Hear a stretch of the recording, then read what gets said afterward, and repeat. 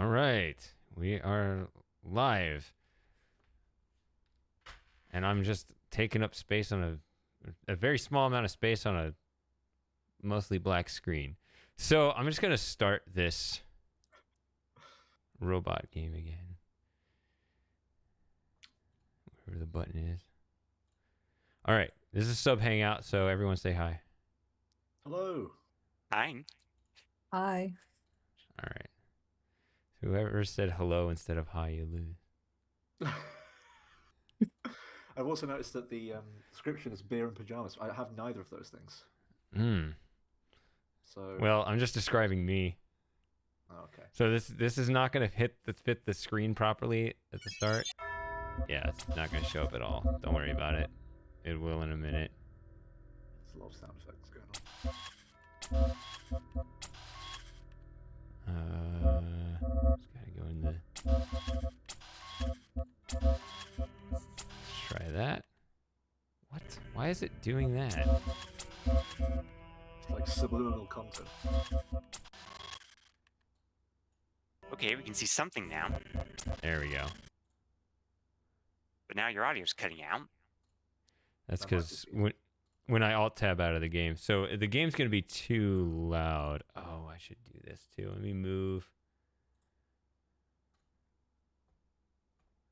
the main thing. There we go. Move the main monitor over there.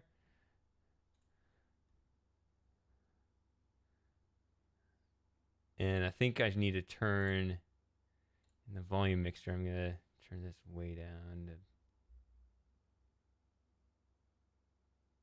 Oh, it already is down. Okay. Huh. Maybe it was already there.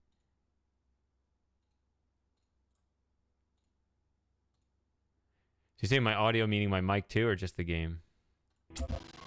Game audio, as well as your mic.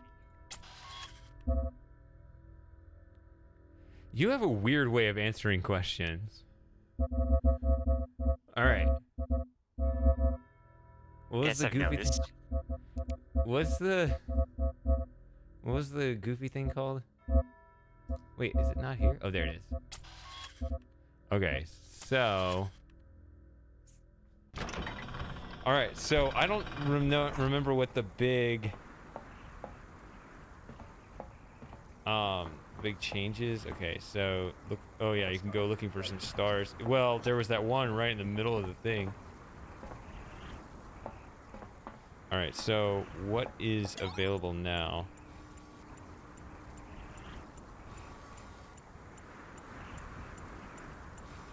How's it coming through? Coming through fine. Yeah, Not too seems loud fine or to me. soft. Okay. So,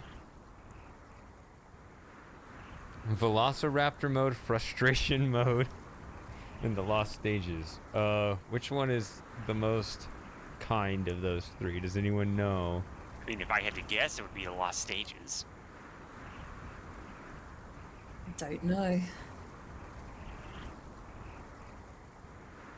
Starting a new game mode will clear all your progress, including all stars you have collected.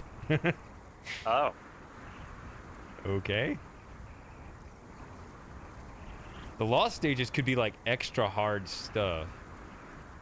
yes, that had occurred to me. I remember you doing that jumping. Remember Yeah. the floor is lava type. Yep. Because I puzzle, couldn't but do it after like 2 hours. Yeah, but I don't know if that was frustration or lost stages. I feel like it was probably frustration. Let's do frustration. Of course. It's not for the lighthearted. All right. Let's try this. Really? Should I do frustration mode? No, I'm scared. It's got the red sign. I don't know if I want the red sign. Wait a minute.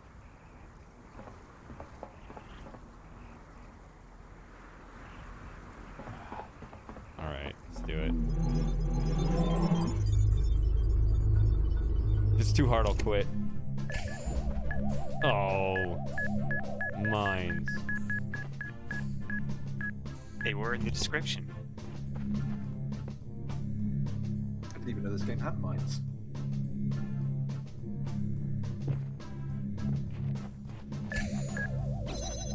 Oh, this is gonna be awful. Elephant quest.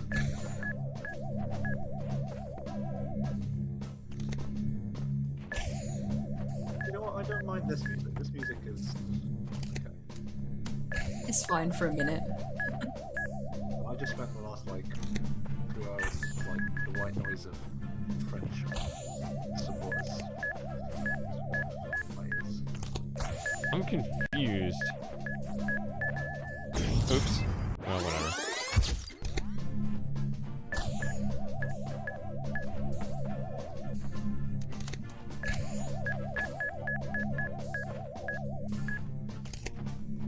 How do mines work? If you're just like in that radius. Like, If you're just in that radius, yep. like jump on top of them, or is it like? No. Like, and...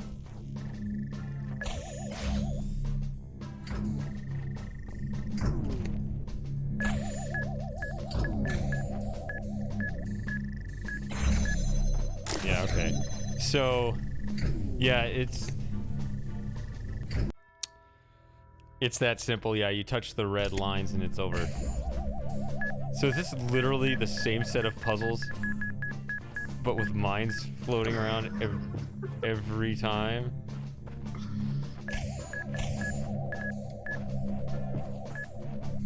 Question is, do you remember where all of those keys were? Oh, sounds right. Oh, I don't have Discord like active. It's So. Christopher. Hi, Oh, Christopher. Christopher's in here. Maybe. Well, we're not hearing. Well, he's in Oh, I the... forgot. There's a turret in the center thing. It's quite loud. Oh, is the game audio really loud for you guys? No, it's fine. But it just completely took most Game audio is a little bit loud. Music's pretty quiet, which I frankly don't mind. Game audio isn't echoing for you guys, is it? No, it isn't. Have you got the sound of the stream and also this? No, I just have this. I have the Yeah, stream now it's- on mute. Okay.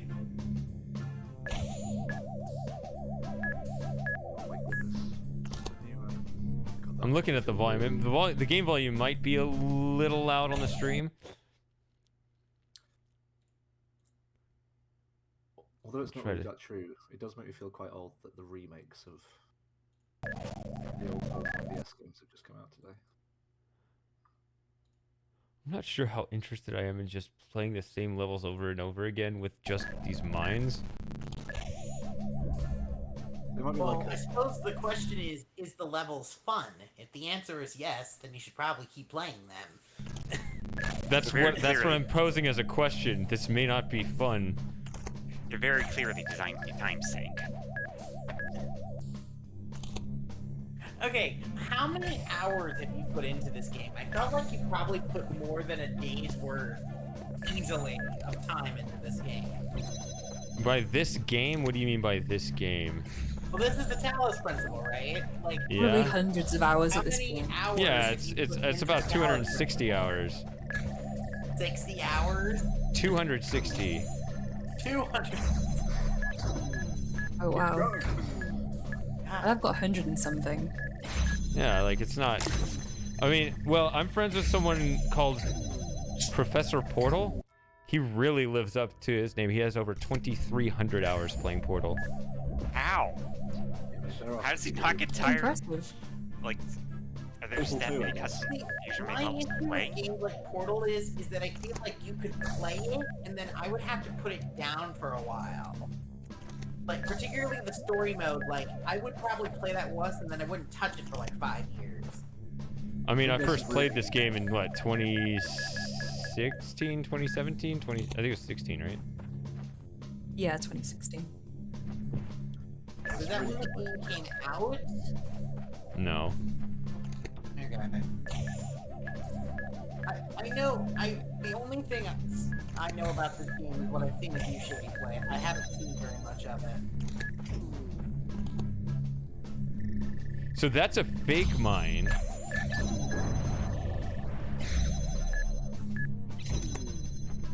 Now I need the real mine to show itself. Did we get a new mod while I was gone? What? New what? Mod in the Discord. No. I noticed we have a new mod. Or at Wait, you least talking you about might me in the recognize. voice chat? Oh, I think Slim Jim changed his name. Oh, Slim yeah, Jim. Slim Jim. Yeah, Slim Jim changed his name and his picture recently. So. Okay, that's why. That would explain why I didn't recognize the name.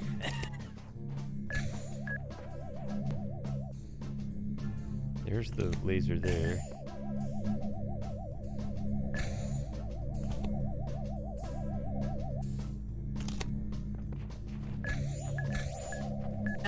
Shady, how's the Shady Paradox files coming? I know you've been working on that. I have been. So I'd like to get. I want to put. My goal is to put the finishing touches on the next episode and get it probably out next week. Yay! Do we know what the next one's about? It's the one about the short Space Quest series that I dabbled in briefly. Oh, that's not a thing.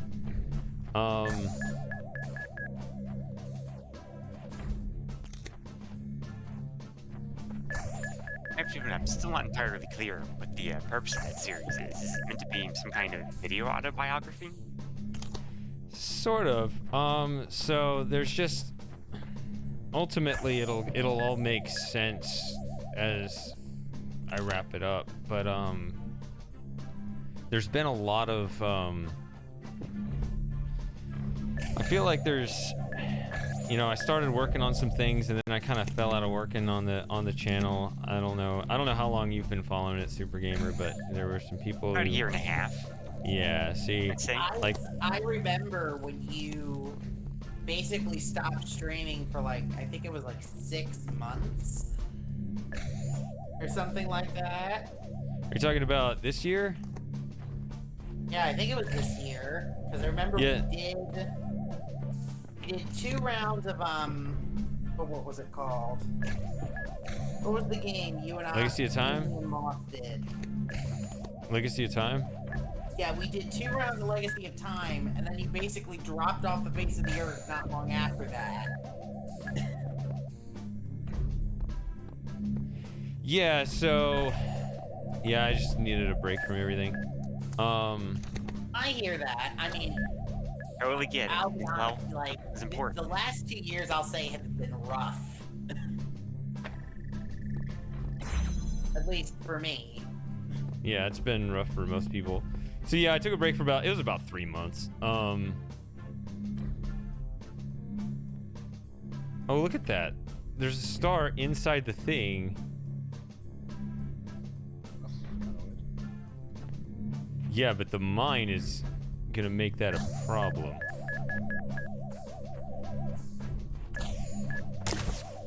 Alright, I Is got this it. a custom level map? I Yeah.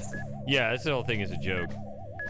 So yeah, so I started a lot of things and promised a lot of things, and people had certain expectations, and yeah,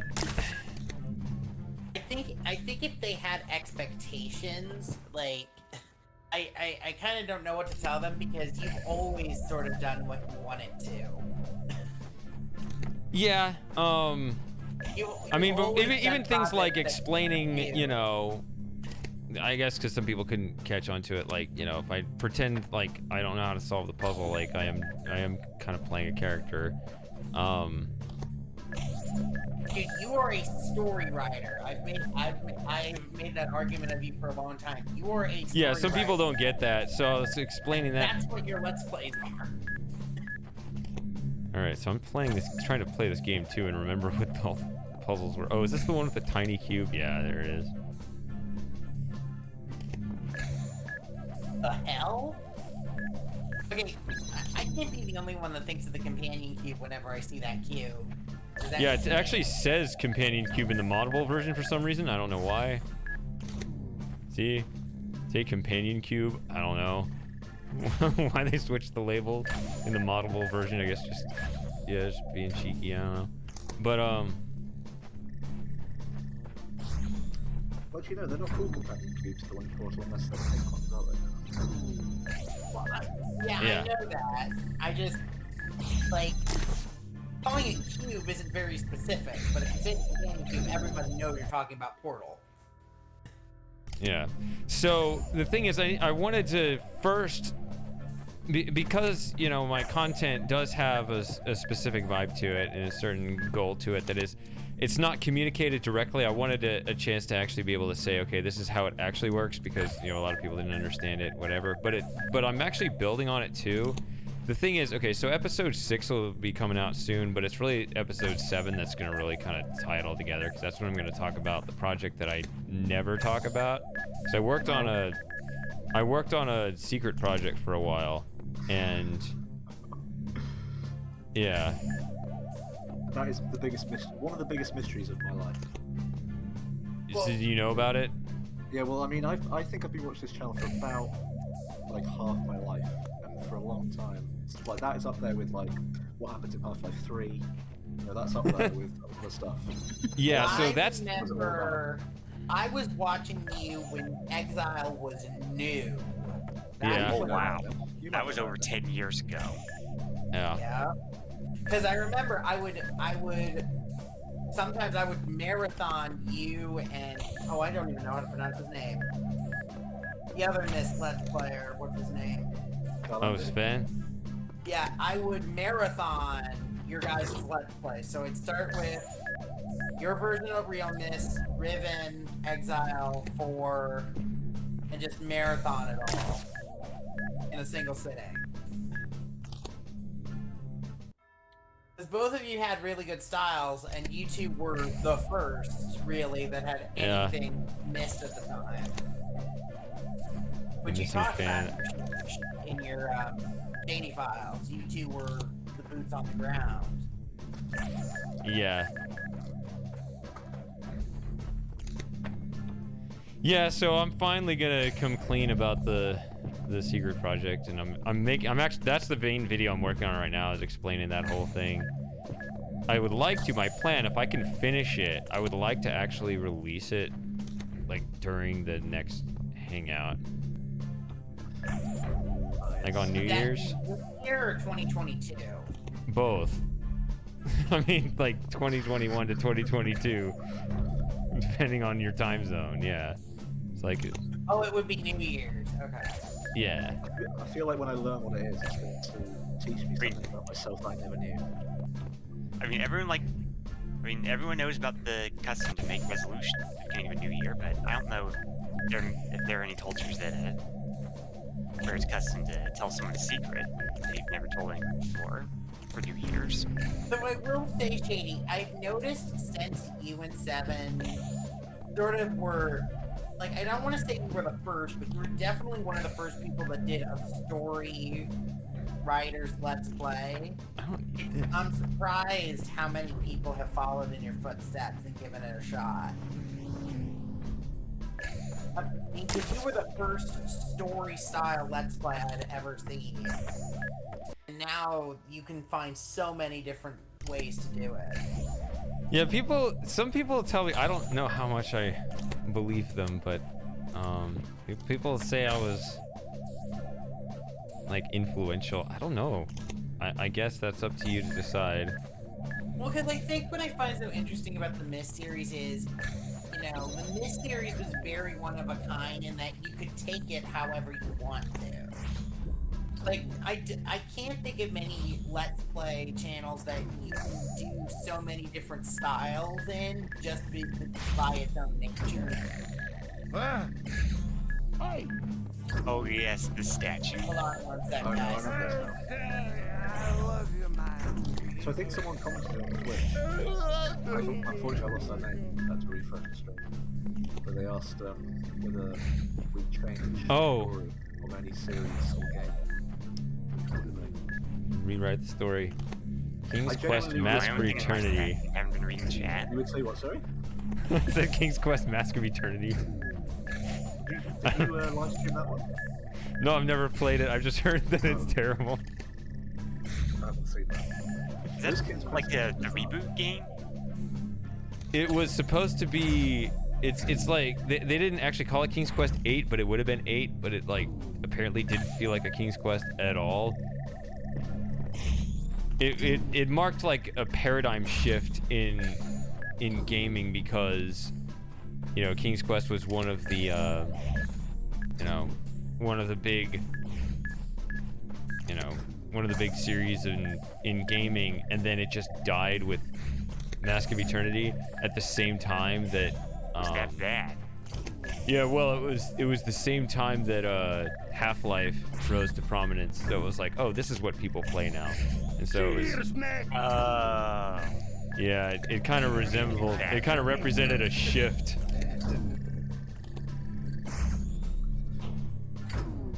As much as I love it, there's some things about the Myst series that just annoy me a lot, like still niggling things. They kind of screwed up their own lore in a way that annoys me. Oh yeah, the lore was never perfect because, I mean, the warping pages between the ages, that was never explained, and then they changed the lore before. They changed the lore before they ever bothered to explain it. Like, they were all the main questions, the main mysteries of Myst were, how did the pages warp around between the ages, and how could the character see me through the books? Like, those were, to me, were like the biggest unsolved questions, and there could not have been a bigger letdown for an answer, which was, we're actually going to remove both of those from the story. Yeah, that was really confusing. And the thing that annoys me a little bit about that is when I was younger, I thought that it was Revelation Podcast that decided to change the whole lore about prison books. But apparently they pulled that same trick of just changing the story with the chop books before, like ages ago, like when Riven came out. Yeah, yeah, somebody clarified that to following. me recently too, yeah. Which, yeah, I just don't understand at all. Like, I guess the thing about Myst had two things kind of against it. One, you know, it had the very primitive graphics, and two, it had the primitive storytelling. So if you needed to change some things there, okay, fine. But I feel like whatever you write on top of the Myst franchise, at the very least, you need to preserve Riven. Like, you can't ruin The masterpiece, the centerpiece. yeah, which they did because they got rid of the prison books. Or change the lores. Yeah, Essentially. I almost feel like sometimes they're trying to be too unique with the way they tackle problems. Yes, especially with the way they do the VR doors. Yeah, I'm worried about how they're gonna do the Riven remake, because It's going to have a high bar. I mean, Do you agree? I just feel like they're gonna try to be creative when I would rather them not be. Like, it kind of makes sense again with Myst because Myst was more surreal, whereas Riven actually tried to be, you know, it tried to look like a real actual place. So they don't need to change things, but I feel like the current attitude at Cyan is exactly what Tom said, which is they like to change things. They like to be creative. There's no one on that team that holds them back and says, hey guys, we're getting kind of off the rails here. Like, they all are just, they always talk about how, you know, they all love each other and stuff.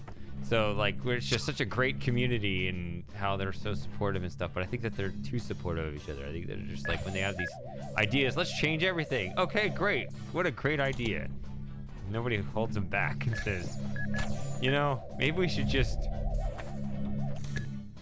not mess with a good thing if we don't have to. I don't know. Yeah, it's just. But the other thing as well was that as sort of dodgy and Why are they doing basic like Revelation was, it kind of most part, was kind of quite consistent with the actual story. If you actually try to piece together what happened on that night, the night that the explosion happened. Yes. Yeah, Revelation was interesting in that. Oh, we'll go back while you can't. Oh, this is that level where you turn around.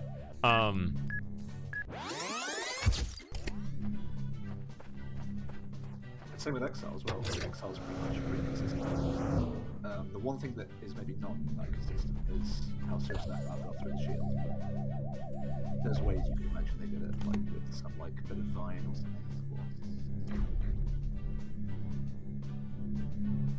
I don't know. It's much harder to sort of put together a headcount for how the pages got into the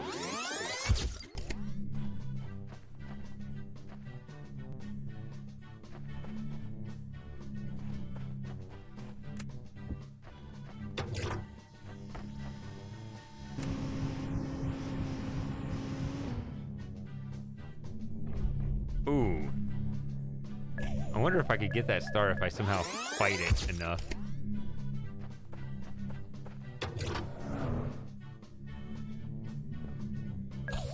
That wasn't any good. So they do let me control it.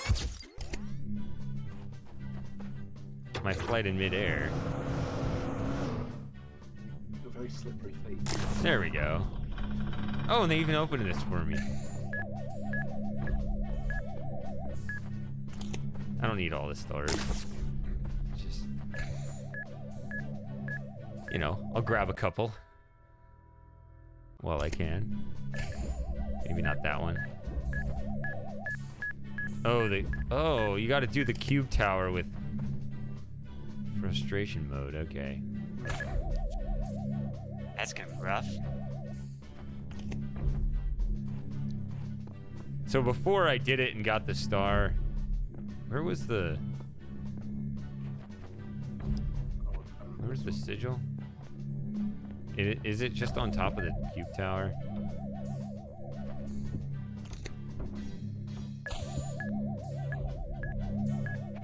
Are we going to get to the same point we did last time where we give up trying to find the keys? I passed the level. I'm not getting the star. I don't care. All right.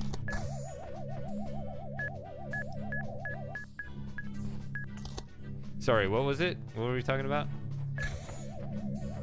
Before, like a minute ago? About like the keys?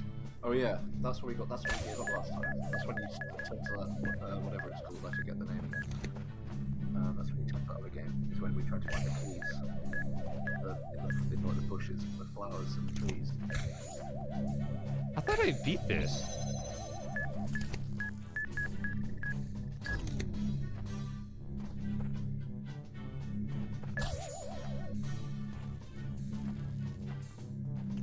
I didn't even realize the music. It's pretty quiet.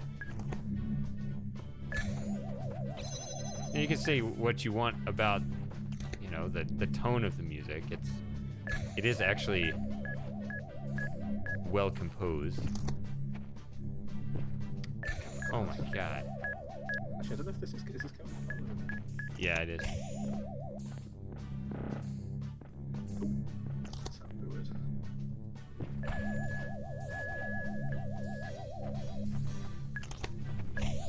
Am I stuck here?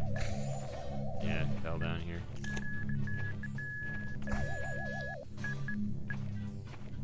Alright.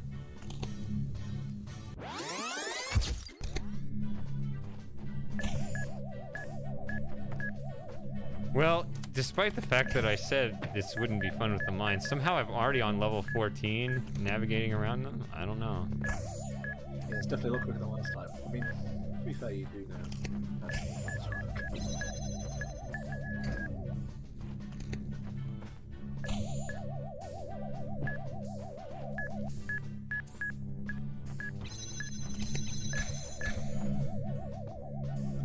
There was one that was a tricky one. We don't know already. I think you're starting to cut out, Tom. It's getting harder to hear you.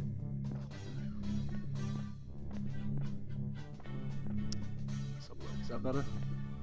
I think so. I just got to keep my my mic close to me. There we go. Chat is still free, is it? You may type in chat, but I need to give something. I need to give something back to people who subscribe. You know, it's the least I can do. If anyone has any cool questions, I've got them in my sights. Questions about what? Well, someone asked before about like what story they changed the game, and I can't really think of anything other than this. I generally can't think of anything like on my other than this. How do you do the staring contest when you got a mine in the way?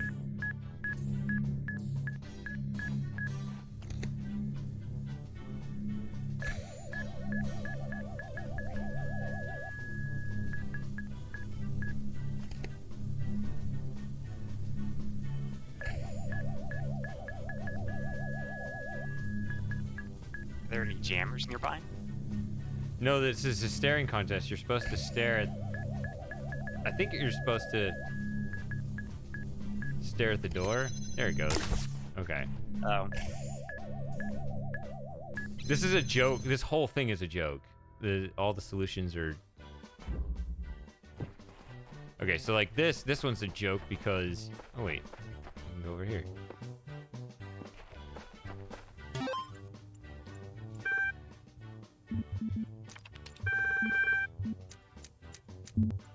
Oh, yes. Yeah.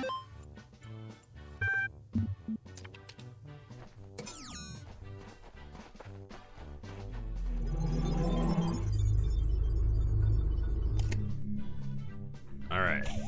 Oops. See you back soon. Ugh. Okay.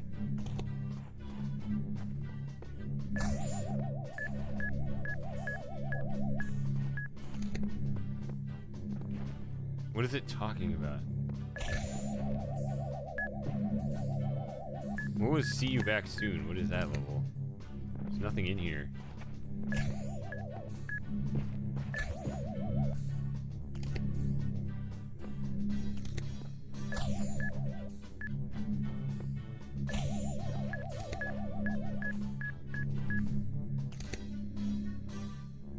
Anyone remember what this level was?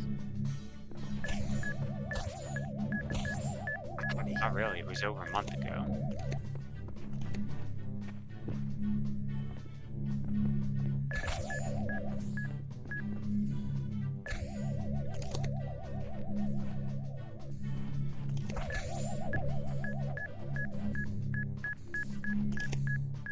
Nothing in here except the mines.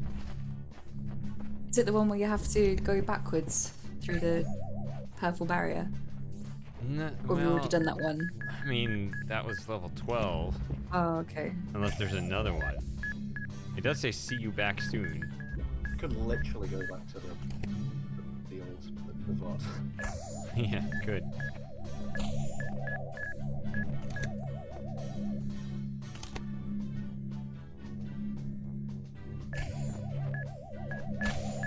This is the level right after the password thing. I don't know.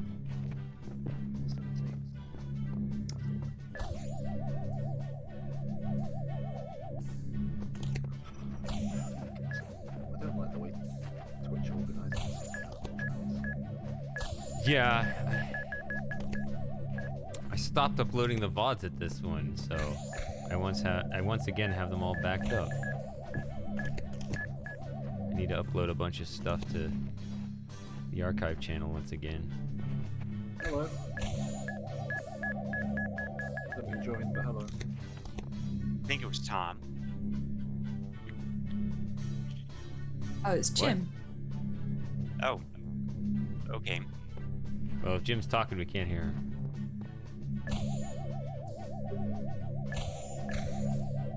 Do I hear a tiny murmur of something? Yeah, I'm lit up, but it's so quiet. Gotta turn that VPN off. He's like underwater. Can't hear him. What are we doing?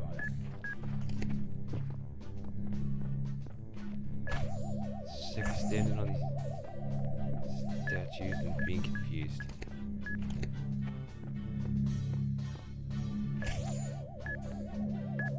Are you still number 17? Yeah, I don't know what I'm doing here. It's tricky to actually like find the numbers. I'll just keep it open then.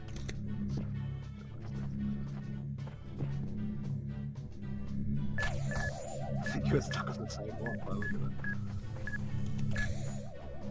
We just did staring contest. That was 15. For a long time in the original. I tried to stare at the Sphinx, which made more sense. But, so you just stare at the door. That's the point.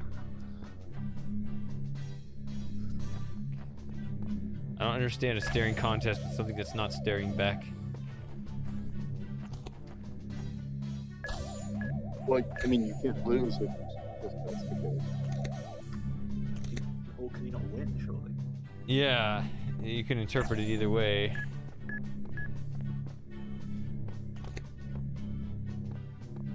I did get up here.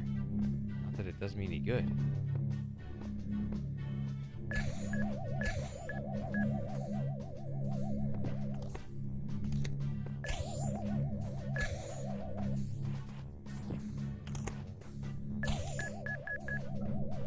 Does Twitch not have the VOD anymore? I mean, it's about... No, it does have it. I'm just trying to like. I found number 16, but it's just loading quite slowly. I see. I don't know why. Typically, download speed has slowly increased while I'm speaking.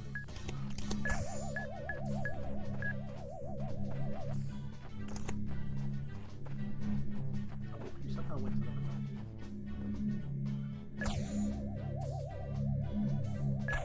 I probably just breezed past it last time because I was like, oh, this is easy. You just do this. And now I look at it, it's like, I don't know what this is.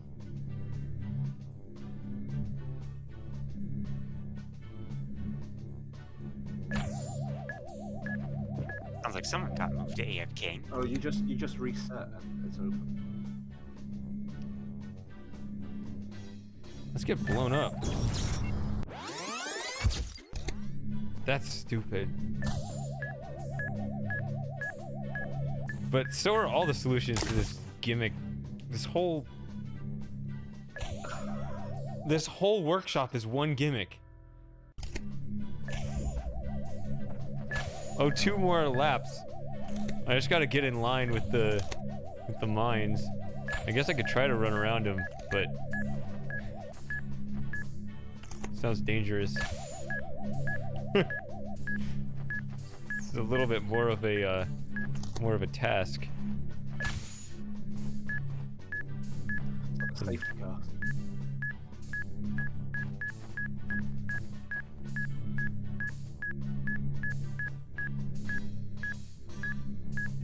I like how they put a little bit of sort of random pitch on that beep, just to make it slightly.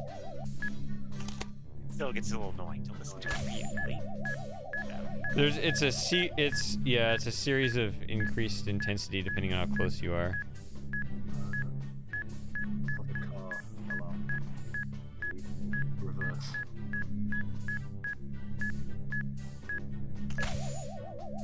Glad it's only 2 laps.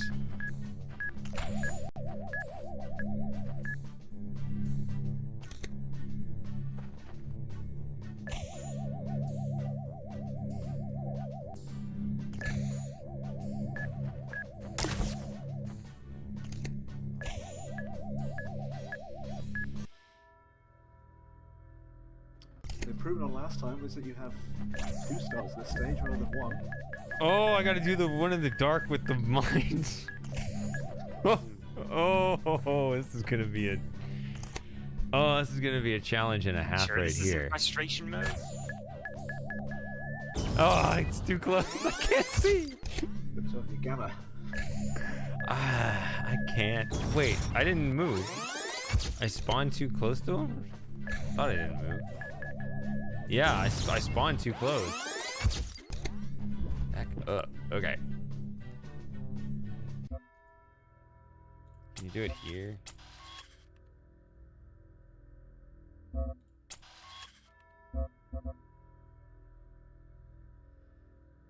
Okay.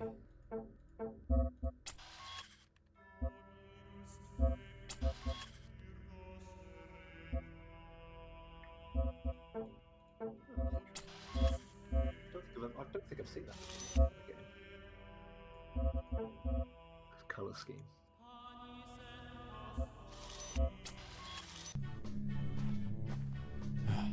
Doesn't help.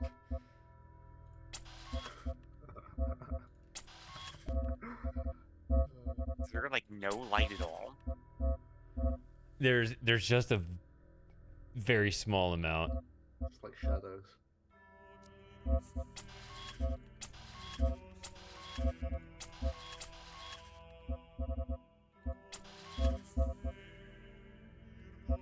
Why won't it let me just do a complete custom on all of these? Yeah,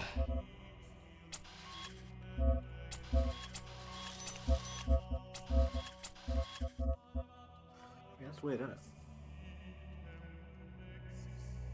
What?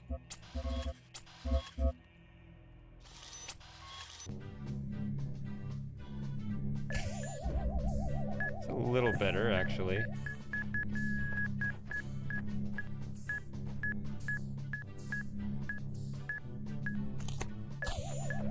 I don't know if that's meant to be like a Doctor Who reference, but I think they get the quote slightly wrong if it is. Weird, because I can see it quite clearly on my monitor on this laptop. I can still see colours.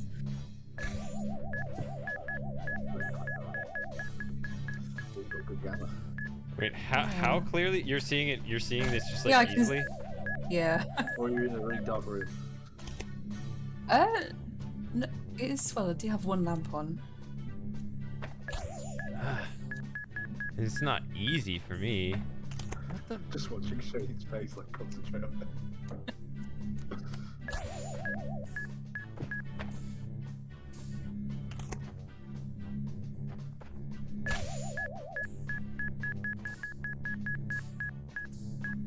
On that stream that comes through like easily, like it's not like I can see it, but it's not easy.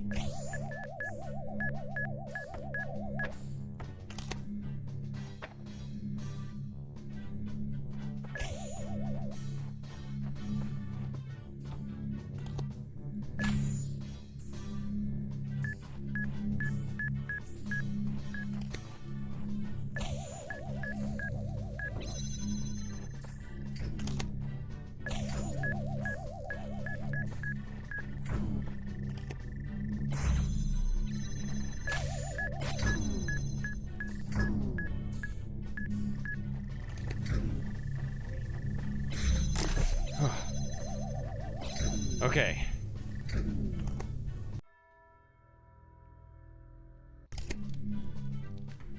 All right. So now let's not live with that. Standard.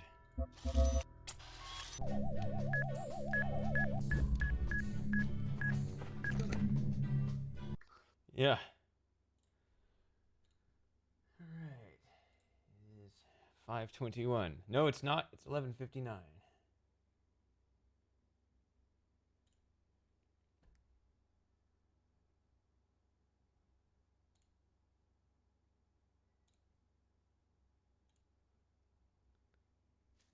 It's jumping all over the place. Here we go.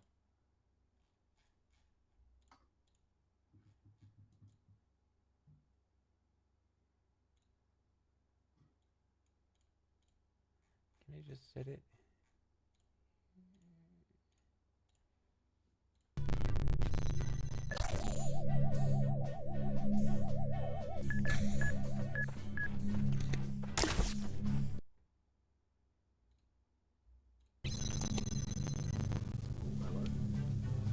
See, it closed immediately because I set the timer back. Yeah. All right. Alright.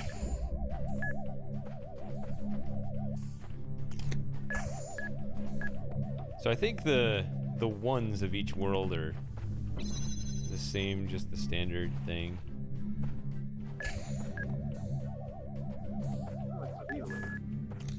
You go through the eras. Is that the idea? Yeah, sort of.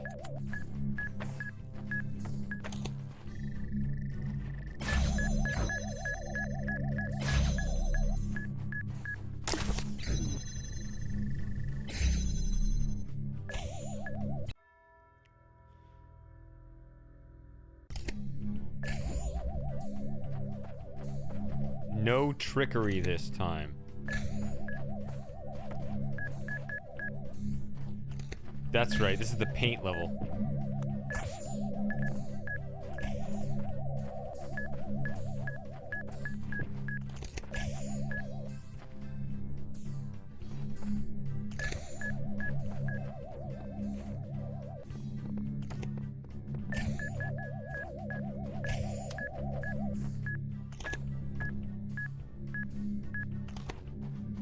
What? Yep.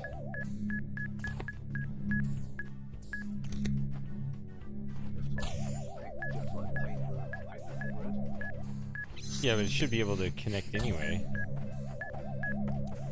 That's odd. It should be able to connect and just not work, but there it didn't let me connect it. I don't know.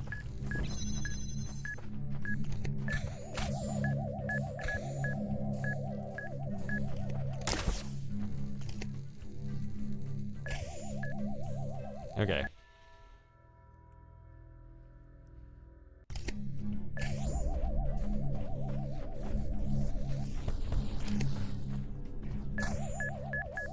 Oh. They're knocking the mines around, are they not?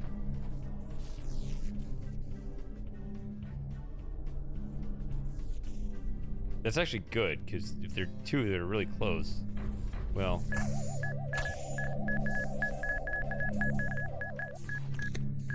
Okay. It will be interesting to see the level with the invisible walls. Do you remember that one? Yeah. Interesting.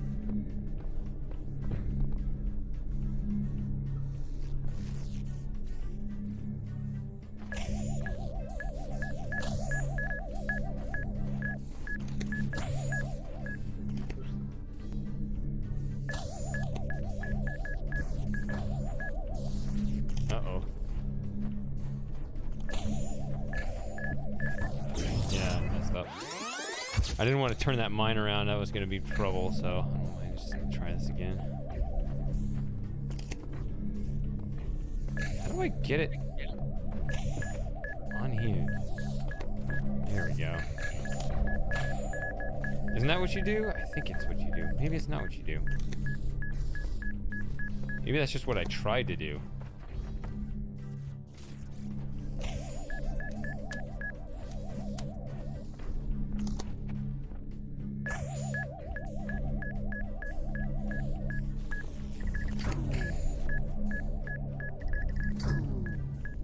Or do I set this down in their path?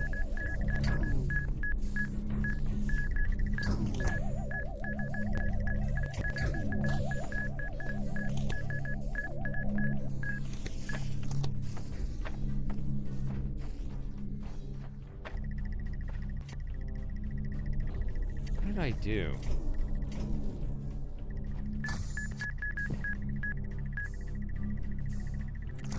This is not going to be possible with this many things in the way now.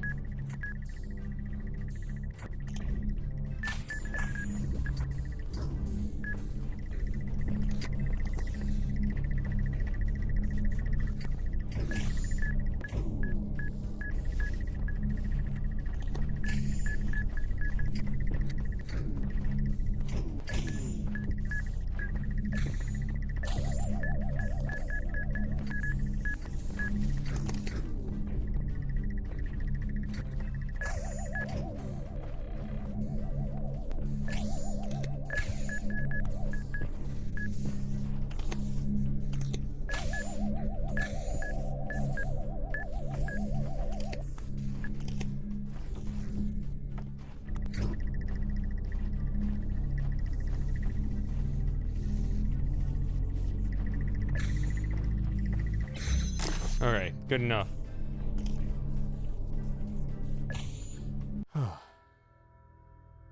All right, this is probably the one with the code now. Yeah, the secret code.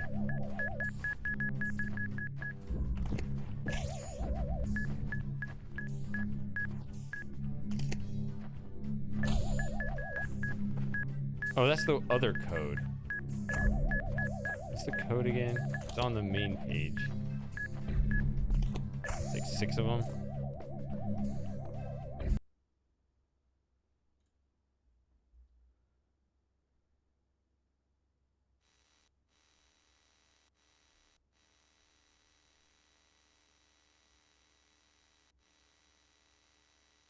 Who is coming through like that? There's a digital bee. Yeah, whose is that? I don't know. I just heard it. That was weird. Right. I thought it was you. I thought it was coming through. Not me, I don't think. It's whoever lights up on the Discord. I can't hear it anymore. Can you? Nope. That's strange.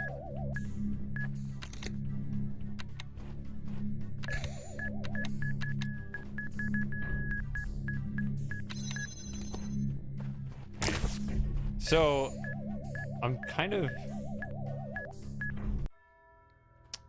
impressed with myself getting here. Getting this far. Yeah, this has been pretty fast. I feel a lot less tired than I remember doing when you were at this stage last time. Yeah, you're zipping through this. We're 52 minutes in. Only a few levels left. Yeah. Did you say you completed it live? What's that, sorry? Did you complete it? I can't remember now. Have I completed this? Yeah. I don't think so. Especially You not did the the- frustration. You did I the think I main played one, the right? normal ones. Yeah. It was a long main time game? ago. Yeah, I've played the main game. But a fair few hours in it, not as many shady.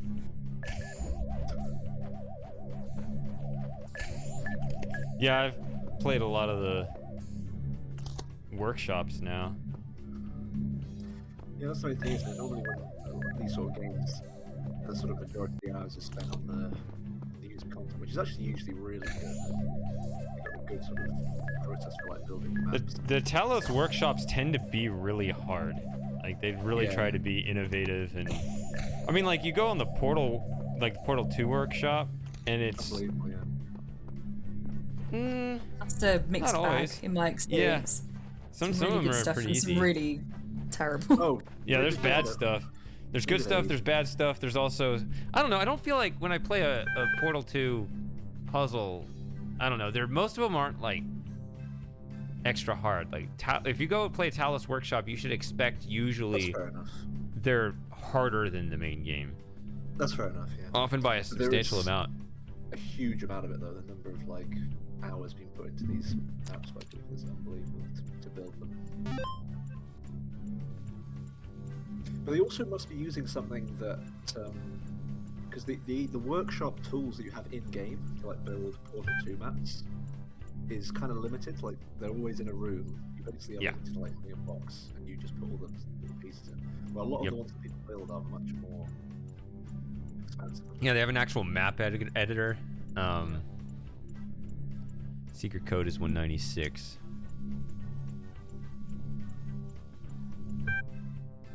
But I still think it's pretty insane. Like, just given that it is just user content that the people basically just make for free, it is like pretty good quality.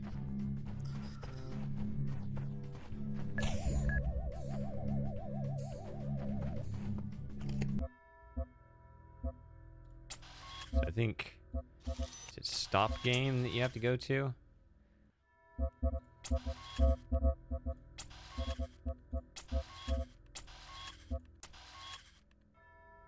Oh my goodness, I was really confused there why what I was watching on the stream didn't correspond to anything I was hearing at all. And I've just, for the last like 3 minutes, I've been watching the VOD of the birthday hangout.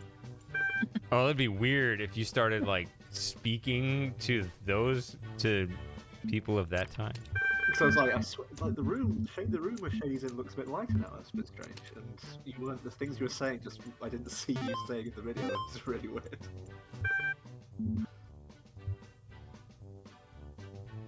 Wait, what? Did it not say the secret code is 196? What? I don't know. It said it on the screen just now.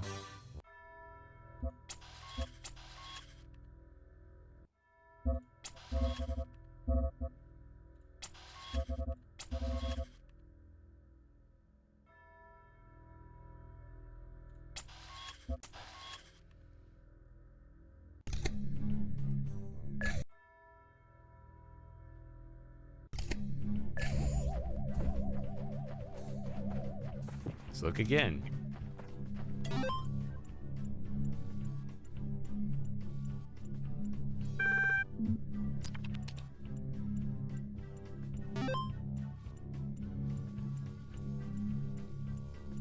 Now it's different. Now it says 791. The secret code is 791. Always wanted a 3-color country.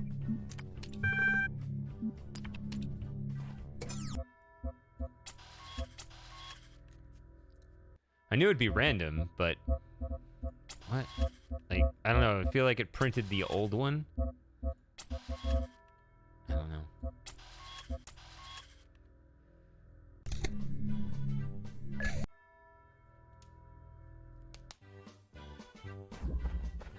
This is the one time they don't have the mines, because I guess it's fairly obvious why. Alright.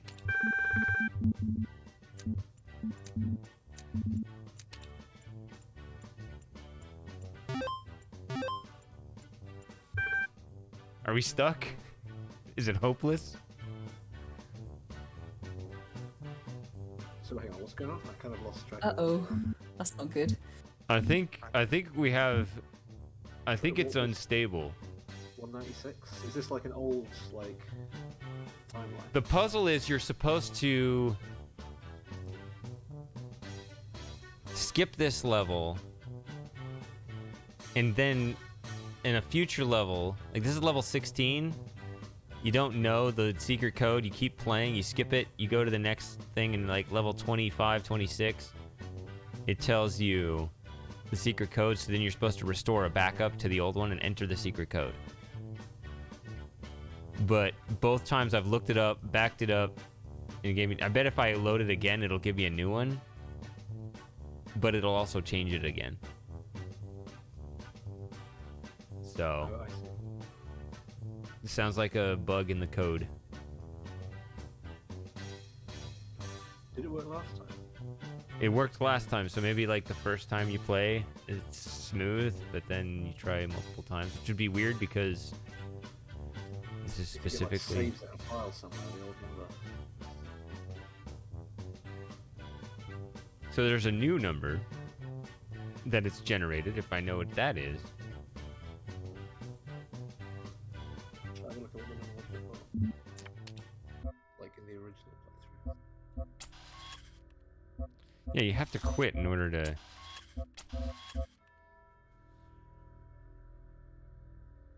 I think that 196 was the original secret code. So that's what I'm saying, like it still gave me like a stale code that I entered when it had already generated the 791 last time, and now the 791 is stale. I'm really not sure. Also, I'm back. I did have to take care of some things. Welcome That's why I back. was quiet.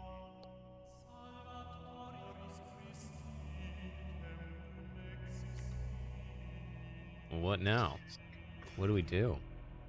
I'm gonna have a look at the old birthday hangouts, see if it works. Let's see what happens.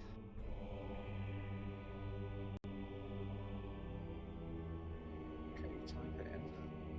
The original code from the first stream was 191. Oh. acceptance. No wonder 196 sounded familiar. Yeah, that's good memory, that. So when does it say 191 on the original screen? When you look up that 42, just like it gives you all this stuff. Remember the facts about the number 42? Yeah. Just like in the second paragraph right there, it just says, just like right in the middle of it's talking about 42, it says the secret code is.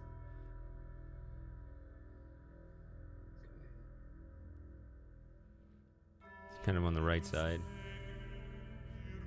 Secret code is 191.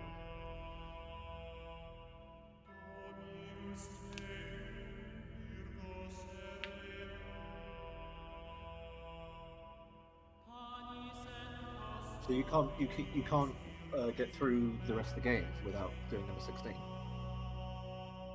Correct. You have to go back and get it. Because then it'll boost you to level 27 once you put the code in. Can you type in like any number from like 1 to like 1,000? So Yeah, you want to just watch me type a bunch of 3-digit numbers? are we playing like hardcore mode? Like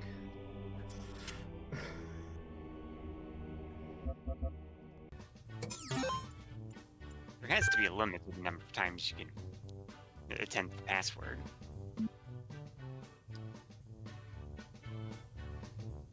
Ghost cheat? I'm gonna guess 3, 4, 3. square. Got 191. Imagine that worked. 191. Let's do it. Nope. Oh, that is a shame. We're lost.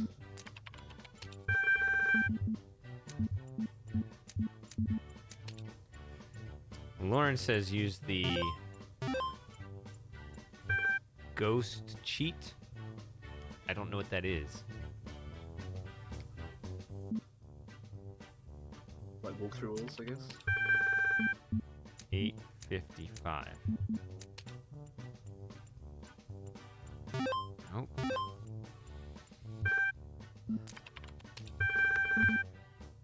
$271. Dang it.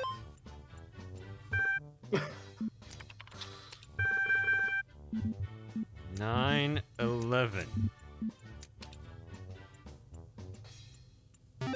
Nope. Man, I'm almost out of ideas here. 42. 042. Nope. So it wasn't even a bait and switch. 563. Oh, I thought I had it that time.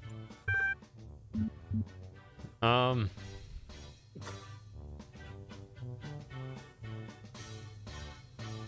don't know what the ghost cheat is. We gotta like press a bunch of keys at the same time. You know, Joey, got the answer? Yeah.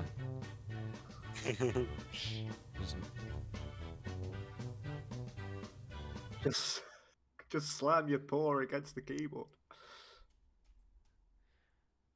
Okay.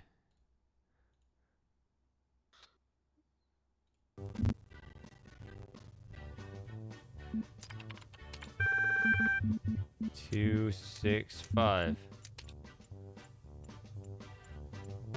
Nope, sorry, Joey. He trusted you. Failed us when we need you most.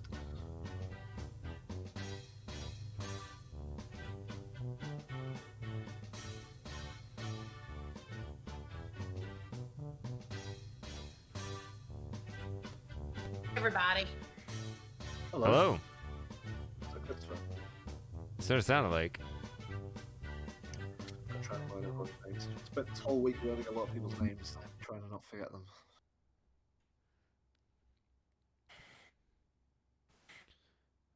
So pulling up the Discord, it looks like Centennial is here but muted. Yeah, I'm here. I'm just kind of lurking. You are here. All right. What's your secret code? We need to learn. 251.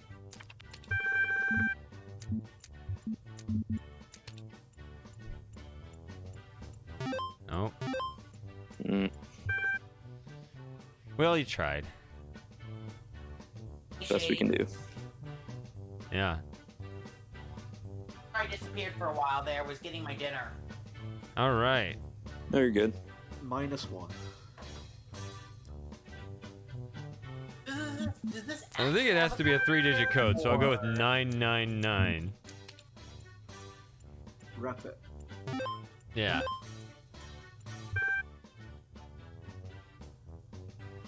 think we're getting closer. Yeah, we have more information now. It's nothing that we entered. Does this actually have a solution or not? It looks like we encountered a bug. Like, it tells us the code, then we go back and it doesn't work. Like, it worked the first stream, but now, like, it's broken. And you can read Lauren's comment from somewhere on a board there. And I don't know what the ghost cheat is. Don't you just love bugs? Not particularly, no. Depends on the bug. Okay, That's a here's good fun point. question for you, Shady. What's What's the most worst hilarious bug you've ever seen? Oh, I know. I've seen some good ones. Those are good bugs, though, surely. They're not the worst ones. It's a good bug. I've had a dreadful bug where it's completely destroyed my hard drive. I remember. Okay, is anyone here familiar with the Resident Evil series? Only a Yes. little bit. Like, one that played it. In one of the games, there's a glitch you can do which increases your speed of the character by, I think it's 1.5. So there's a scene with a jet ski. The character will go ahead of the jet ski. The character will move before the jet ski does. Oh dear. I'm like, funny. that's amazing. I know there's actually a bug here in Talos where I don't know how to do it, but that you can like replicate any object. Like if you have one cube, there's some bug where you can just like have 50 cubes all of a sudden. It would Wouldn't that break a whole bunch of most puzzles. the puzzles in half? It would, but yeah, just don't do it if you want to be legit, right? Yeah. Yeah, that's my approach to it. It's like, unless it's like multiplayer where people just like exploit it, like ruins the game for everyone else. Like, it's pretty Right. easy to avoid bugs if you know they exist. Normally. Except for a case like this, maybe. These are the sort of worst bugs, the ones where you can't. I mean, sometimes bugs though can be fun. Like I've heard stories like where game devs know the bugs are there, but they leave them in because they think they're funny.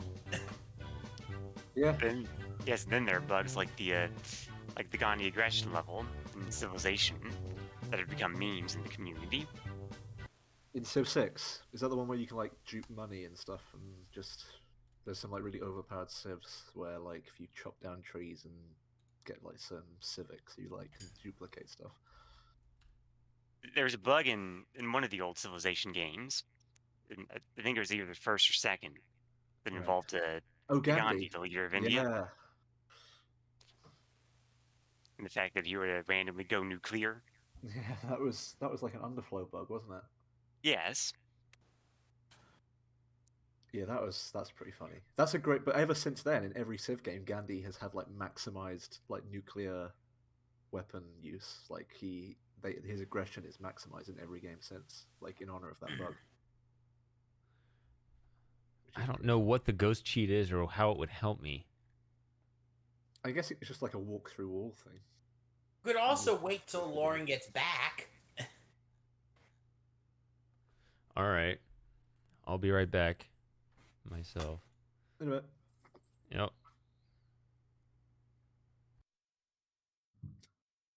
I can't really think of any other. Most games I've played, like to be fair to them, like don't have many like massive bugs. There's been like rendering bugs, but they don't like really count, do they? Like that happens quite often. Graphical bugs? Yeah, like just little. I mean, if they're graphical severe glitches. enough. Yeah, like I haven't Someone seen like who really severe. plays the Sonic the Hedgehog series, I cannot point you to a better franchise that has bugs. Like a lot of old games have a lot of bugs because the hardware was just like so minimal that they had to, in trying to squeeze like content into like a tiny amount of, um, squeeze content into a tiny amount of memory. They had to like make sacrifices about how they wrote stuff, and that meant that it was just more likely that they would write things that would break. Like Pokemon's a classic example. Like those original Pokemon games are so buggy, so glitchy. If you like know how to manipulate them. Oh, yeah, you can end up like rewriting the code in those games. It's pretty Yeah, funny. like, just like it's unbelievable though the fact they actually even got it to run when you actually look at like how minimal the hardware is. If you want an example of that, are either of you familiar with Ratchet and Clank? No, not heard of it. I mean, I'm aware of it. Ratchet and Clank was a game. It was a fairly early PS2 platformer shooter. The game had so many technical tricks to make it work. You couldn't run it on like your PS3. The tricks were so specific to the PS2 hardware. It would start like the game would snap in half if you tried to emulate it. It's Right. only been within the last 5 years they've been able to pull it off. Oh, I didn't know that. I mean, Wasn't aware of that. Cool. it's crazy just the amount of technical tricks that game developers will use to pull Yeah. off There's also some of the most impressive environments. I mean, I remember, Myst had a lot of technical tricks to make it work. I think the original Doom is probably the craziest. Oh, Yeah, the that, original. Oh that my god, algorithm the original is Doom. that's inverse square root thing they use for like the rendering is just an absolute piece of genius. I don't even. It really I don't- is, I yeah. can't remember now whether he actually knew like how it works or not. Like he's like in the I think the Wikipedia page has like a source code like rep where he just like puts like WTF like next to all the lines that like make it work. So I don't know if he I actually just knew how find it it worked. so interesting they made it open source. Well, I don't know whether it was just like that piece of it that was open source, like the whole. I guess it's like old enough now that people like. The whole game was released as open source. Oh, was it? Well, I guess they just thought like. Because have you ever heard of the phrase of a Doom clone? No. Yeah, but not like I don't know what a good example would be. A Doom clone is literally a game that runs on the Doom engine. Right. Oh, Like, okay. you've ever heard of Chex Quest? Or Yeah. that was a Doom clone because it ran on the Doom engine. Huh, interesting. Because they made it open source to develop. Ugh, this screen is boring. So is this one. That's what I meant. Sorry. So what are we gonna do about this, guys? Was Oh, is Lauren back? Which is gonna happen first? We guess the right answer, or Lauren comes back. He I is think back. Probably Lauren has- is back. Isn't talking. Yes. Oh, there's Lauren. Lauren's back. I don't want to interrupt the Doom conversation. Oh, what do we do? What's the ghost thing? What are we gonna Console do? command, I would think. I mean, yeah, there's the whatever the cheat is. There's like enable cheats, and then you. But what is it? I don't know what a I can ghost tell cheat. you. Hold on. Like God mode, like God, MOD. I haven't asked Lauren, how are you doing? Not What if too we bad, could- thanks. How are you? Good. Oh look, there we go. Lauren's put it down.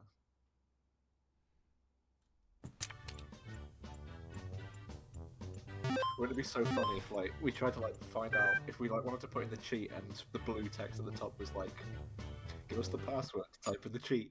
Incorrect. Gosh, there's no autofill on this.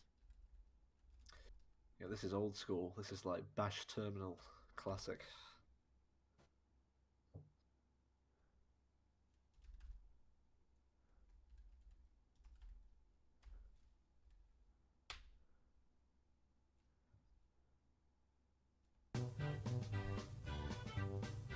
Yes.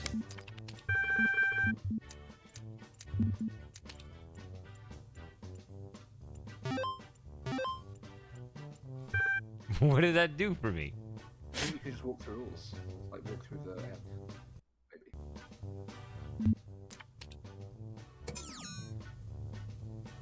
Oh, I see. You're just... I see.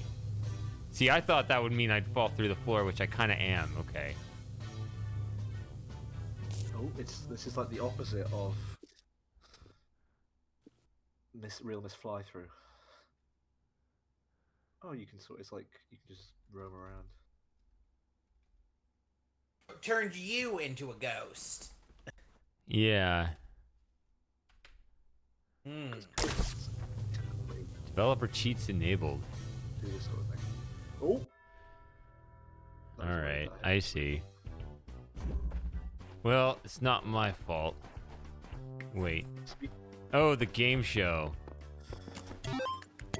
Boring. Hello. Oh, You thought the other music was boring. I mean, the other music was awful. speaking of ghosts, played Who is What was that noise? That would who probably is be my dog. fondling their microphone like that? I can't hear you. Yeah, I can't hear you over. sounds like keys.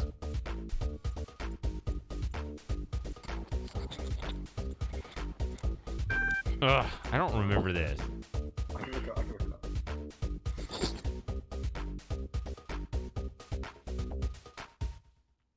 December the 11th.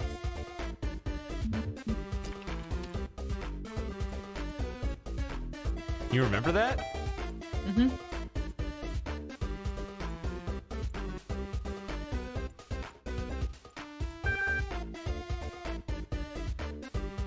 What was this one?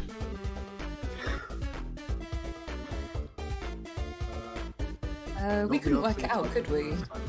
Yeah, I think we got it. We literally guessed every wrong answer. Two apparently.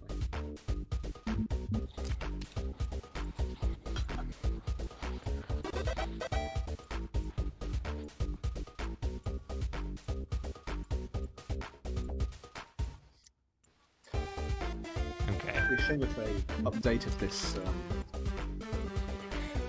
pack and did like release it.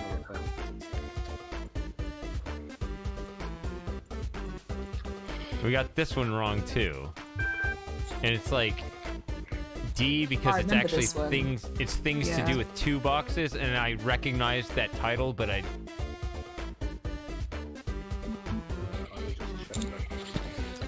oh. It's a really tough one. Because I was like, I'm sure that's a level. Yeah.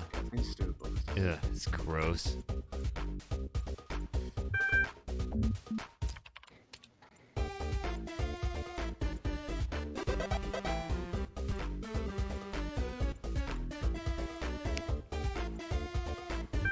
It was less painful than last time. Yeah, when you can just look up what you did before.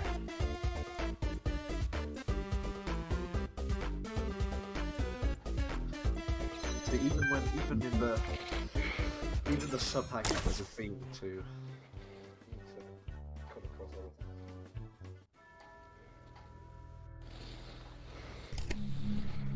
everything. All right, we're back to the.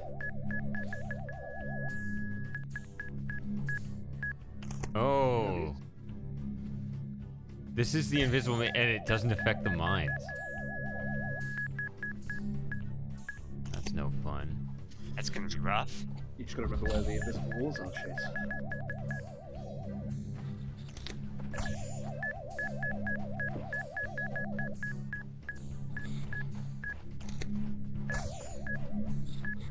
These sort of puzzles remind me of the TV program we used to have called Crystal Maze, where like people would be blindfolded and walk through like mazes and stuff and have to be guided by people.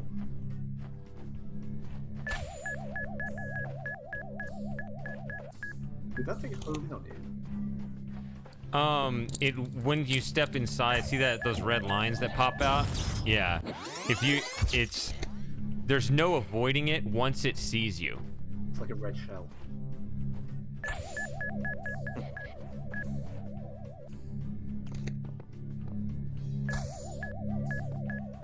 So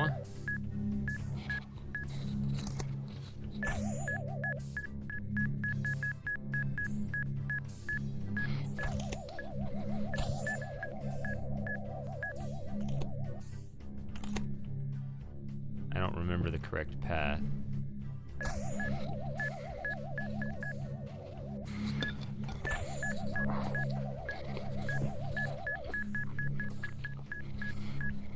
That is Christopher.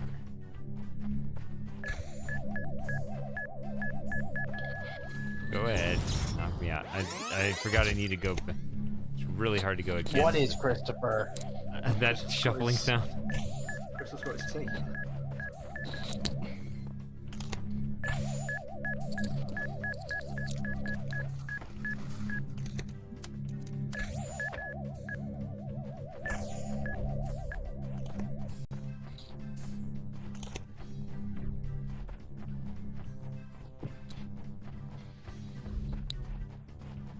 Shady, of the family of levels that you've played, which ones would you say are your favorite so far? Oh, I got in here. Okay. My favorite of what? The fan levels that you've played for this, for the Talos Principle. Probably Renamo Boy, but I also recently played Rebirth, and that one's probably the closest to an equivalent of Road to Gehenna. Like, actually, like, even difficulty with it, as opposed to going over the top. The hardest, you didn't ask for this, but the hardest is probably Schrodinger's cat. That one, I honestly had to look up, like, a third of the puzzles, maybe more. They were really hard. Or maybe I was just dumb that day. I don't know. Not that key hunt level. We got stuff on that one, yeah. So here's an interesting question, Shady. Where do you draw the line between challenging and just bullshit hard?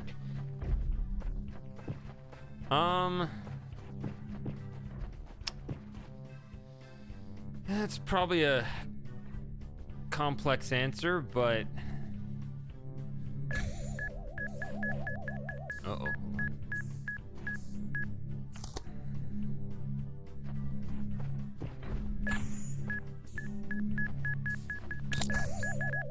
Ugh, get out of here.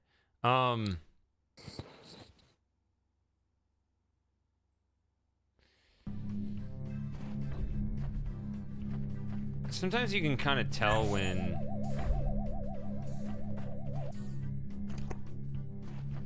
a certain puzzle is, or a certain challenge is more of a gimmick versus, you know, like a theme that kind of makes sense. I don't know. It's kind of hard to define in the abstract, but sometimes, like, you can tell that they're just, you know, extra things are just added for the sake of trying to make things hard. Like, I suppose it depends on like what type of game it is as well, right? Like this sort of game, I haven't played a lot of it, but like I feel like a lot of the focus is on having to like think through what the solution is, rather than like having to have like good control with your like good coordination on the keyboard. Right. So, Where am I supposed to go to that? Oh, this is not good. can you imagine like being in an invisible maze in real life and being infuriated?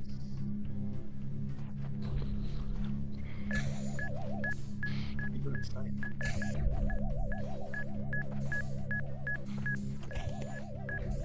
So is the mind your maze essentially, and you have to figure out what pattern to get through? Yeah, so the thing is, this is a knockoff. Like, so the original set didn't have these mines at all. So this is called frustration mode as opposed to normal mode. If you play this in normal mode, you just wander through the invisible maze and just, you know, you get it done when you get it done.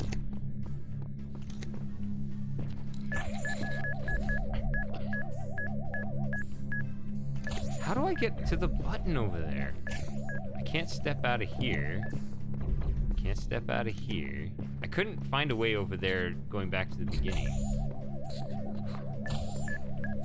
So like invisible jumps.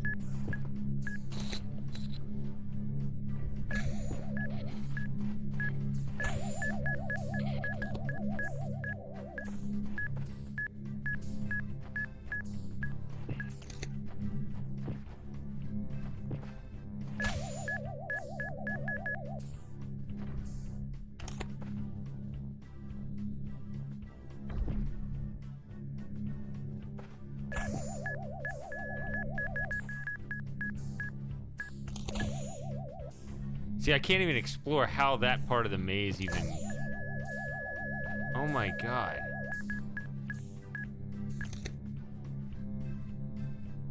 Man, these mines are giving you shit. And their behaviors become kind of erratic because I put the connector in their path. They would have just gone on in a circle, just, you know, at regular spacing.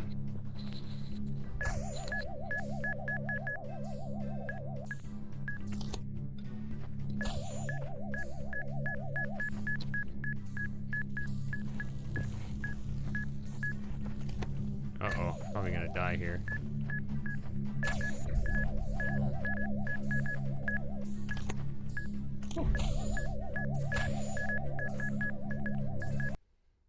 Get out of this corner. They have to kind of bump into each other a bunch and work their way out.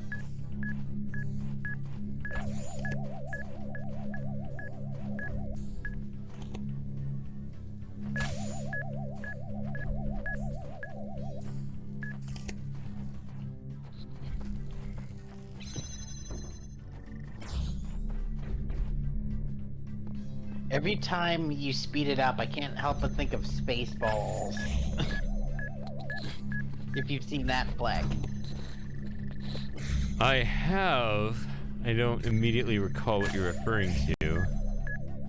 It's the scene where they get the instant cassette. And they have to go, fast forwarding, sir. Oh, I kind of remember that clip. I tried rewatching that movie some time ago and just couldn't. I haven't watched that movie before. Do you guys watch a lot of movies? People? No. I actually had kind of a reputation at work as the guy who didn't watch movies, so everyone was always surprised when they found out that I had watched a particular movie. And so it was kind of a running joke how it was like, you know, trying to figure out what... Oh, there was one behind me. I gotta start the whole damn thing over. I didn't know there was one behind me. I thought I'd seen all of them go to the other side.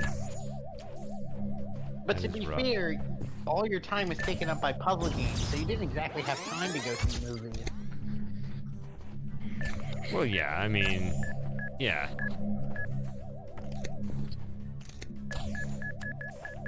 I didn't necessarily always find the same things interesting that they did. So let's try to keep these an even interval this way, I guess. I still haven't watched the new James Bond. Like, spoilers for that. Oh, I ran too fast. I haven't watched the new Dune yet. I want to watch the new Dune because I don't know anything about Dune. Everyone says it's really good.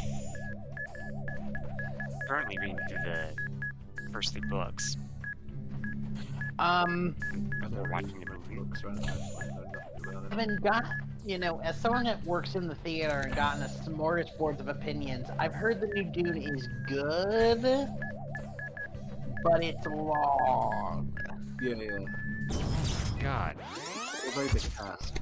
It looks a think bit sort of like Lord of the Rings Star Wars. Because I think it's 2.5 hours is the length of Dune. But I will tell you this though, because they've decided to leave it out of all the advertising. The new Dune is just part 1. There's a part 2 coming. I was told by a friend of mine who I'm like who's in my group, like who he like really into doing like red books and stuff, and he watched the film and said it was alright, but it doesn't really scratch the surface. Like there's like the books have so much stuff in them.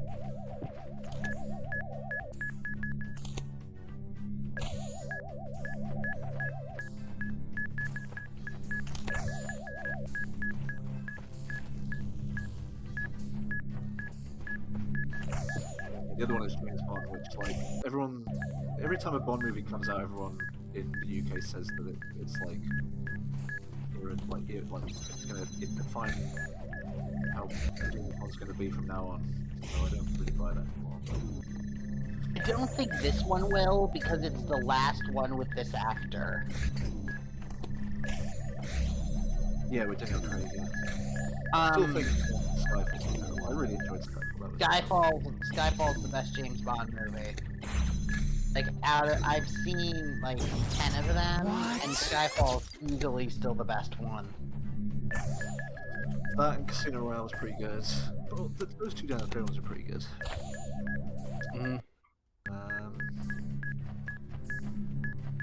You know what I'm kind of... This sounds crazy, but I kind of want to see what a woman playing James Bond would be like. Yeah, they've got I think what they'll probably do is like give 007 a female companion or something. Well, I think they needed to stick to their guns with Bond, because there had been a long conversation about having an African American Bond. Oh my god! And then Trapped in the corner again. It's purgatory. Yeah, on a scale of 1 to Fort Cry, how sorry for me do you feel right now? I wish I could reach through the internet and just give you a shotgun so you can just shoot every single one of these mines. What's the thing with Shady? Not Shady. I mean, you can get rid of them by just turning off frustration mode. That's what it's called. For a reason. Samus put some poor Shady. That's his like quote, isn't it? Yeah.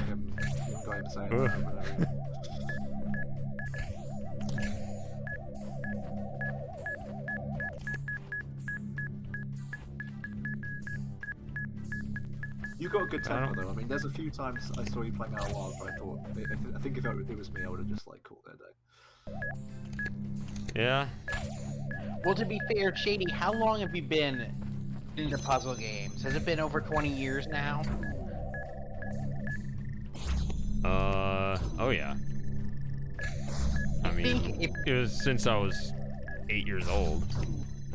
If you were into puzzle games for that long, you have to have the patience for the ages. I think probably like the only time I've ever seen like that happen over like a long period of time, like trying to work something out. Because I obviously never like saw you play with it or any of that, so that like obviously takes a long time. But I think remember when you were trying to work out that Spire puzzle, where like you basically get like no response from the game unless you Spider chair. Like that goddamn chair. I can't figure out how to get past this one wall. I can't get through here. I've got to go up there and back around. And you see when I was going around before, I was going the same direction as the mines. Now I have to go in the opposite direction of them, so I have less time. I need to cut across and hit that. But every time, like, I can't. I have like a second to find the gap in the wall. See, it's not here. Is anyone in the chat familiar with something called Kaizo Mario?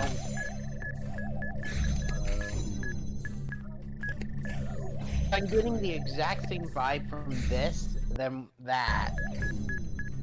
Is it like a sort of trolley Mario?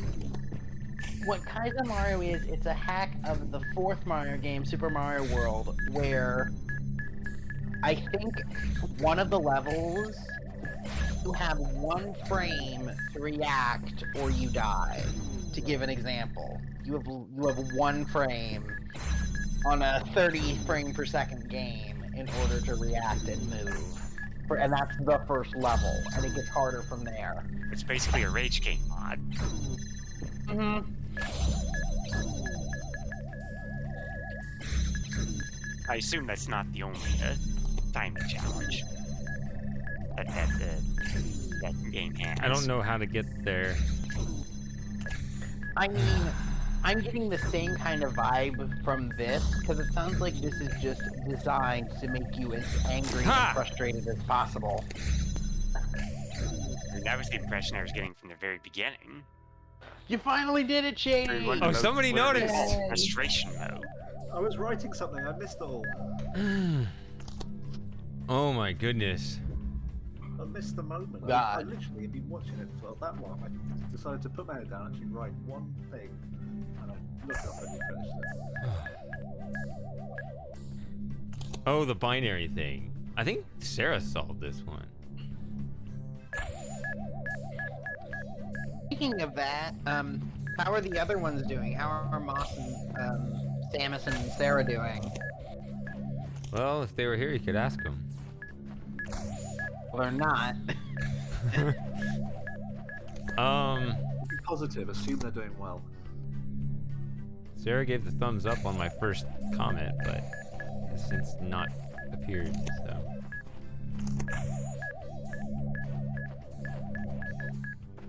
I keep expecting to run into an invisible wall. Oh, 29. That's what it is. 1, 2.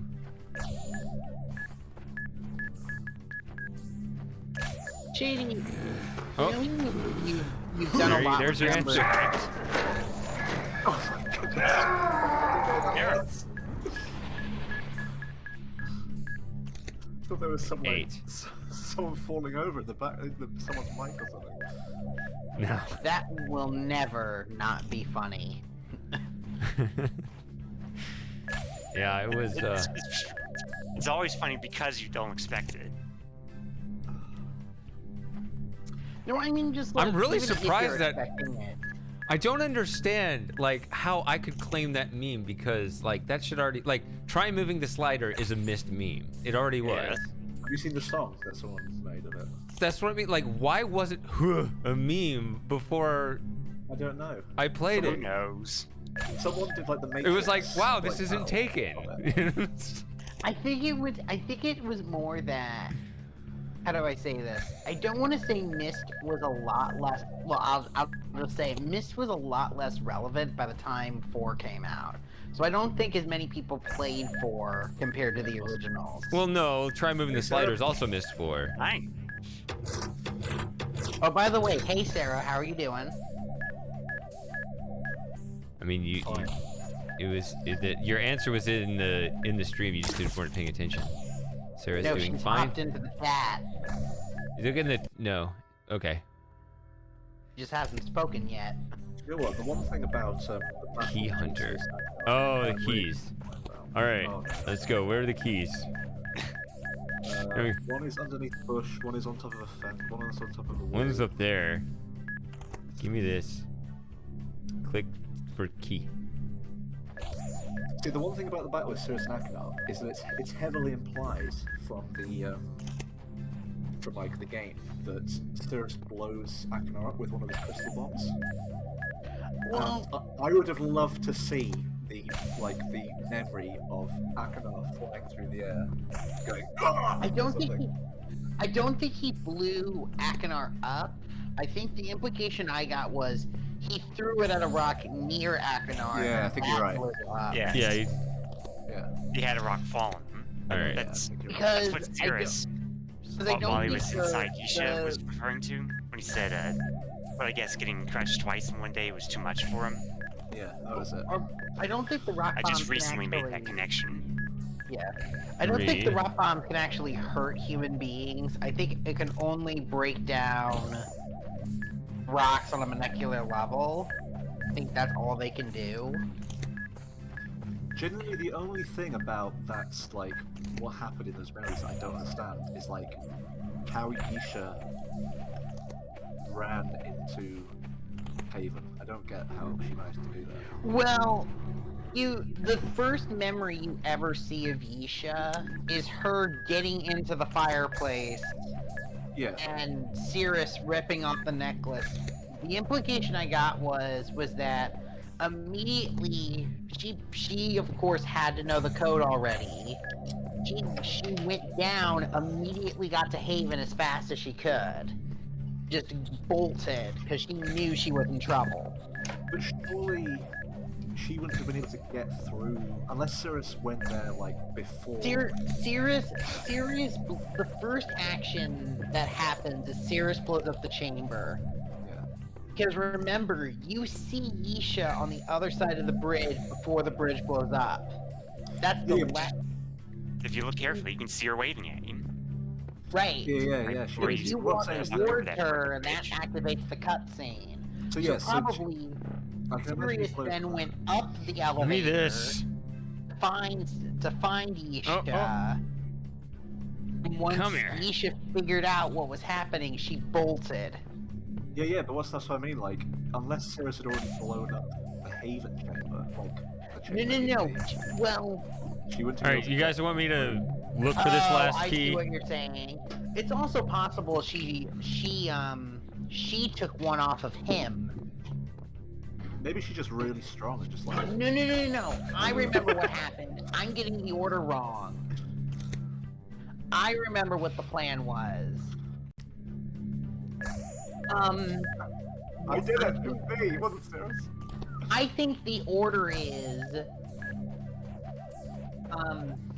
Sirius blew up the Nara gate on Spire. He linked into Tamana, linked to Haven, tried to get his brother on his side. They fought, Sirius escaped, then he went after Yisha, and then Yisha went That to makes a Haven. lot more sense.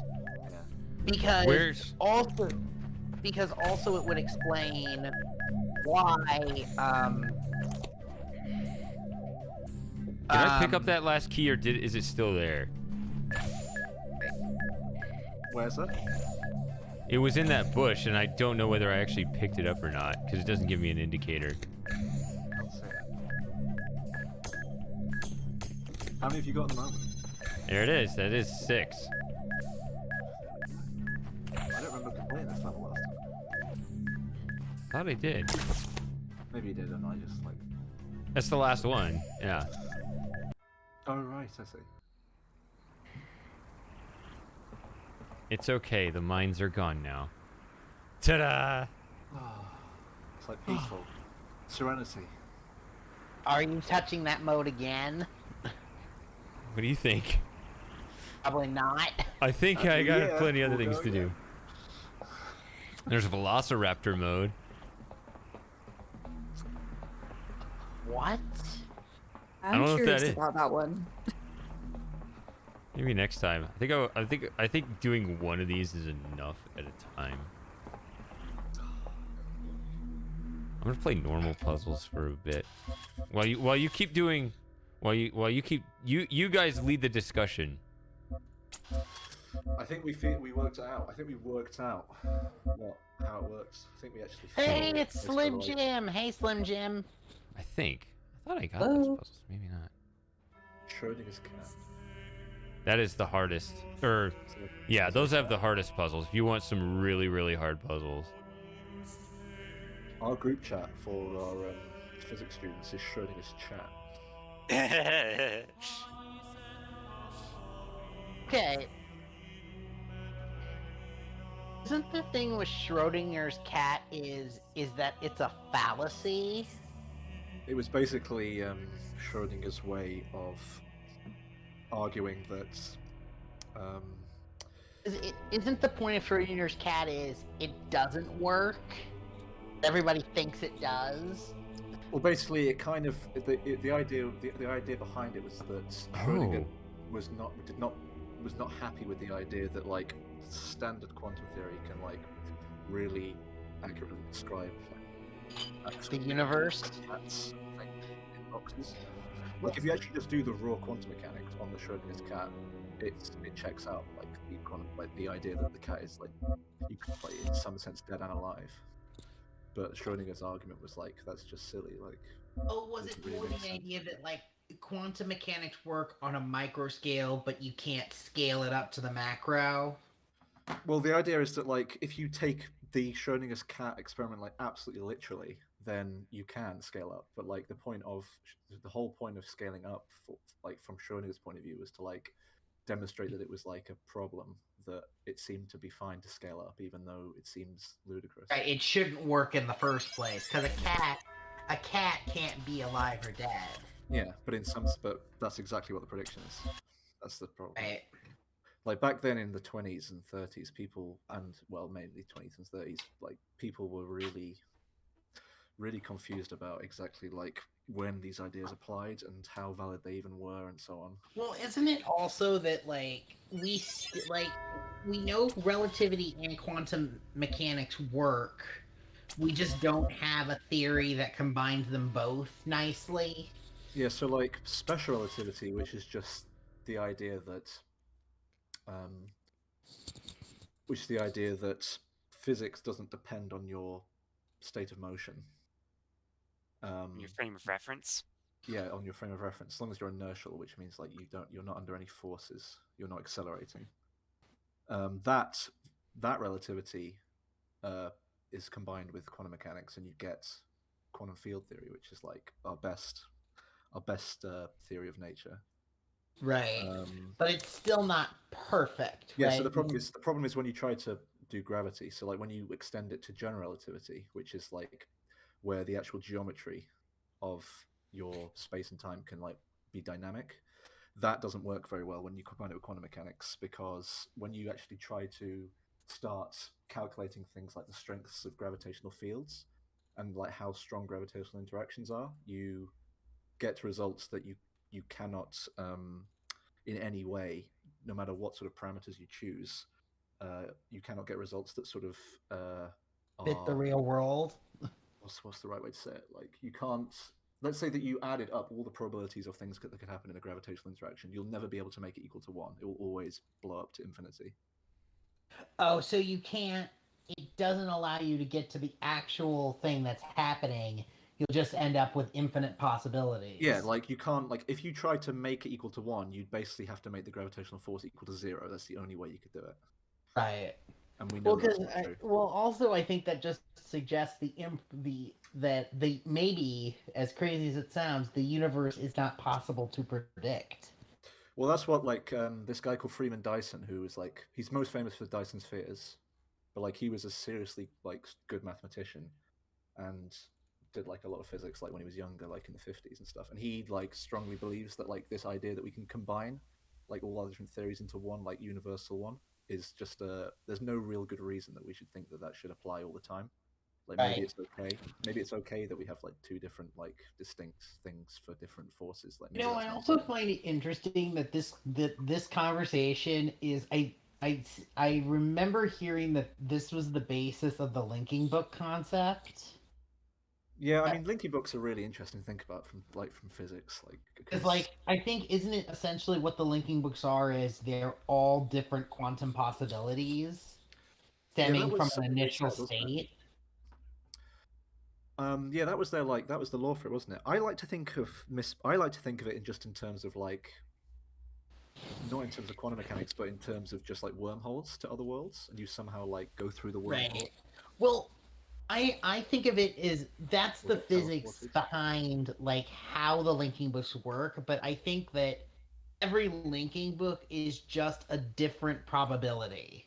Like every single world that you link to is a different probability of Earth. Some version of it with a very specific set of probabilities. Yeah, I mean At least that's how I interpreted the linking books. I think that's probably a decent way of saying it. Especially if you like, you could build that out into like a really deep lore. You could say like all the linking books, all the ages are like they've got like similar. They've got like similar. If you think about like all of the ages got like similar physics. Like they've all got like similar. At the end of the day, they've all got things like air that you can like breathe Gravity. and things like this. They've all got gravity. They've all got like standard things, but like they're all slightly different in their interesting ways. And you I'm could have looking like at Shady on the Twitch stream and he just looks entirely lost. I'm trying to. I need to.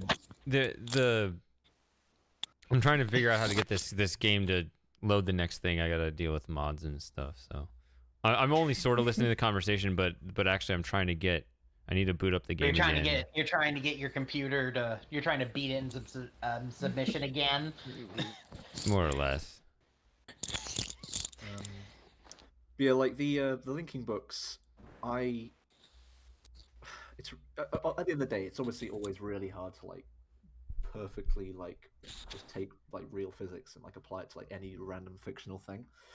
Well, But I I just think think the it's books interesting that I think they were inspired by quantum mechanics. That was the inspiration. Yeah, they were inspired behind the by Lincoln. many worlds. They were inspired by the many worlds theory, I think, which is this idea that like every time that you like Make a choice. yeah, every time you like measure Right? something or interact with something, instead of the whole state of the universe like collapsing in the typical picture, like all of the possibilities that like didn't happen just like disappear. They just aren't there anymore. Many worlds is the idea that they are there and they are real and we just aren't in Right. that. That's what DC Comics uses to come up with the idea of like there's a 20 bajillion different Earths with 20 bajillion different heroes. But the problem with that is that the many worlds, this is the tricky thing, is like the multiverse of many worlds is not like accessible in the same way that like just a normal multiverse would be. Like if you just proposed right from the start, right, there's loads of different universes, they're like disconnected except for like wormholes or whatever, that you could just roll with that from the start. But like the many worlds, like the whole point of many worlds is that you literally cannot get to them. Like there's no way to like they Interact with as far them. as we Like yeah in as far some as ways, we're they aware, don't exist. yeah, exactly. Like that's why the idea they don't exist is also just as consistent because you can't get to them anymore. Okay, can I ask, what exactly is your job? Because you seem to just have a well of information I'm a about. student, so I've got no choice but to remember all this stuff. That sounds Reasonably about right. quotable. Having said that, it is very interesting. I mean, like Well, the universe is infinitely fascinating because we live in it. well, yeah. I mean, we haven't got much choice of studying another one, have we? Because we wouldn't even know what that looked like. That's one of the ideas that I remember reading from somewhere is that like there's like a hierarchy of multiverse. Like you could think of the multiverse in like many tiers. Like so, tier 1 is like not a real multiverse, but just like all the universe that we can't get to. So like you can almost think of that as like separate other universes that we like never see. Right. Which I don't think like counts as multiverse, but like I get like the idea of it. Like you can't like the universe is just like really big. We can't like get most of it.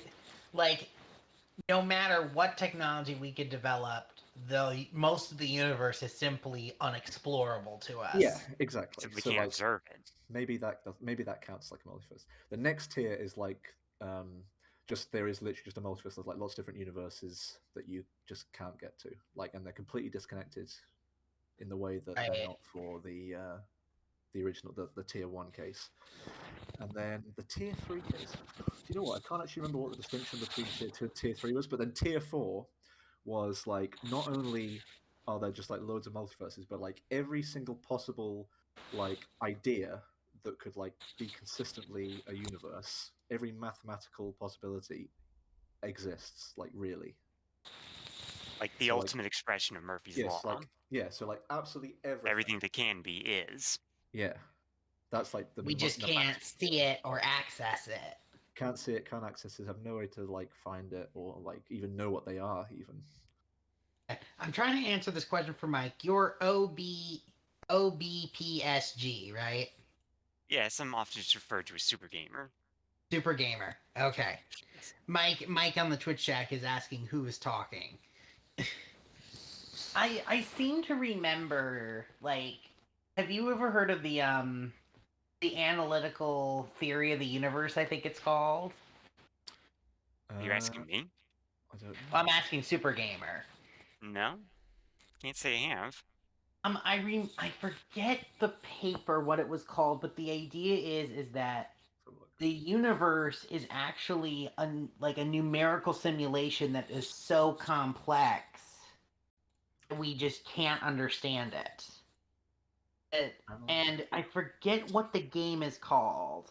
Oh, what's it called that they're studying? It's like No, it's a bunch of squares, Game of and you have Life? a bunch of dots, and then you set up a pattern, and then the dots have a specific pattern. I think it's called the Game of Life. Yeah. Game Oh of yeah, Life. Conway's Game of Life. I know about Right, it. and the I've actually theory done some programming for it.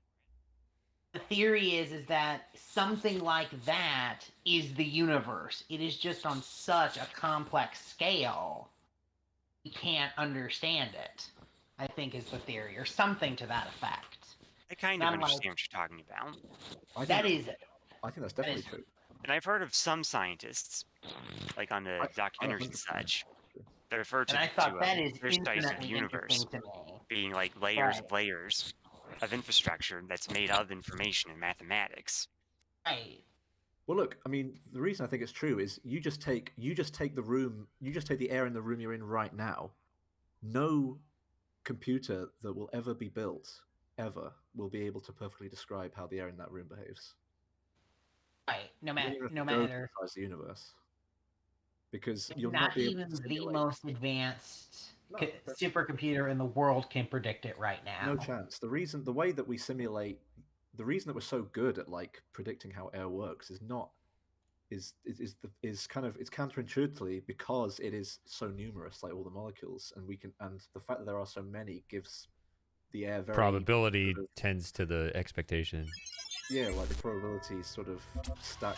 It's like when you do a survey and you get the more people that you ask in the survey, the more sort of sure you can be that the sort of your statistics. So similarly, like if you have a lot of Oh, we've lost Lauren. like, following the same I have. mechanics, it kind of works out quite nicely. Yeah, it's. Well, what time is it over there? It's It's late. Yeah, it's past midnight. past midnight. She usually goes a little longer than that. Shady, I know you did probability for years, right? Yeah. Do you ever Yeah. think about this, that the universe might just be a probability? Or that it might be a predicted simulation of probabilities? I usually don't zoom out too far because I mean, once the uncertainty reaches a critical level, it's no longer that interesting to me. I don't know. What the speculation? Yeah. Oh, she didn't die. Apparently, her laptop closed Discord on her. Yeah. Thing is, it's difficult. Like it's we know that it's really we know it's really hard to answer these questions from experience. Like it's not just as sort of it's not really possible to talk about statistical properties of anything, let alone the whole universe, really, because of quantum theory. Like it's so subtle, but it really Right. does like make it very difficult to talk about anything with any sort of like objectivity. Oh my god. Right. It's like the universe is so unpredictable. It's difficult to talk about any part of it with any sort of certainty. Like the sort of uncertainty that we use to like model air is completely different to the sort of certainty from quantum mechanics. Right. The I find it crazy that quantum mechanics is like, you said quantum mechanics and gravity don't really get along. not unless you do string theory. String theory. String theory Heard of is string theory. I don't really string theory claim is to understand basically it. so you know like particle physics is like everything's made of like little point particles, and Right. and everything is a point particle. Isn't string theory the idea that everything's made of strings that vibrate at a different frequency? Yes, it's exactly the same. String theory is exactly the same as that, except instead of particles, you have strings. That's literally the entire thing, and all of Do you the know different that some particles strings are different supposed to modes be on the string. form closed loops and others are open ended? Yeah, so like the closed ones are gravitation, and the open ones are other particles. And the reason that you can't escape gravity in string theory is because no matter if you have only if you start with closed loop strings, there's no way to get open ones. If you start with open strings, you have to get closed ones because strings interact on their ends, and so you could have a string. So you can Oh, okay. a closed string can never open, but an open string must always close.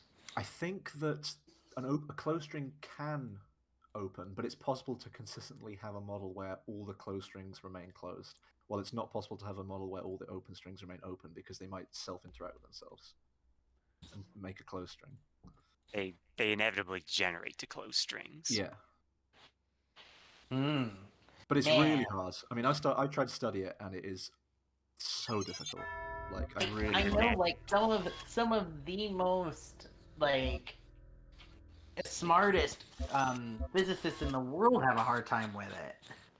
Yeah, it's really nasty because it. So first of all, before you can do string theory without quantum theory. Like, you can have strings without the quantum mechanics. That's actually like, it's not okay. It's not like trivial, but like, if It's a you lot know easier enough than if they're physics, you can do it. together. Yeah, you can do it. Like, okay, like it's fine.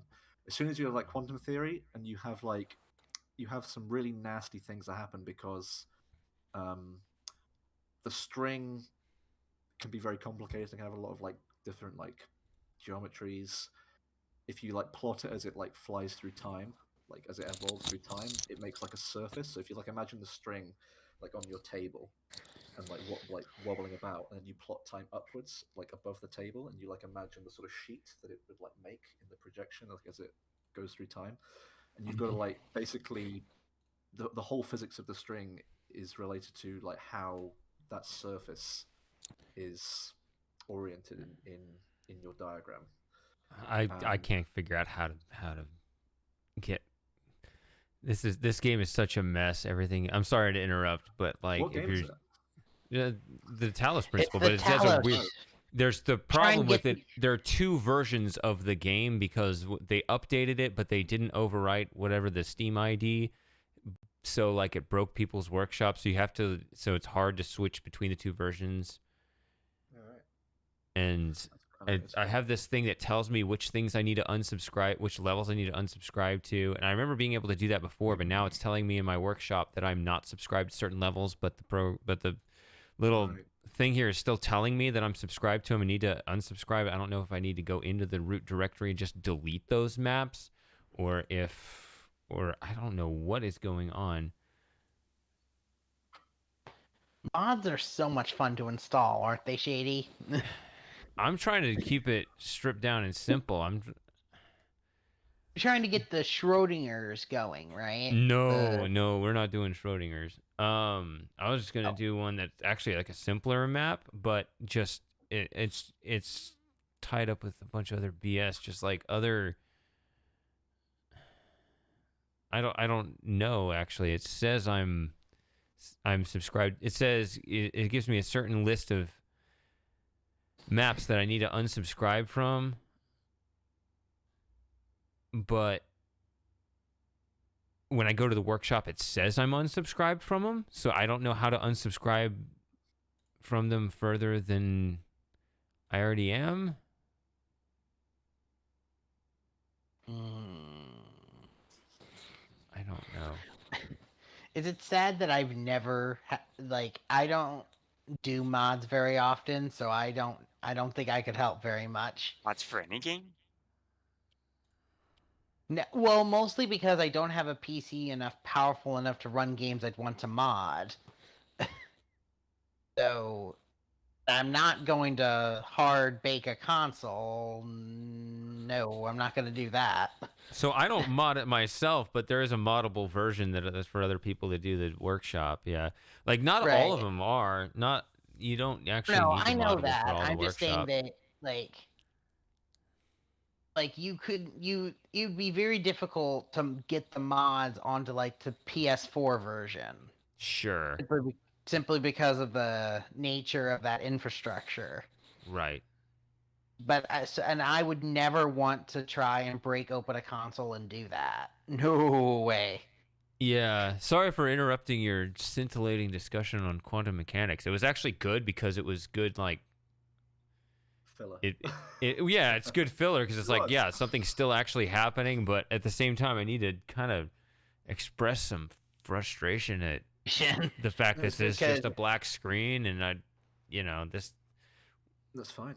I also love get the getting this game. opportunity to, I love having the game like as a background thing when you guys are just spitballing about whatever. But at the same time, like And it become a podcast. when it's just Not helping. a black screen. It gave me a chance to Well- actually like realize, like, give me a bit of chance to like make my mind work a bit faster when I was speaking, because I was definitely getting to the point where I was running out of things to actually say. Well, that's sometimes the nature of conversation. Sometimes you run out of things to say. Well, no, it's because I was going to mention something and then I forgot it, and now I remember. But what I was going to say is that what gets really hard is when the strings start like interacting with each other. Like trying to calculate how they do that is really hard. Right. Please don't tell me you've actually tried the calculations. Oh, I've tried the most basic one where you literally just have two closed strings, and they sort of the way they interact is sort of magic. Take your two hands and your thumb and your index fingers come together, so you get like two little small like circular strings, and then bring them together, and then your two index fingers join together and your two thumbs join together, and you get a bigger string. So you go from like 2 to 1 string. So, let me ask you this. How long before you went absolutely insane? I literally spent like a week trying to do that, and I just gave up. You spent a week on that calculation? Some calculations in this field, it can be really even in the non-string version, even in the normal like quantum field theory, it's like some of the calculations, unless you're really good at integrals and calculus, they are nails. What's the longest you've ever spent on a calculation? Probably. So I was trying to learn this thing called field theory, like quantum field theory, and I think the longest one was. So like, it's like a framework for like making models. So like all the model we have of physics right now is a very particular model in the framework of quantum field theory. And I wanted to just learn more about how quantum field theory works. And I used this, and I just found this like simple model that's like a good one in a textbook for like calculating things, like just getting sort of an idea of like how it works, like the mechanics of it, like trying to calculate things. And there's just one calculation where I was just trying to calculate the probability that two particles in this theory scatter off each other, like in different, like two particles come in and they scatter off each other at an angle. Like just try to calculate that to some degree of accuracy, and that took like 3 weeks. That was like super hard because it turned out that I was making like a really like I couldn't. There was one bit. There was like 2 bits of it that I just couldn't get, and I looked up one of them in the end, and the other one I think I like brute forced through like computer programs. So I didn't actually like really like properly like work them out. I just had to like brute force them kind of. But the whole thing in the end was a mess. I mean, that to me just indicates, it took you 3 weeks just to calculate the basics of two particles coming together. Because much- right, I'll tell you something. Right, this is a thing that annoys me about this, and I have lived this, and I am convinced that in physics, it probably happens in other subjects though. Is my point is that like people who write notes for lectures and textbooks, they copy each other sometimes without questioning the accuracy of the notes. I see it happening, Dude, That happens in software all the time. I see it happen. it happens in basic college classes. Yeah, but It the point happens all is, the way back in like I was in community college a couple years ago. It happens all the way back then. yeah, you're probably right. It probably is much wider than that. But the point is, like, I was just you kind of assume that the people who write these textbooks, you just assume they're like really clever, and they are. Like they're famous people who like did like really good work. You just assume all the stuff they write is probably correct. And I just realized eventually, like just through like looking at the units, like meters, seconds, kilograms, like just by counting them out. And normally it's quite difficult to do in some areas of physics because they purposely use units that like simplify the equations. So like for example, a lot of physics when you do relativity, they'll just set the speed of light to be 1. They'll set it to like just unitless 1 because then you'd have to write c everywhere because c appears all the time. C is the speed of light. Yes, speed of light. So yeah, so just make your unit such that speed of light is 1, and then you don't have to use it. You don't have to write c everywhere anymore. Right, just make your base unit of measurement the speed of light and work from there. Yeah, so like instead of using meters and seconds, just use seconds and light seconds, and then the speed of light is 1. Right, in those units. So, Right.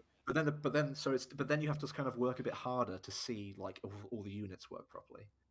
And there was this one case because you have to put all the speeds of light back in your equation. And there was this one equation that was to do with relating. So when you actually do these calculations of probabilities of like these events happening, you have to actually relate them to like the number of like if you in an actual experiment, what you'd actually do is you take like particles like in the Hadron Collider, you just take like a bunch of particles and you just like count the number that like come out at an angle, and relating that actual like real life statistic to the probability calculations involves like another step which is like kind of non-trivial, and that equation had an error in it, like a big error that just didn't. When I actually like read it like through like properly, it was like this doesn't actually work at all, and it took me like absolutely ages. That took me about 18 months to work out, but I wasn't working on it like fully all the time. I was just like Right. coming back 18 to it months like on and off. yeah, like coming back to it like every couple of weeks, just like trying to work out like if I could see something online, like go on Stack Exchange I would and like see if anyone had an answer there, and I just could think not I work would it go out. crazy if I would spend that long trying to track down the source of a bug. By the Well, yeah, way, if it was a Mike, bug, I I'd probably think the care. answer to your question is probably no, given the amount of luck Shady's having at the moment. Yeah, honestly, if it was I'm trying to just clear everything. Just like I'm really trying to just be okay. I am literally unsubscribed from everything. I've Everything. deleted everything. All I have clean to install. clean install. It's supposed to be. All right. Let's quit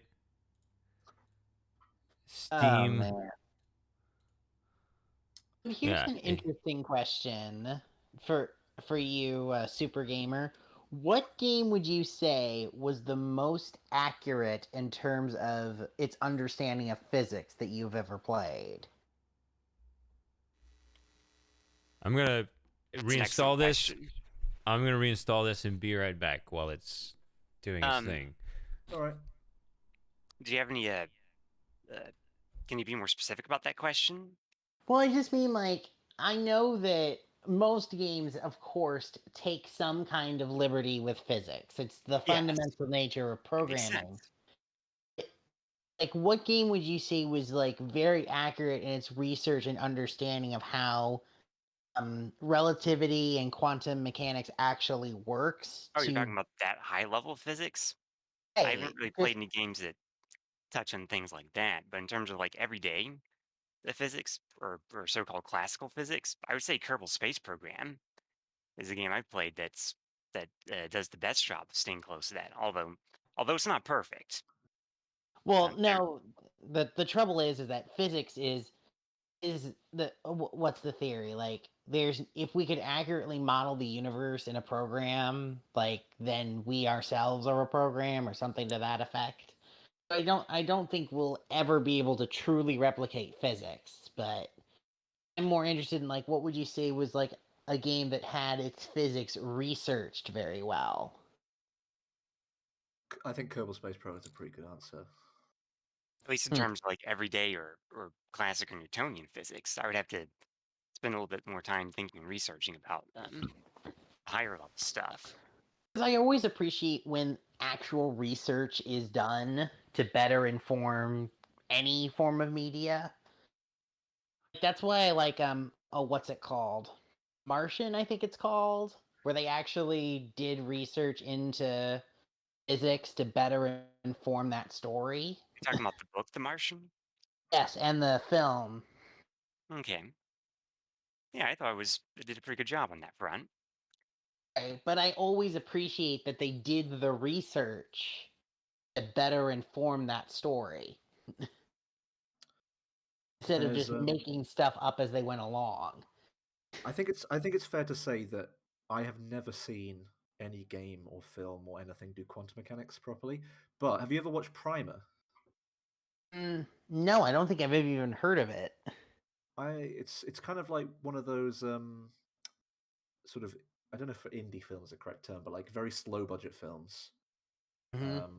Like written by one person, directed by one person, etc., etc. Uh, it's it's a film that kind of like tries to take part of relativity to like the extreme. Like uses its own interpretation of it, but like it's very consistent in the way it uses it. And it's a really interesting film.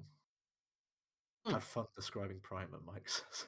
I'm not going to describe it. I think if people want to watch it, Is it one of those things where you have to see it to get it? Probably not just once as well. Would probably be the best way of putting it. Ah. I think that's pretty much the best way I could put Primer without spoiling it. Is that you won't just need to watch it once to understand what the hell's going on. It's one of those. Yeah. I remember watching it in one of our physics teachers when I was like 15 showed it to us, and like our whole class just like at the end of it was just like, what actually happened? Like, did you ever get the glazed eyeballs? Oh yeah, 100%.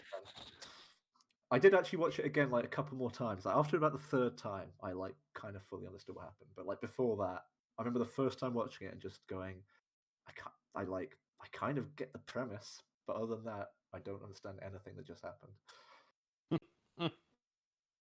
So that was pretty fun. So I highly recommend it to anyone who hasn't watched it. It's kind of weird. Like the beginning is kind of weird. Like it's a bit slow to start, and it's not the longest film in the world as well. So, but the whole sort of build up is really nice. Well, I have an interesting question, Gamer, since you seem to be very knowledgeable. Like, how much research would you say is going on right now with quantum mechanics? Like, how much money do you think is being spent in the study of quantum mechanics and quantum physics? Oh, if I had to estimate, billions easily. Billions, definitely billions. Tens of billions, hundreds of Because, billions. like, I have investment banks use it now. There's something I keep hearing from Quantum people computers are being developed in makes me labs right now. To punch them in the face is sort of going, I don't get why we spend all this money just researching when we could spend it on like military. And I just sort of want to go, do you know that about half It's all the same science... thing. It's all military. Right. It's all weapons research. I mean, may not be applicable to other whoever countries, has but the best US technology is going to win the war. Yeah. Definitely could actually could definitely spend less on its military. Right. It's like I just sort of want to shake my head. Funding if you like, say it will. We're like leading the country. In, well, yeah, no, actually, the biggest argument. Per capita, even though we're not technically in an active war with anyone, like what's up with that?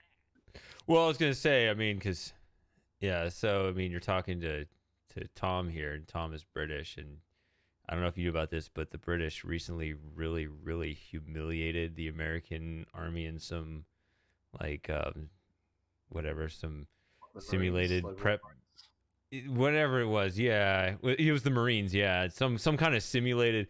Like they had like literally 1/15 the budget, but they just utterly devastated the U.S. So it's not like just how much we're spending; it's also the fact that we're often not getting that back for what we're spending.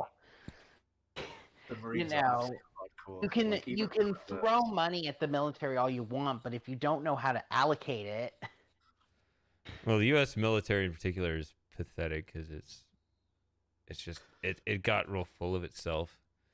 To be fair, though, it might be. I don't know if it was a fair comparison. Like the Marines are like, I don't know if like the British Army. Well, I mean, I don't want to like. I'm not going to like go and diss them like or anything like that. But like when I was at school, I always got the feeling that the Royal Marines were like doing things much more properly than the army was. Like in the lower tiers, they took everything a lot more seriously. Well, that's that. It's the same. It's the same over here. I mean, so the Marines are sort of the elite of the elite. But it was an interesting experience. Actually, before I do that, let me see how this. But yeah, like investment banks are using quantum computers. Like literally, you can get a job now in an investment bank being a quantum researcher. Like that's when you know that there's like going to be a lot of money involved in that. Well, also, I don't know a lot about physics. I mean, I've been going for an engineering degree, so I have a base level understanding. But like, really harsh on yourself if you're doing engineering. But how?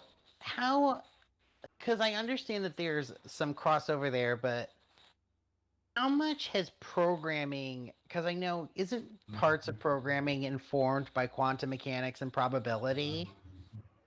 So That we use quantum mechanics in programming these days. I wouldn't say Seem to remember reading something like that. I wouldn't say we use it in programming as such, but certainly like the actual hardware needs to like very much use Right. it. Like, how entangled would you say those industries are? I don't know if like specifically quantum mechanics is very closely related to like any sort of programming. Like physics in general is closely related to programming. There's a lot of like mathematics that like is really crucial to both areas, and so like a lot of results in one can like flow to the other. Mm-hmm. In terms of actual quantum mechanics, I would say really it's the hardware where that matters. Like if you're actually building the Right. hardware, you need Because to be aware of it. well, I would say our goal right now isn't it efficiency, efficiency, efficiency. Yeah, like the problem with the problem with actually like programming right now is that a lot of the languages that people use typically to like write programs, like high efficiency programs, like in these sort of like languages that are now pretty old, like 50 years old, like C, C++. C++.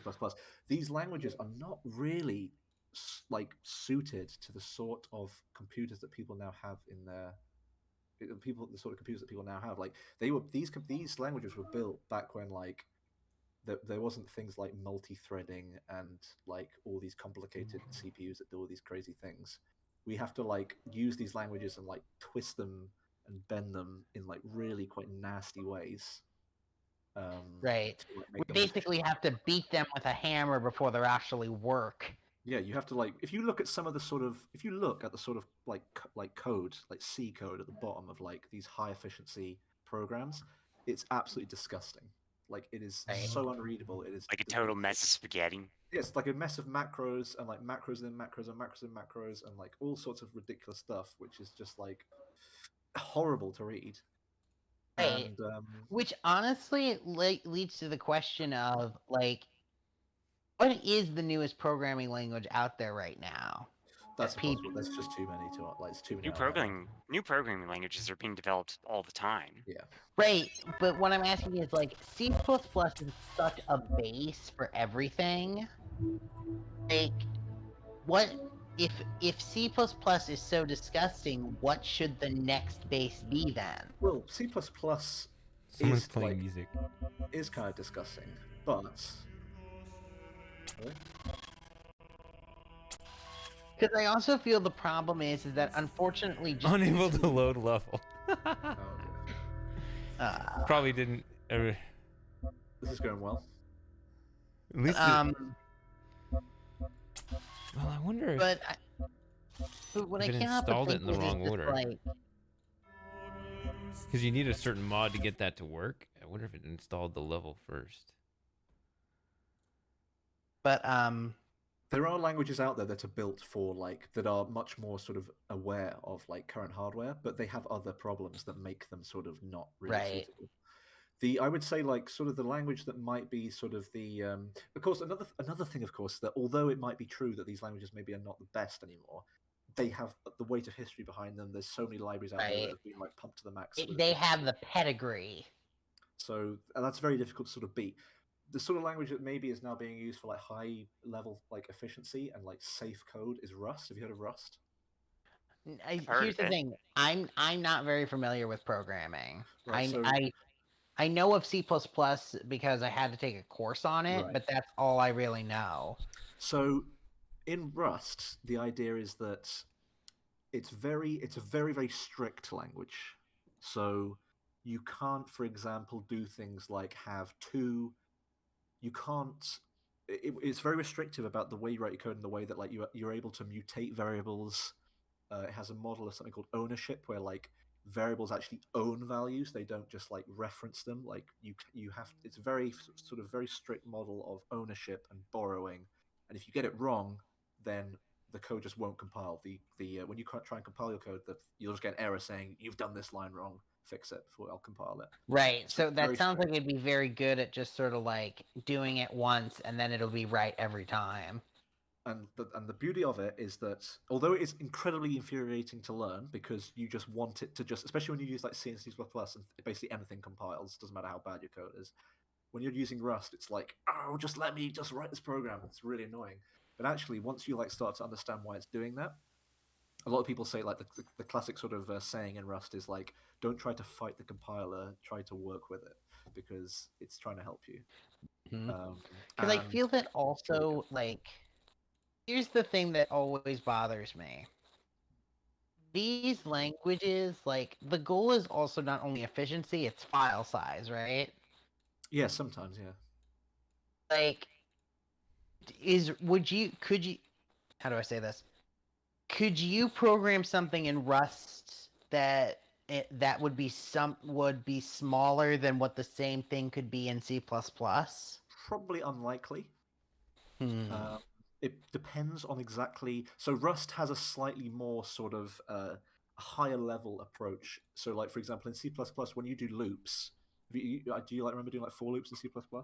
Yeah, I do remember doing So you that. do like for integer, you like make a new integer called like I or whatever. You initialize it to 0, and then you have a condition about when the loop stops, and then you increment it in that like in those brackets. Rust doesn't have that. It just has like a higher level abstraction, which just is like for every integer I from 0 to whatever, and it will do. And the increment is sort of implicit in that statement. Oh yes, I've worked with have that languages that have low-level- constructs like Yeah, that, it's like like C# and Python. JavaScript. Yeah, exactly. So like, there's other languages that have this sort of stuff, and so Rust decides that like we don't need to have like the old C style like low level like manipulation of variables. Everything's a bit high level. Okay, So like so we're gonna do one of two things. when you run like the whole model of how you write your programs is very different. It's a much more functional style. You don't like call function. You don't like call functions up like directly and like put your variables in. You actually like the actual variables themselves are functions that are then implicitly called by your program. So the whole way you write a program is like higher level. But the idea is that the compiler is cleverer because it uses newer technology. C++ is very old now. Rust is a newer language where it uses. Isn't C++ approaching 50 years old at this point? Yeah, probably. I can't remember when C++ was first made. I Probably really not. didn't expect that. Oh, it actually worked. You loaded it. It worked. Oh, I did not wow. expect that. It says developer cheats enabled. It's already calling me a cheater. Wow, this is pretty. I love this environment. Hey, You haven't What's seen this this? level pack called? Only Puzzles 2? I mean, the pyramid theme is standard to the game. It's all over the place. Yeah. Oh. I haven't seen the whole game all the way through, but I appreciate the environment. It's the middle one, yeah. What was the... I gotta scroll up here. You know what's crazy? If you had shown someone like 50 years ago this technology, just like showed them a game like this, they would have said you were a witch. They probably would have been pretty surprised, to be fair. I just find it so crazy that this technology is growing. I specifically said it to 0. Fast. Oh well, I'm not cheating. Okay. No. I think the main thing that's really like the main thing that's kind of quite interesting is that that's happened in programming languages is this idea of types. So in like C and C++, like types of variables are kind of, especially in C, are very malleable. Like the actual type of something doesn't have much information associated with it. It's just. It's also the case in JavaScript. Yeah, and well, JavaScript's even more so. Like basically, things don't have types as such. They just like dynamically get Keyboard types now. as it suits it. While Rust and newer languages are very, very strict about types. If things have the wrong type, the program will just not. Types have a lot of information to them, and that's more. Any sort of information that the program inherently has is something the compiler can use to make your program more optimal.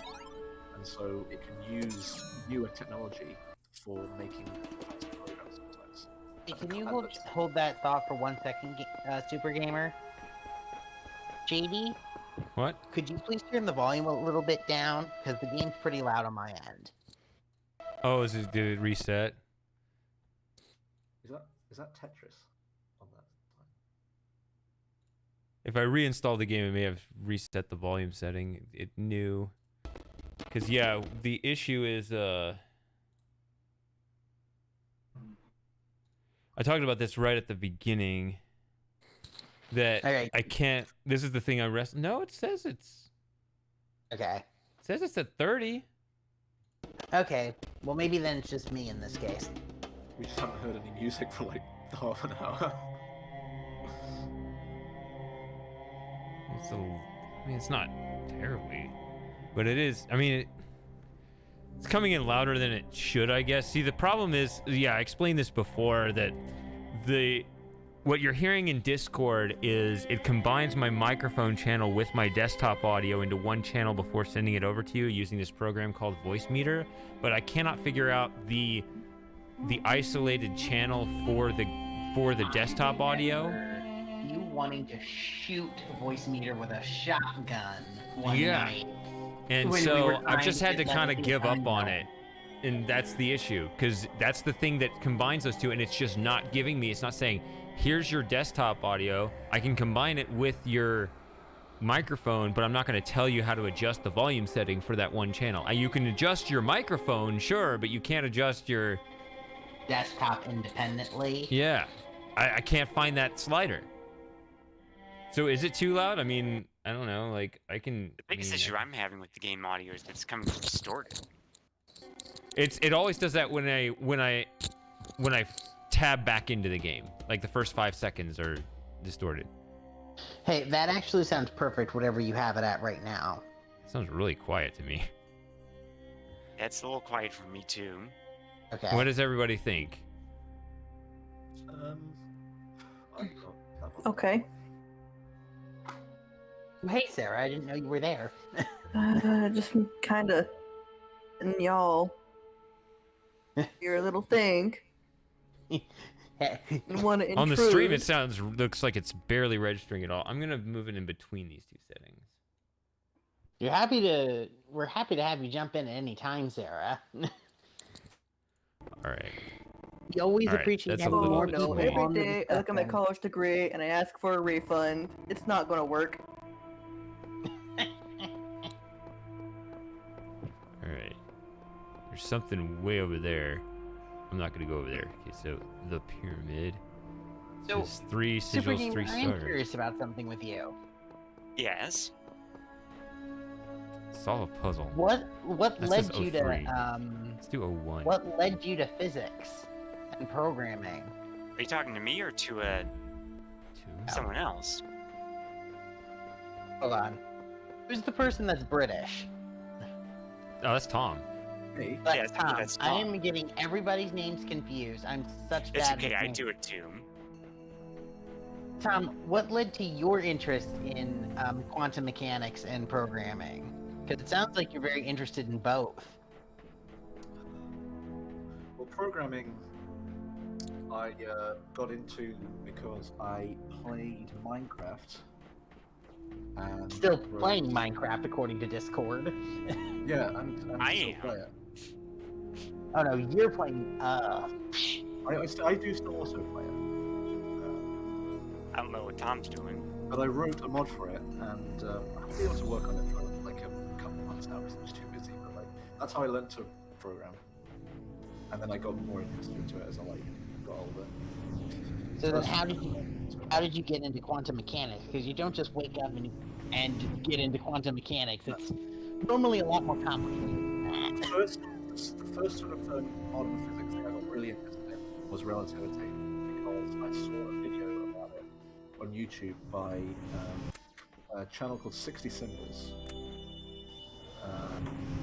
and they did a video called something like "Why Time is Slower in Rockets." I think the video was called "Why Time is Slower in Rockets," and they gave this really simple demonstration of why time ticks slower for moving objects. It's a really good video, and Right, I because just thought it was really time is a consequence of gravity, right?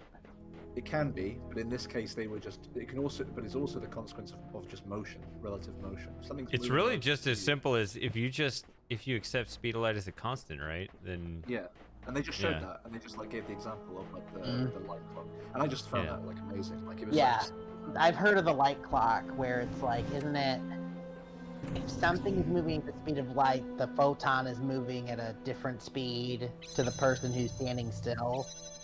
Something the like idea, that. The idea is that like a the weird light angle clock, that when you're sitting door in the rocket, disappears. the light clock is such that the light just bounces back and forth, like stationary relative to you, but just moving vertically up and down. While the light clock, while it's in motion, is the light is traveling on the hypotenuse behind that is generated by the motion of the ship, and that distance is just longer than the vertical distance. And since the light moves at the same speed in both cases, it must be that there's more time for the light to get Right. top and bottom in the Yeah. Right. So I saw the video, I was like, that's the sort of thing I want to study. This is when I was about 15, 16. So like in the UK, there's a thing called GCSEs, which is like the exams you take when you're like 15, when you're 16 years old. And I was just coming to the end to the end of that, when you do your A levels and you choose 3 subjects that you want to study for your A levels, which is like the exams you do when you're 18. So I was like, I want to do physics, and I did like maths and chemistry as well because they were both doing. And yeah, just from there I just got interested in it. And I found a brilliant series of lectures by a guy called Leonard Susskind. Just online for free. He's like some professor at Stanford, and he did a series of lectures. He's done like loads of series, like 20 series of lectures, 10 lectures each of 2 hours. And he originally wrote for people who like used to study maths and physics, like when they were younger. And, like, get back into it. Oh, It actually that'll ended up help. being a brilliant resource for like people who are like thinking about doing it at university, because it's that sort of thing for the level. Mm-hmm. And so I just watched like basically all of them during my like final years at school, and I was just like, this is really interesting. And then I just did it at university. And Do that's you where have I a am now. career goal with what you're learning in physics at the moment? So yeah, like in like quantum computing, like it's kind of pretty important to get a PhD. So that's kind of what my goal is at the moment. Like, Well, I it's mean, really like, hard to get a good I know job. that's what you want as your degree, but do you have a specific career? Oh yeah, like after I get like decent and good credentials to do like a good quantum computing job, then I'll go for that, because quantum Mhm. computing is like, I think, one of the more fruitful areas of physics right now. Mm-hmm. The sort of stuff that I was talking about earlier with string theory, like I am like interested in it. Like I'm probably more interested in it than I am quantum computing, but it's not a fruitful area in the sense that Right. there's not a lot of jobs for it. That's the Is what I quantum find so- computing gonna break cryptocurrency? I was talking, so I talked to like the first like actual professor who like studies this sort of stuff on Monday, and he was like, probably not for like a long time, basically, because the problem is that the errors that you get on qubits currently, which are like the element, like the bits in quantum computing, the errors are so bad at the moment in like typical quantum computing technology that you need about 10,000 more qubits just to correct the errors of one. So they're just too noisy at the moment to like you do any like serious computation with them yet. Right. Maybe in like it's like that. It's like the fusion power thing. Like it's like 10 more years, 20 more years, sort of thing. We don't like know enough yet to be able to tell like really what we use. Isn't if we crack fusion power, like, aren't we just set for life in terms of energy? I mean, I've always had a problem with the way that people go about fusion power. So the way they're focusing on fusion power now currently is main funding goes into a version of fusion called tokamak, which is like where you basically just have a big Listening to solenoid music from the right in game? tube. Sorry, Use, chat. Yes, the music.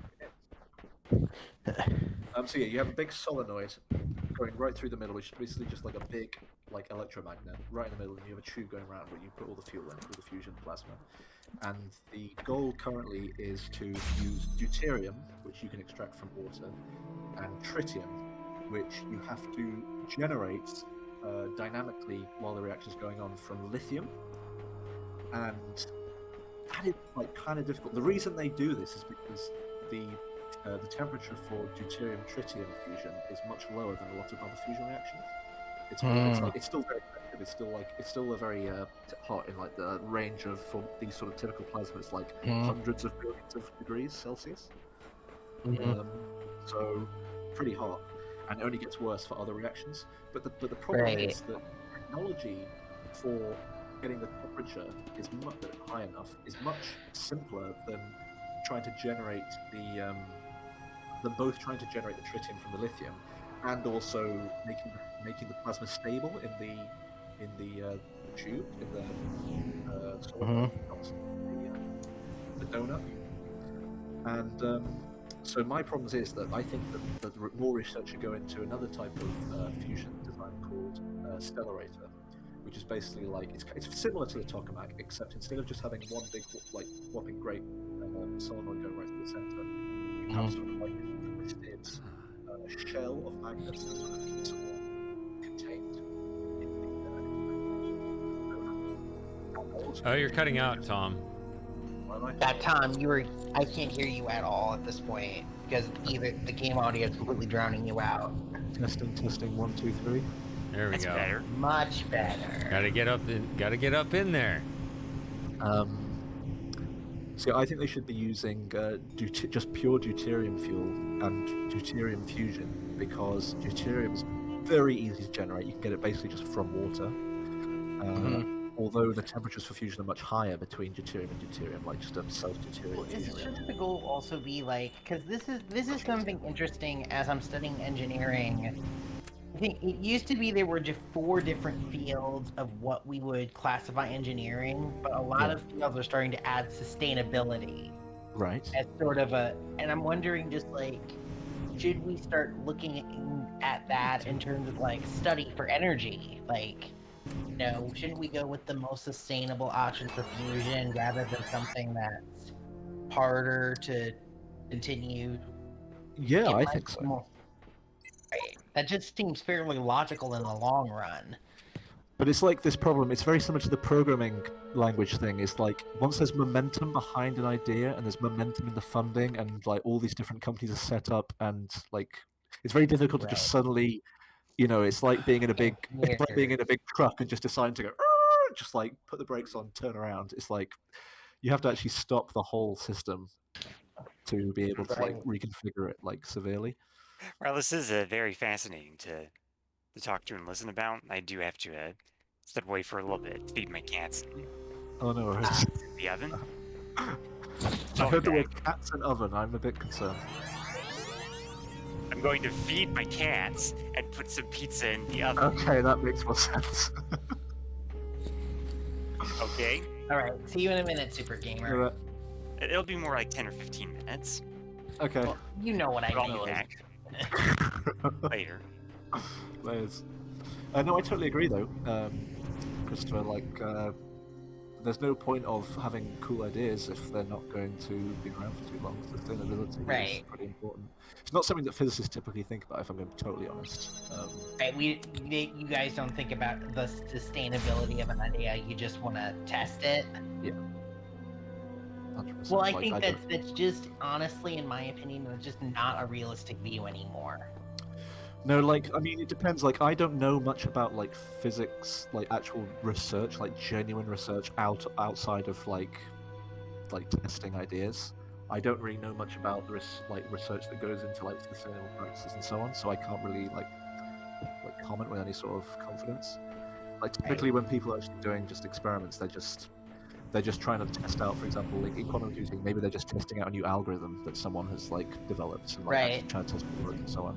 Right. Like, because I noticed we're at a stage where I don't think realistic. How do I say that? I don't have enough time on that. You know, when most people think of an experiment, they think of people in lab coats standing around a bunch of vials or something. Yeah. But I don't think that's just not how it is anymore. Like, is it safe to say most experiments these days are like computer simulated at this point? So like a lot of the ways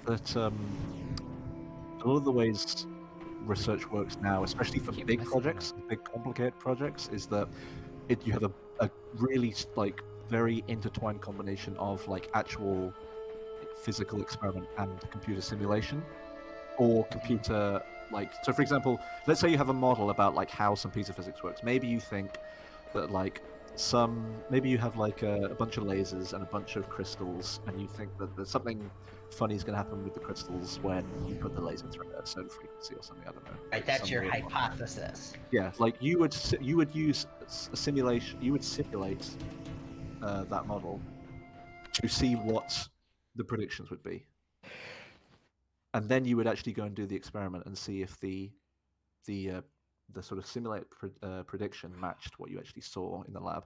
Mm-hmm. So there's a very, very close correlation nowadays, because the way that people used to do like predictions for science used to be like basically by hand. It's like Right. Newton, for example, he predicted by hand that planets moved in ellipses. He like showed like where. So like who was it? Galileo? No, it wasn't Galileo. Who was it? Oh, no, maybe Copernicus. I Galileo, or remember someone else? seeing like Einstein's Kepler. equations at auctions, and they were just written on the back of a Copernicus just put the sun napkin. at the middle, and that's it. He didn't do much else, did he? Yeah, he did do this. So I think it was Kepler. Kepler's laws, that- Kepler's who you're thinking of, yeah. So he was like, they move in ellipses, and then Newton showed that his theory made them move in ellipses. So like he did it by hand, and the people for like hundreds of years did it by hand because there just wasn't the option of doing it with a computer. And Right. nowadays most people do it with a computer. Like you'll in reality like things are complicated. Like they are not ideal in the way that like physics lessons teach you. And if you actually want to do like a proper prediction and compare it to an experiment, you kind of have to resort to like complicated simulations a lot of the time. Right. Like, that's what they do. That's what they do at CERN. Like CERN is like the absolute classic example of like the most unbelievable system of multiple clusters of supercomputers doing simulations in order to determine like what should be seen in the actual And can experiments. computer simulations potentially last years, depending on Yeah, what length you're looking at? Well, it's possible. I mean, like the sort of simulations that I did for my last year at my last university, they would take like days, and this was like simple stuff. Like these Right. were talking about like relatively small numbers of like simulated events, and it was taking like days to just get a result and then test it against real data. And even just doing the real data is hard because that's a huge amount of statistics you need to do. So it is a real mess of a subject. This is why, like, when you actually look, for example, at the LHC, like the Large Hadron Collider, you look at like the timetable when they actually turn on the accelerator, turn on the collider, and actually like run the project. The papers that correspond to the data they collect from those runs come out like 3 or 4 years after the run happened. Like, so for example, the Higgs boson was announced in like 2012, 2013, but those runs happened in like 2009, 2010. It just took them that long to do all the statistics, all the data processing necessary to like get the result they did. So it is a real mess if you like are working at that sort of level. And it involves hundreds and hundreds of people with like loads of supercomputers, like clusters of supercomputers all linked together. So, I sometimes wonder, with the amount of calculations we need to do, like how much of the percentage of the Earth is covered by computers at this point. it's probably they're all like in big air-conditioned halls, aren't they? I've never actually seen a supercomputer in real life. I've only ever seen pictures of them. But I mean, like they're huge, right? They're like the size of a warehouse. Yeah, they're absolutely I massive. mean, that's a pretty good percentage of the Earth if you have like 6 of them on the Earth. Yeah, they're probably like there's probably like a stat somewhere that like works out like what the square footage is of supercomputers and warehouses. So, I have kind of a question on that, on the supercomputers. Not Yeah. today's. Oh no, I just bungled the whole puzzle. Shady, please come into our conversation. We love it when you're here. He's like multitasking. He's got like a fan, a box, and I needed Let's another do it as well. fan. I don't think I have enough stuff. I fell in because the stupid cube. it's a nice looking fan though. I mean, I could have 2 fans actually. What was I gonna say? Okay, so this is gonna sound dumb, but No questions done. well, I mean, it's gonna sound weird. Let's say it's weird. Okay, Yeah. so how would you? Oh god. I mean, it's only not that weird. Just, you know,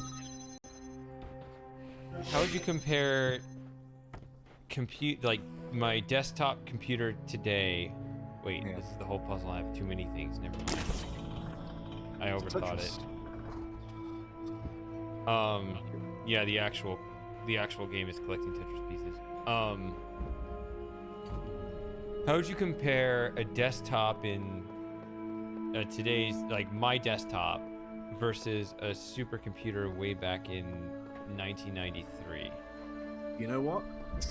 That is amazing because about 3 weeks ago, one of my teachers had this like amazing graph that like showed how like the most powerful computer in the world sort of like evolved with time and like where like sort of modern GPUs and stuff are like in comparison to them.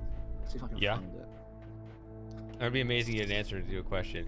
Specifically, okay, I'll tell you this. I programmed something to solve a problem sort of exhaustively, and my computer can, with the program I wrote, I can crack it in about 5 minutes on my desktop. And it took them a supercomputer to crack it before in 93. So I want to know like kind of how well I coded it, if that makes sense. Yeah, like how efficient. Versus just, oh, it's just because it's much better hardware. It's just faster, yeah. Right, here we go. Right. Okay. So in terms of floating point operations per second, which apparently is how they measure things.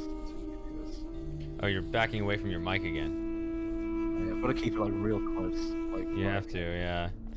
You gotta so get a mic with a larger lobe of sensitivity. When you get your next mic, you need to look up lobe of sensitivity and make sure it has a big one so you can get away from your mic. Get like a shotgun mic and it can be way over there and you won't need to worry how far away you back up. Anyway, I'm convinced it's something weird with Discord because like sometimes I talk to other people and we don't have this problem. I don't know what it is. I'll work it out. Well, we could do the thing we did with Super Gamer. You could change your you could look into that setting, the cutoff decibel. Yeah. Yeah, you're probably right. So yeah, so it says here. Oh, here we go. This is what we want. So, oh, this graph's a bit nasty to read actually. Right. So this here has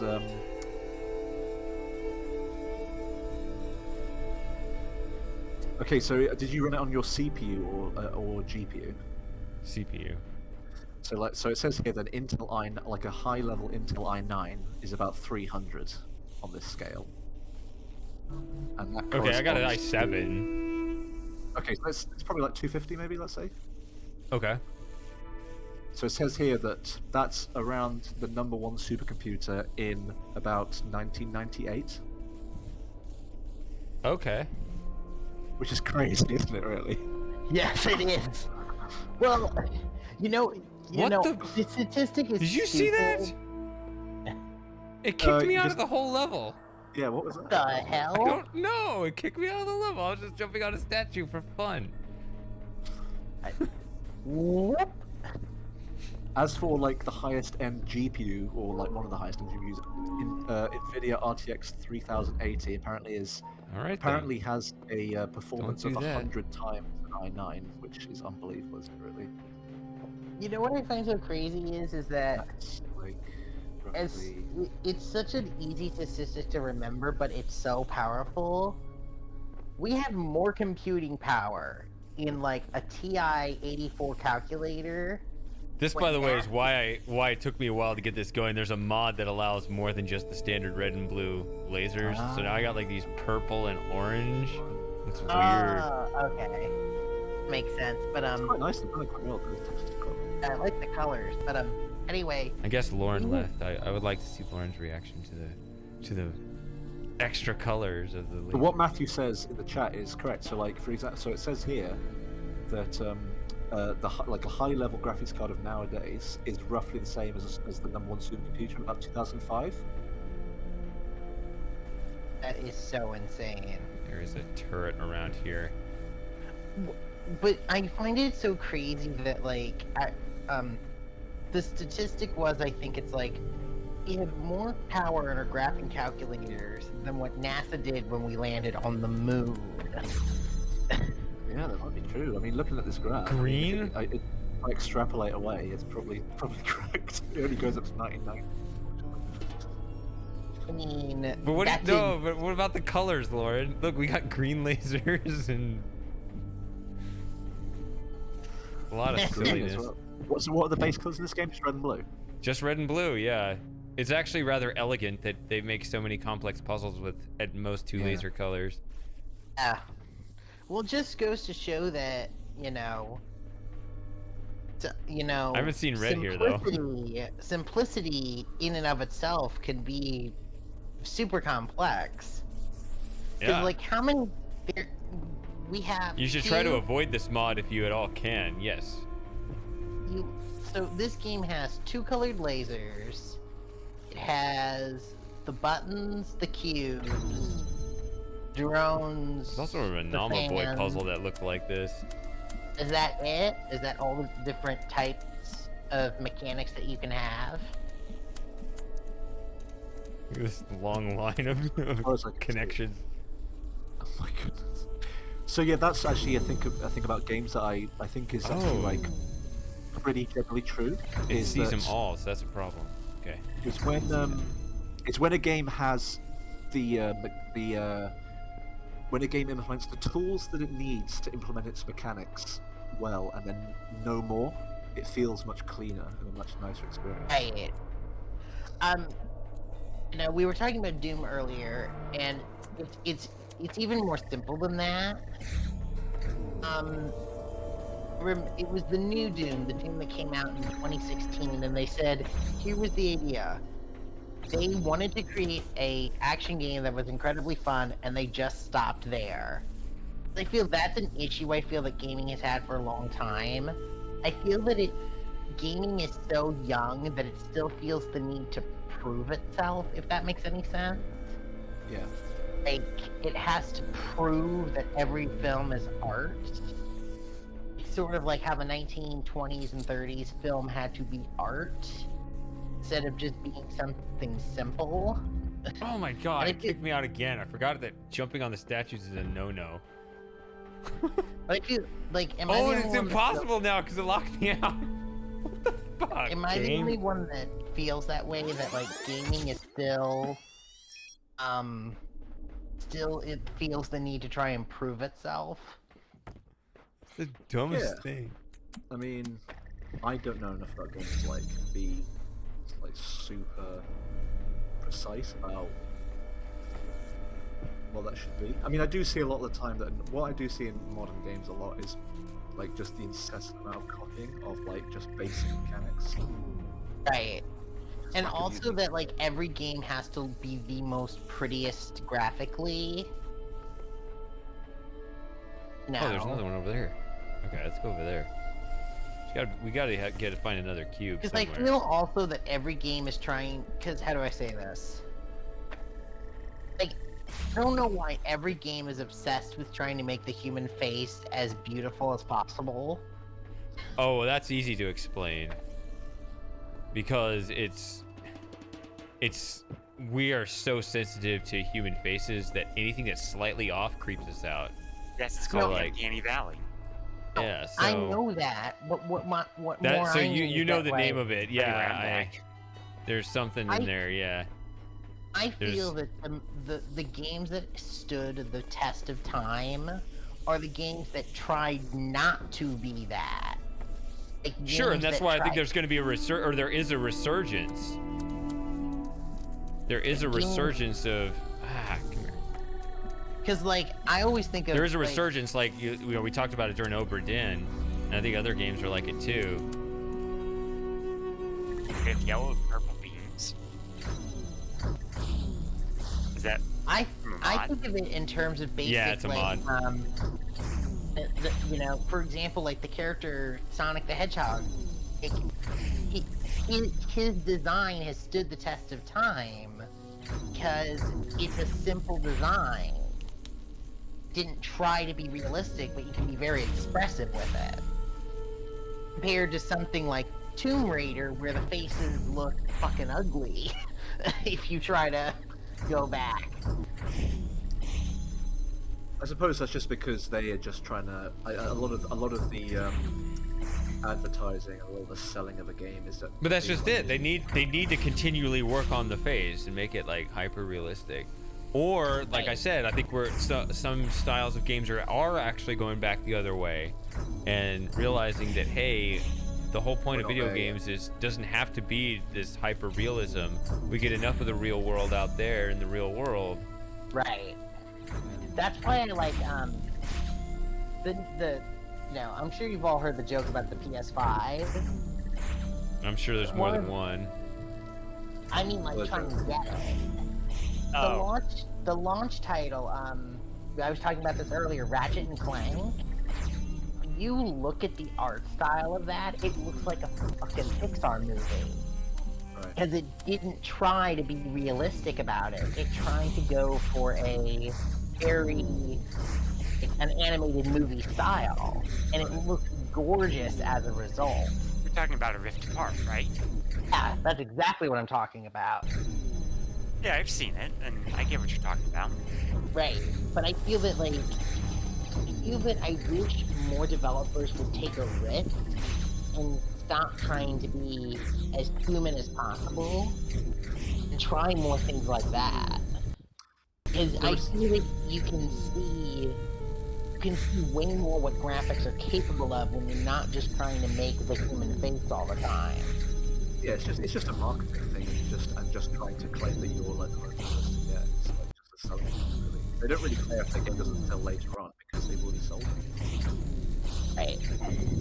But also, there's some games where they don't like throw realism out the window, but they combine realism with a style that doesn't like age so badly or look so dodgy. Like, for example, Wolf Among Us has that kind of. Oh yeah, the Telltale game. Yeah, like cartoony people, but like kind of like realistic faces. Like, if you see what I mean, like it tries to make it realistic in the context of cartoon. The Wolf Among Us is a beautiful art style. Wow, look at that. Trial. Yeah, but I can't get through the gate right now. Yeah, so. Sorry to interrupt your conversation. No, it's fine. But I also feel that I find it so interesting that puzzle games have sort of lived in the happy medium, because they don't. I find puzzle. Yeah, that's what I was talking about, Lauren. Sorry, looking at the chat. Yeah, the Owl Eyes. I was saying this looks like something from one of the other workshops. Sorry. I mean, sorry to interrupt your conversation, guys, but sometimes I don't know. I feel like they've messed this up. Like this is not. They didn't do the HSV right to make this just a yellow laser. Like that's not. It looks like that looks like white light. Like yeah. Okay. No, that is the yellow. Okay, I was thinking those two had to be the same. I guess they're not. But I feel that like I remember we had this conversation during Myst 4. In Real Myst and Exile Myst 4, when all the Myst games came out, it blew people away, right? Yeah.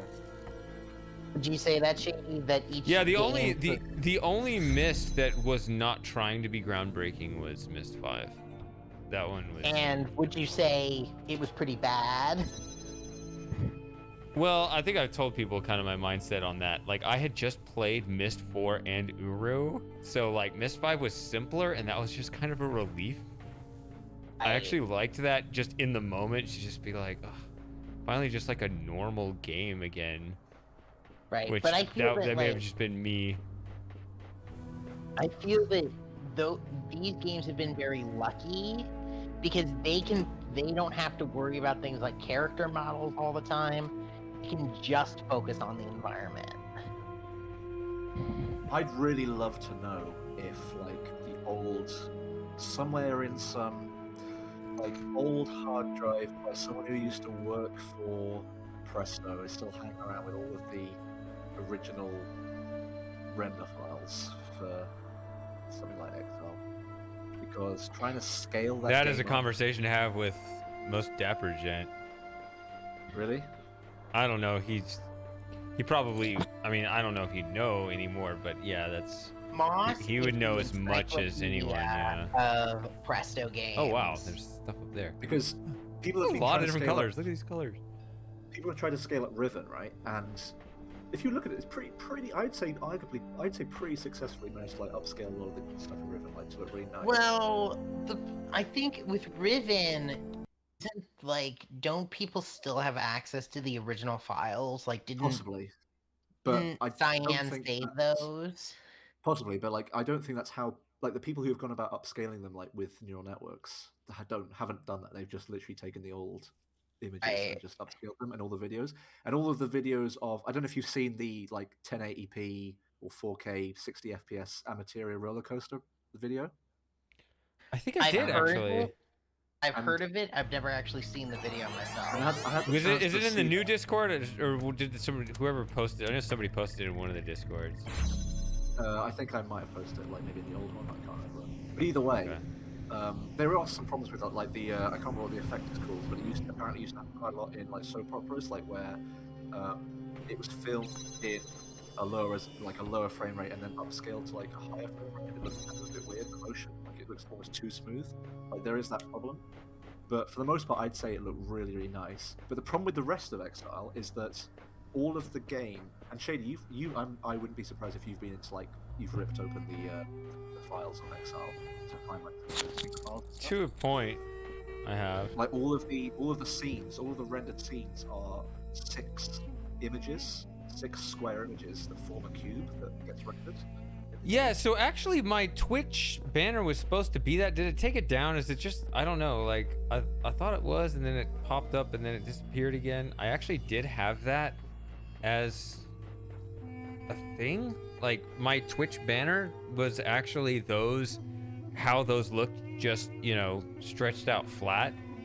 Yeah. And it's somewhere in Amateria. I don't know what it is now. I think it's just like some red screen or something. Yeah, so that image that I think you put up, is it the image of Amateria sort of like from between, like near the 5th ring of that one puzzle and on the sort of giant causeway area? Yeah, I just took the resources, and since it's all distorted because of the whole sphere thing, I thought that looked interesting, so I just strung those together and just kept it. Photo. I think that's a beautiful photo because that's the background of my my phone background is that image. Like I think that exact same one, like standing on the Giant's Causeway, looking over at the pagoda. Is it still there? Because when I looked, it like wasn't. I don't know. And then when I looked again, it was, and then I looked again, it wasn't. I don't know.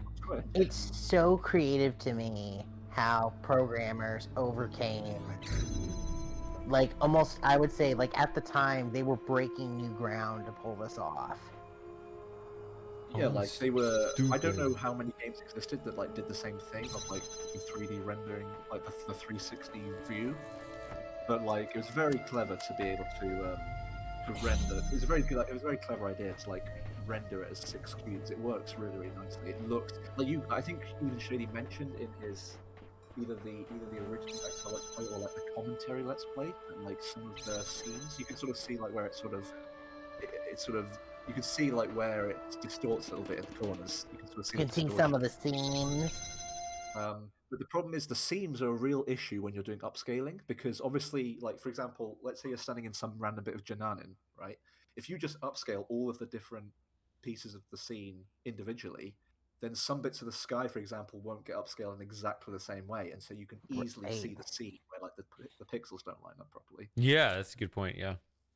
So if you just like upscale it just straight away, you literally just you link to Jananin, you stand next to that red pole where Savija runs away from, and you just feel like you're in a box. You just see like the cube like around you. It's kind of weird. Yeah, like you were doing that anyway, but then it would actually become obvious. Yeah, it's really, really obvious, and it just completely ruins it. So I've been trying to work out how to get around that by like maybe just like for every single one of those cube images, I just unfold the box like so that particular square is the center of like the unfolded box, you know what I mean? And then upscale that whole thing and then cut out just the middle. And then maybe like by piecing it back together again, that would look less bad.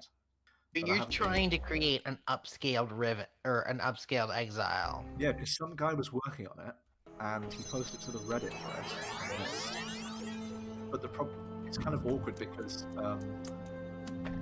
Scum VM, Residual VM, sorry, which is like what the Exile. If you download Exile through Steam, you get the Scum VM VR. Not VR, what's it called? Virtual Machine VM, Scum VM. Yeah, Scum VM. That's Scum the VM thing. doesn't exist anymore. Like the project got retired and just merged with Residual VM, which was like what Scum VM came from. Oh, I thought it was So the this- reverse. Oh, it Huh. might be the reverse. No, you could be right. It could be the reverse. I don't know. I actually. No, I think you're right. It is. So Residual VM is the one that Exile uses now, I think. And it got merged with Scum VM. I think it's the right way around. Either way, whatever. The guy who made this project for Exile, the upscale, used the one that was eventually merged, and so now his project is kind of like completely. The development line of his project is like completely forked away from all the updates to like the VM now, and it's kind of a bit awkward for him. To, like, continue updating. You've tried Mist VR, right, Shady? Oh. I mean, well, yes, the not in VR, but yeah, the new Mist. Yeah, I streamed it. Were you not there? Like, I was there, but I had to duck out really quickly. Okay, so that's the I'm just big curious, question. just You knew like, the answer hey- to already. Well, because here, like, I'm wondering, just like the whole Mist series seems like it was almost built for VR in mind. Just the nature of the Yeah, series, Oh, the whole series. because the whole idea of the Mist series, I think, is that it's not a character you're playing as; it's you. Yeah, It was until they supposed to brought that. be. Yes, that's always been my impression too. And I With think the that's exception of Oh, like there's- some of the later ones. And I think it's so interesting that, in my opinion, honestly, I don't think they even needed VR for Mist to pull up the atmosphere that VR is trying to accomplish now. Well, that's just Cyan's, as we talked about earlier. Like that's just Cyan's thing. They just want to be unique and just do the arguments. Right. How is their new game coming? Does anybody know? I forget what it's called. It's something with an F. Firmament, I think. Firmament. They posted an update actually the other 2 days ago or yesterday. Oh, I didn't see that I'll they do that in just a posted. minute. I have to check my pizza. All right. Yeah, you do want to burn it. Also, I That'd be said beer in disaster. pajamas. I am drinking beer for anyone that didn't know I was. I haven't got You much put it yet. in the title of the video, so that Maybe I kind of gave it away. You were drinking. No, shame actually, because- it's saying like maybe I was lying or forgot or something. I'm reassuring with that random Yeah. comment. Hey, did you on the 31st? Did you drink your stout or you didn't have any? The Halloween stout you like to get. Oh, the Pumpkinator. I have a couple left. Did you have some on Halloween? I probably did not drink on Halloween. That surprises me. No, I've said it before. I've never been a big Halloween. Well, no, I figured you would have Buff. done some sort of stream and done it. I don't Like- have many, and I didn't go get more this year. And Oh, I thought you said you try to make it a yearly trip that you try to go. Oh get. wow! I just stopped paying attention and it abandoned my recording. Ugh! I thought okay, try again. Is Halloween like the popularity of Halloween sort of vary from state to state a lot, or is it kind of just a general US thing? I would say it not only does it vary from state to state, I would say it varies from community to community. Yeah, Oh, yes, for sure. and person to Right. person, like I've just never really been a big fan of it. Like, for me, the only reason I get into it is because I can stuff my face with candy. I mean, That's it. candy's pretty good, but like, Well, what's I funny with normally, me though, like, I'm like, I wait till November the 1st and then just get it all on sale. yeah, but that's the thing. Like, then you got the holidays coming up, and it's like, should I really be eating a bunch of candy right before the holidays? I mean, that's what, have any of you heard of Carl Pilkington? Sorry, you cut out. What? Have any of you heard of Carl Pilkington? No. Go So basically, on. he's. Have any of you heard of Ricky Gervais? Oh, of course. Okay, so basically, Carl Pilkington is a guy that Ricky met when he was he's basically like, if you don't know who he is, I highly recommend you just look him up because he's absolutely hilarious. But basically, he said exactly this thing. He's like, Pancake Tuesday. Like, who cares about Pancake Tuesday? If you want a pancake on a Wednesday, just have it on a Wednesday. It doesn't matter if it's Halloween. Just if you want candy on Halloween, just have it the next day. Well, I'm more saying because it saves me money because That sounds like me and breakfast. I will have breakfast whenever. I'm the any same. time of the day. Oh, Shane, I'm 100% with that, mate. Lauren says he loves Carl. I can't believe that Carl. Maybe it's just a thing that maybe people in the US haven't heard of Carl Pilkington. No, hold on. No, stop. There's also this other guy that that came up recently. There's this guy Steve Hughes. I haven't heard of Steve. Okay, see, he's also British, I think. But I was like, I don't know who that is. But then, like, I had to dig in a little bit. Like, oh, I have heard of this. That's what I'm thinking. Like, this might be a case where I may not recognize. I'm actually pretty bad with name recognition in general. That's why when you say, have you heard of this person? It's like, well, maybe I have, maybe I haven't. I really don't know. So maybe you've watched Idiot Abroad. Have you watched that? A lot of Say people that know again? from Idiot Abroad, the TV show called Idiot Abroad. Idiot Abroad? No. Okay. Yeah, if you haven't seen that and you don't know Carl, you probably wouldn't Am I know. stuck? I highly recommend looking him up though. who are stuck. You just keep hopping back and forth. Dude, So there's a okay, there we go. This reminds me of like the spring trap from Sonic the Hedgehog, where you just put 2 springs and Sonic just forced to go back. Oh, they and are forth all open. Never mind. I thought there was more to this puzzle. See, I'm so used to much harder puzzles. I'm like trying to, before I move on to the next section of the puzzle, I want to get like everything in the previous room just in its absolute optimal state before even looking ahead. And I feel like these only puzzles are, these puzzles actually, this only puzzles workshop actually feels like normal Talos for once, which is rare. Like normally the workshop just goes like over and beyond. So you have the base game, and then you got Road to Gehenna, the DLC, which is harder. And most people try to make their workshops like a 3rd level, like even harder than Road to Gehenna. This one seems to actually go back to like the normal times, which is rare. And so I should just relax, except for the whole thing about the statue kicking me out of the level, which I still don't understand. But that would probably be a bug, just a bug. It's a weird bug. It's a weird bug, though, isn't it? It's a bug. It's got to be intentional. So yeah, Lauren, But, I love that as well. I love Running Your Life, but also another problem, Lauren, is that I listen to the podcast or the radio show repeats when I go to like the supermarket or something, and I'll just have it on my headphones. I'll just be listening to it, and I'll just like start laughing just randomly, just from what it says, and everyone in the shop will just be like, "What? Who is this guy? Just like making this noise." It's absolutely classic. Tom, I've got a question for you. Uh-oh. Are you a fan or not a fan of Monty Python? I'm a fan in terms of like, I can like totally like, I get the jokes, but I've never watched like all the Monty Pythons. Like I've watched all the classics like Moaning a Life, Life of Brian. Not Moaning a Life. That's Carl. Life of Brian and Holy Grail. Holy Grail and those sort of things. Like all the movies. I've never watched like many of the like TV shows.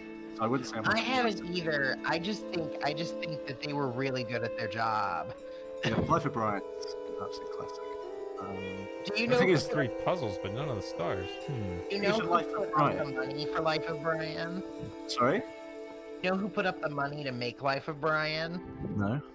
George Harris. Really? He the story goes, I think the producer sent him the script and he said, George called him the next day. He said, "I'm putting the money up because I want to see the damn movie."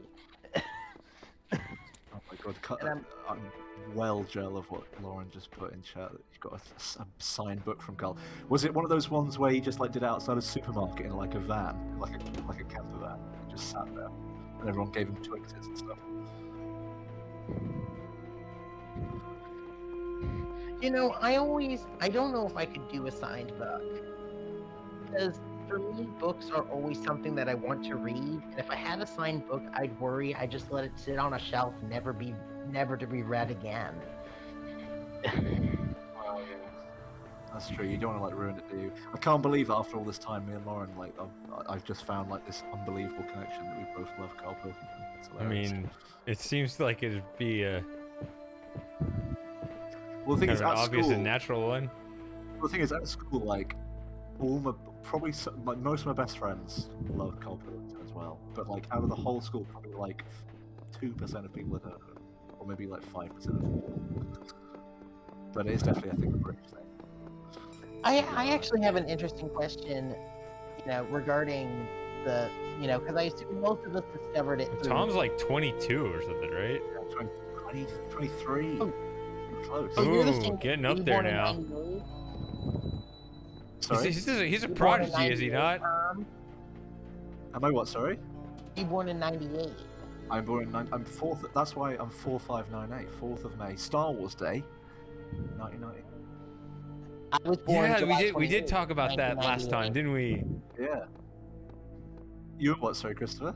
I was born in July 28th, 1998, so we're not that far apart. Oh. There we are. 1998. It's the year.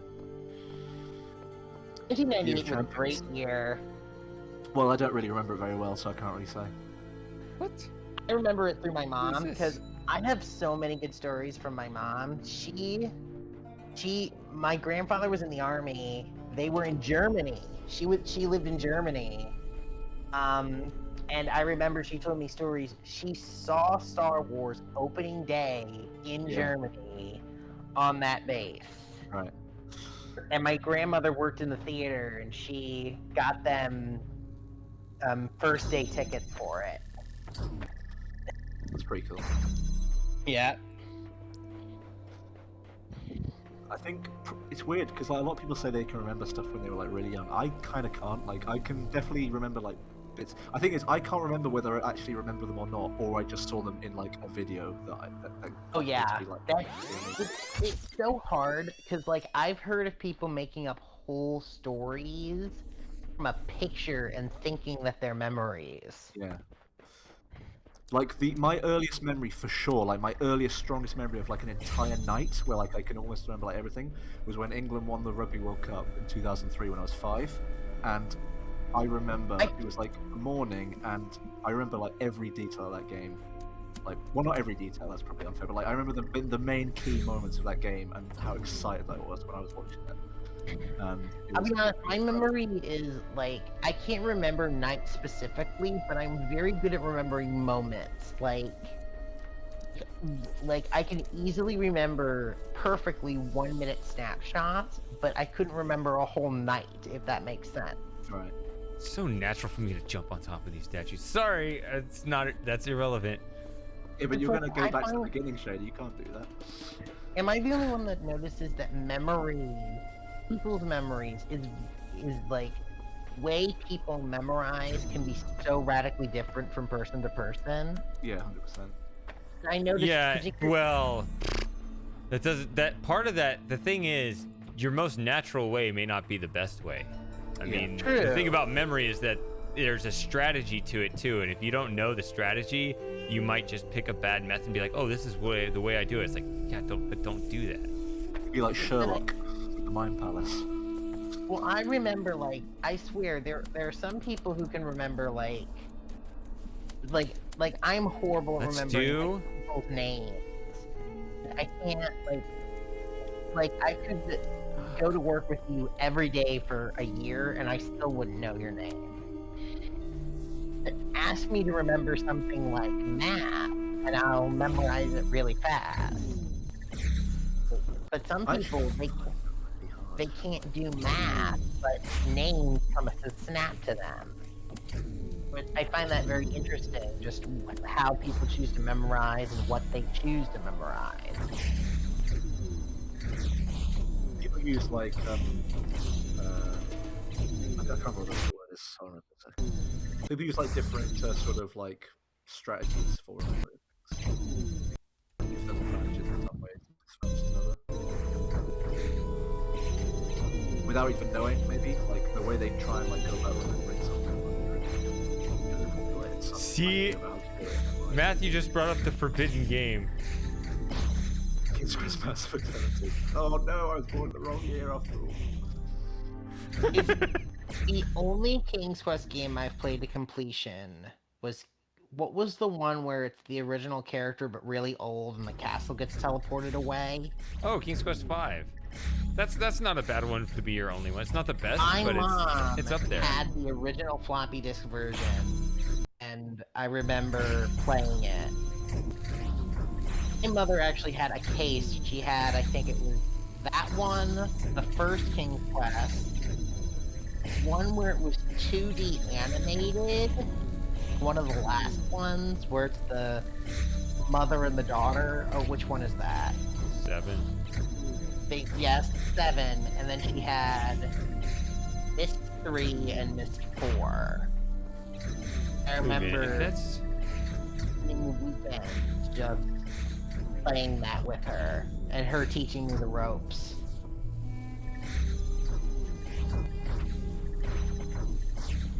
Can I just go around this other way? So, I suppose I should ask this question. I assume you discovered Shady through the Mist series, right? The Exile series. Me and my How brother. did you My discover brother. the Mist series in the first place? Well, Exile, my dad got when I was about like. That's actually probably one of my earliest memories as well. Was watching my dad play Exile because I remember being scared of Savidra. I remember him appearing. Like I didn't, I you know, I had obviously no clue what Mist was, or I didn't understand how linking books work. I just remember turning around and Savidra's there, and he throws the There we fire. go. It's always quite scary. Wait, why is this And- gate not open? He links away. I had no idea what that was. I just remember like finding that like quite. I remember that being very memorable. Him like disappearing, like he's using the linking book, but like just him seeing him And when disappear. he just turned Oh. basically to dust? Yeah. That I remember that feeling like he must be like a wizard or something. Like I didn't really know what happened, but like. Am I must have been, like- colorblind? Why does that not match? Hopefully, there's not purple and pink in this game. It's not Hey, purple I'm enough. back. I have some pizza. Oh, what pizza is it? It's just DiGiorno, pepperoni hand tossed. Oh, that's good. Crust. That's nice. That's really nice. That makes Pepperoni is always the best. Because if you bring a pepperoni pizza, I don't know many people who will not eat a pepperoni pizza. Mostap will not. Okay, that's Vegetarian. one. Or something? Okay, here's a silly question that I always find as an icebreaker. Pizza, pineapple or no pineapple? No I'm not a pineapple fan for of me. pineapple on pizza. I also have no hating. I think I have the most controversial position on that of all. Oh? Yeah, Then which is that I'm reasonably indifferent. No, I mean- agree with that. I think I actually do agree with that. I would never choose to have it, but I'm not going to like throw a hissy fit. Okay, so I'm not the only one. Yeah, if I've never ordered it, but I've never like stated categorically, oh, you put pineapple on that, I'm not touching it. Yeah, I don't actually get Well, that view at all, actually. my issue has always been like I suppose I should divulge this, I'm on the spectrum, and for me, Pineapple spectrum. I always have to eat food that's very plain, because if it has a lot of texture, it actually I've got a story with that. I see. I'm sorry, but I gotta duck out and go to the bathroom real quick. But I do have a story with where this is going about pizza and plain food. Anyway, don't let me forget. I'll be back. Okay. Well, this ought to be interesting. But I can't even eat a salad because the texture drives me up the wall. Really? Does it depend? But surely there's different types of salad. No, it's just it's the way it feels in my mouth. Like I almost spit it out. It's the way it feels in my mouth. Right. It's I get that. it's like my nerves are on end. Yeah, I get that. There's some foods that I find kind of just I just hate them because of the texture of them, really nasty. Right. And I find it so interesting that it varies from person to person. Just Yeah, I mean, like food, people like liking and disliking food. I don't understand how that no, works. because like I feel that it isn't logical. Like I feel that your taste buds are informed by what you eat, and if you're limited when you're young, because Yeah, I think you're right. There's a lot of that, like just how you grow up and what you eat when you grow up, for right, sure. I remember this hilarious photograph that my aunt sent me about raising kids, and it was this food pyramid, and I think it was goldfish on the bottom, chicken strips, ranch, and just like this is my child's new food group. It goes to show, like, if you let that happen, I find that when you get older, you just get really picky. If you're allowed to be really picky when you're a kid. Yeah. No, I understand. Yeah, I get that. Man, this is why I joined Shady's live streams, for discussions that can last like hours. Yeah, it's good. I mean, it's probably not my greatest strategy given like my current predicament in terms of like having to get a piece of work on Monday, but it's worth the fun. Right. Of it. Well, because I also feel that I swear after live streams like this, I feel way more rejuvenated. Yeah, I mean, like, Because I feel that it gets the creative juices going. yeah, it's You're very bouncing rare off that of actually people. I have discussions like that with like my actual friends, because most of our like when you just like discuss with your friends, like okay, it depends on who your friend on your friends, but like a lot of times you joke with your like I joke with my friends. A lot of the time it's spent just like joking about like inside jokes and just like generally like being in the moment and just like having a fun time. Right. While people, It's hard to have an informed discussion with your yeah, friends having like a because, conversation doesn't usually happen unless you've had a lot of drinks. right. Well, here it's a bit more like let's just talk about some cool stuff because we don't really know much about each other. We'll just like have a conversation. Right. Well, the one thing we do know is we all love the Myst series, but other than that, We also love it enough to also have problems with it. yes, because the list of issues I have with Myst 4, 5, and Uru, I could spend hours. Uru in particular, there are particularly Uru Live. Some of the puzzles in there make me want to punch things. Like, oh, well, actually, I don't know. How far is Shady in Uru Live? Shady, how far did you get in Uru Live? Did you beat it yet? Uru Live? I never played it because you guys weren't around. Oh, we never got around to it. Oh, so I can't even discuss the puzzles in Uru Live yet. No. Well, I did certainly want to strangle some of the puzzles in Ghost of the Shell.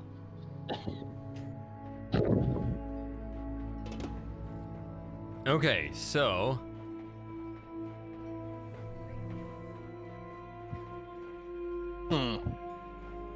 So what was your weird... Well, I was just saying... I know you already told your food story, so you shouldn't...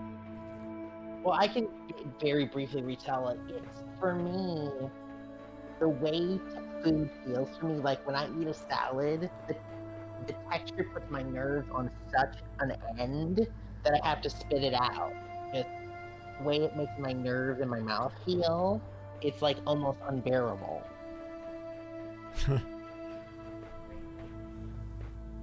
Okay. So... So my story is... Okay, so we talked about this guy last time, so I was, you know... What did I tell you guys about the, you know, my... Oh, wait, whoa. Huh. Look at that. So I was talking about,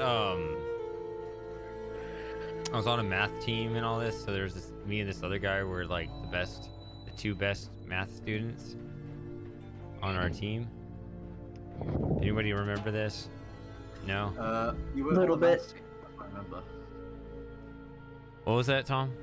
You were on a maths team, I remember that much. Good enough. So it was, so the two best ones were me and this other guy. And this other guy, well, this is kind of funny because you Tom, kind of look like him. Maybe I was him. Well, you would be the you would be the good version because like he had like this he had this weird, like, fake sort of British voice for no reason. For no reason at all. His parents didn't even have it, but he would, you know, he'd schwa his R's at least, and I didn't understand his accent at all. Britain. It didn't sound like he was trying, like it was natural. No, schwa, not roll. What does that You know what I mean? mean by schwa, right? So like, okay, so I look at my, okay, so hi ho stranger. So I say right, stranger, whereas you would say stranger, right? Oh, The stranger. schwa. Like the E. And more like- is a schwa, right? So that, More so like you don't, an you don't, Australian you don't. accent. More Well, like how no. they pronounce their R's. I mean, British people do it too, but it's, you have that, you're not religious about There's no erring your R. all of your R's. Only if it leads into another vowel do you the R. Well, here in America, we all our R's, right? So that's just kind of how we do it. So when we hear that for an R, yeah, when we hear that for an R, we think, oh, that's British or something like it or whatever. It's not what we do. Space Ghetto. Yeah, something like that. So, but anyway, so this dude was weird, but like, yeah. So you're like his good twin or something, but This is like this is a new level of conspiracy. This is Project Red Pants. This is what it's all about. yeah. So Project what? you just, I'm looking at you on Discord. You look just like him. What is this? Is that a But secret? I don't know. I don't know how it works.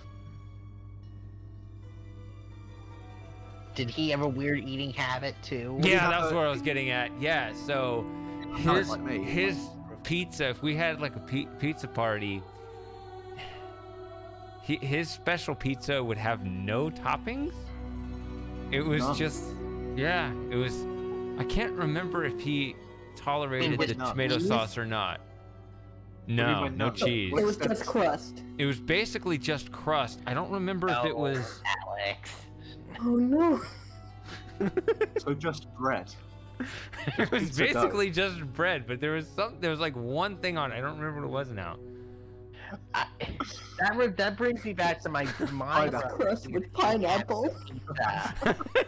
Pineapple. It would definitely not be pineapple. Okay, can I tell a story about my twin here? Can I intersect with that? Oh yeah, I forgot you had a twin.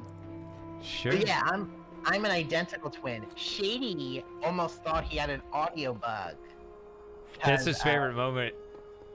Cause I get a lot of those. I did. I I played twice in that other stream, but yeah, Chaos is the twin, and Yeah, they do. They are my they identical twin brother. are identical. Like Sound in exactly every the way. same. We once tricked Shady into thinking that we were echoing. We sound so alike. Well, I was paranoid about that anyway. If I wasn't paranoid about that, I probably could have told the difference. But I was paranoid about it, so I was. But okay, so Kinda here's a funny preoccupied. story about my brother and pizza. He will get the same thing I will eat, a pepperoni pizza, but here's how he'll eat it. First, he takes off each of the toppings and eats them separately. Okay. Then he'll take off the cheese and eat that separately. Right. Then he'll take off the marinara sauce and eat that separately. Does he lick it? Yeah, like how? What is that So process? normally with a fork, and then he'll eat the bread. Okay. Does he? Does I'm not can like he- that, but I've kind of always been a little bit sympathetic to like enjoying, like, I don't actually like eat toppings separately like that, or like I don't do that, but like sometimes if there's a combination food like that, like I don't know, I'm like it would be Okay. out of line to enjoy each of these individually, but I sympathize with it. Here's a question don't- to your brother then. Okay, if he had the option of like buying all of those things that he takes off separately, there was an option of buying all of them separately at the start and put them all in the oven separately, would he go for that? Or is the process of taking them off the pizza an important experience? It goes back actually to the autism. It's a tensile thing. Like, maybe you've seen this like at stores, just like, have you ever seen those things where like you've like pushed like little silicone circles in. You ever seen stuff like that, or fidget spinners, or things like that? Oh, okay, yeah. The sort of tensile ability from it. That's why he does it. Oh, hang on. You're very quiet, Chris. You're very Yeah, something quiet, happened to your. Nerf. You like it's like you suddenly like. Okay, it's because I got a little away from the mic. Sorry about that. But It's this chat. There's something going on. There's something spooky going on with this chat and microphones. But it's that weird, very obsessive routine. He has done it this way for 13 plus years. He could not go back to eating pizza the normal way Right. because of the structure that he is so used to at this point. The tactic Right, and of but pizza also experience. people on the spectrum are very, very, very obsessed with structure to the point that Yeah, we I've heard that. will get rid of common sense just to follow the structure, if that makes sense. Yeah, I know people with like it's not exactly the same as that, but people with like OCD, they have Right, similar that's things. exactly what it is.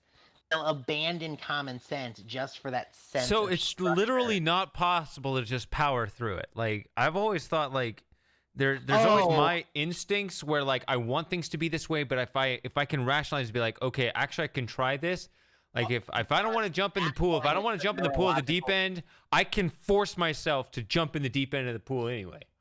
Like right, that's the fundamental nature of autism. That's why it's diagnosed as a neurological disorder, because it goes beyond that rationality. It can make us completely and utterly irrational. That's why you see stories of like people with OCD. But can't you just like in the moment, just like, okay, this is entirely against my nature, but just one brief like second of my life, I'm gonna pretend this totally doesn't apply. Well, because it's also that the sense of structure is what gives us a sense. How do I say this? It feels uncomfortable. Like Exactly. It It's like doesn't feel necessary to go to the. I once remember talking to someone else who had the spectrum. It feels like you have like 1,000 maggots on you. You break the structure. It's like the Room 101 scene in 984. What? Have you seen that? No. Okay, don't worry about it then. But it's like a situation where, like, against all his will, he can't do the thing he wants to. I've heard of that. Isn't that a Stephen King book? It is. It's Owen. I've heard of the Room 101. Oh, what was I've his never name? seen it. I can't believe I can't even. Oscar Wilde. No, it isn't Oscar Wilde. Is it Oscar Wilde? Hang on, let me look. I can't believe it. Can I say, man, I was reading the ending to one of the Stephen George King Orwell. stories. Jesus. I don't remember what it was called, but I remember it's this writer, and I remember the story ends with him like eating his fingers. Oh, I can't remember what the story was called, but it was dark. Charlie and the Chocolate Factory. Augustus Misery? Gloop. No, it wasn't Misery. It's a shorter story. Like he's marooned on an island, and the story is like he's trying to survive, and eventually gets to the point where it's implied that he's like eating various other things, and he has to start eating his fingers just to survive. Oh, that's horrible. I think another thing that like I've heard about like this like similar sort of thing with not being able to help yourself doing something is just like classical problem of like someone being addicted to something, and it being incredibly difficult and intolerable to not continue to do the thing they're addicted to. Right. Addiction, like, fun fact, that's why people with autism, I think, are like 50% more likely to get addicted to drugs and alcohol. It's because it's a very similar. I wouldn't be surprised. That's not surprising. Right. Because it's all very similar.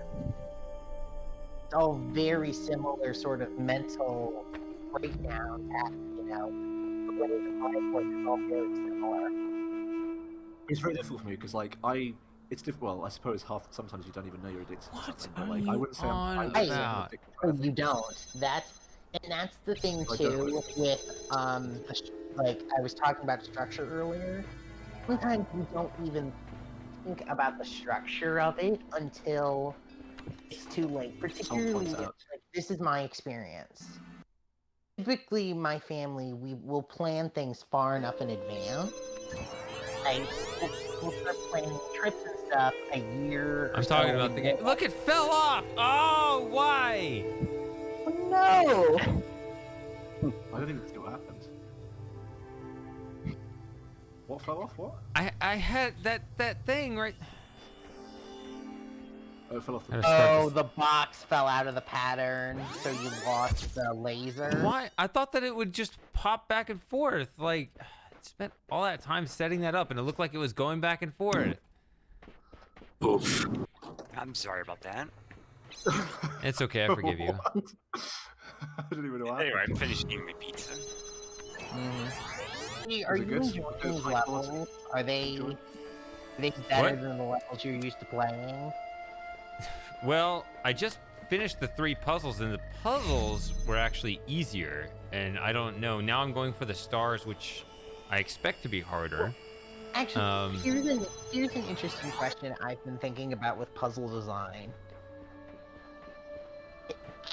Can a puzzle be easy, but be just as satisfying to solve as a more difficult puzzle? No. Because it really is just pretty much a one-to-one correlation. Pretty much. I mean, really, the only time you don't get that satisfaction from solving a difficult puzzle is if you feel like your solution was cheap or it was Right. some Because I kind feel of bad that design. right, that's That's actually like my drives. issue with. That's why I hate the puzzle from Myst 4, the stupid Spire chair. the spire chair, because I feel that it's a difficult puzzle, but I feel the solution is very cheap and difficult to understand. If Mostap were here, he would 100% interrupt you and tell you how he enjoyed that puzzle. Look, my main issue with that puzzle is exactly the same as Shady's, which is that they just need. It was so possible. It was so easy in hindsight for that puzzle to be improved in playtesting. I can't believe they didn't improve it. I actually wrote, remember in high school, a essay on how to improve that puzzle. I was so Oh, fed up wow. with it. Nice. So, Because I remember thinking, first of all, there were 100 different ways to improve the clue setup. Oh, yes. well, the clue didn't make Some sense. of it was as simple as just the wording. Yeah, the wording was bad, but also it didn't make any sense. Why would Cirrus go about trying to work out how his own thing worked out like that? I don't Right, get because it. my thing also was that you get the purpose of the chair in the sense that Sirius's goal is to make sure that his parents can't find what he's done. Like, it's supposed to show that Sirius is super paranoid about everything. The point that he knows he's alone, he just doesn't care anymore. Well, he somehow found out that the only thing that they can really see is where he built that sculpture, I guess. Right. Also, And somehow he figured that out. I have how no explanation in game. that's something, but I'm getting off track at the topic. My big issue was the thing that stumped Shady for so long was he didn't know how the tuning worked, and I think that the tuning could have been very easily implemented, like a one-page clue or something. So It was a I'll tell memory, you. wasn't So there's this is something that's nobody's fault. This is just a weird, like a different thing that happens when you stream a game versus play it on your own. So everyone actually does a really good job trying to, be spoiler free and everything. But I can often pick up signals if something different is happening, if something is up. Like I can pick up clues if just kind of from people's reaction Right. on what's going on, even if you're trying your best not to give me any information. which Right. is sad. Which is sad because it's like I can't get the information from the game, and yet I can get information from you when you're trying to not give me information. But The Well, Yusha thing. I think the Yusha. problem is that Shady, because I think maybe that's the game leaking over to you. Because I feel well, that what I mean is like this happened. An example would be like the witness. So, you got those environmentals, and well, first there was a problem where there was a whole first problem. The reason why I didn't discover any environmentals until I completed the rest of the game was kind of because of a chat debacle early on that actively encouraged me to not look for anything. That's a whole other thing I could get into. But when I did start finding, when I did find an environmental, it was one of those things where it wasn't quite in the perfect angle, so it didn't quite do the full thing where it would allow me to draw the line, but it kind of did that popping sound. There's like that half thing, you know what I'm talking about? If you've played the game, like it I kind of. have not played The Witness. But and there's, if you're right probably on, will. if you're right on it, like it reacts like this big flaming thing. But I had not discovered that yet. So I had not seen anything like it, but it was like I found a little bit and it went, and I never seen anything like that before. And it's really weird, I'll tell you in a stream, to find something like that on your own, and nobody's happy for you. Right. You see, if I find the right thing, everybody goes, yay, you found it. Well, I found something significant, and it was, I was like, oh, what is this? And just like, all of a sudden, just like, everyone's just radio silent. And I'm like, Yeah, 100%. what? Oh, so I'm like, but silence is no one speaks happy?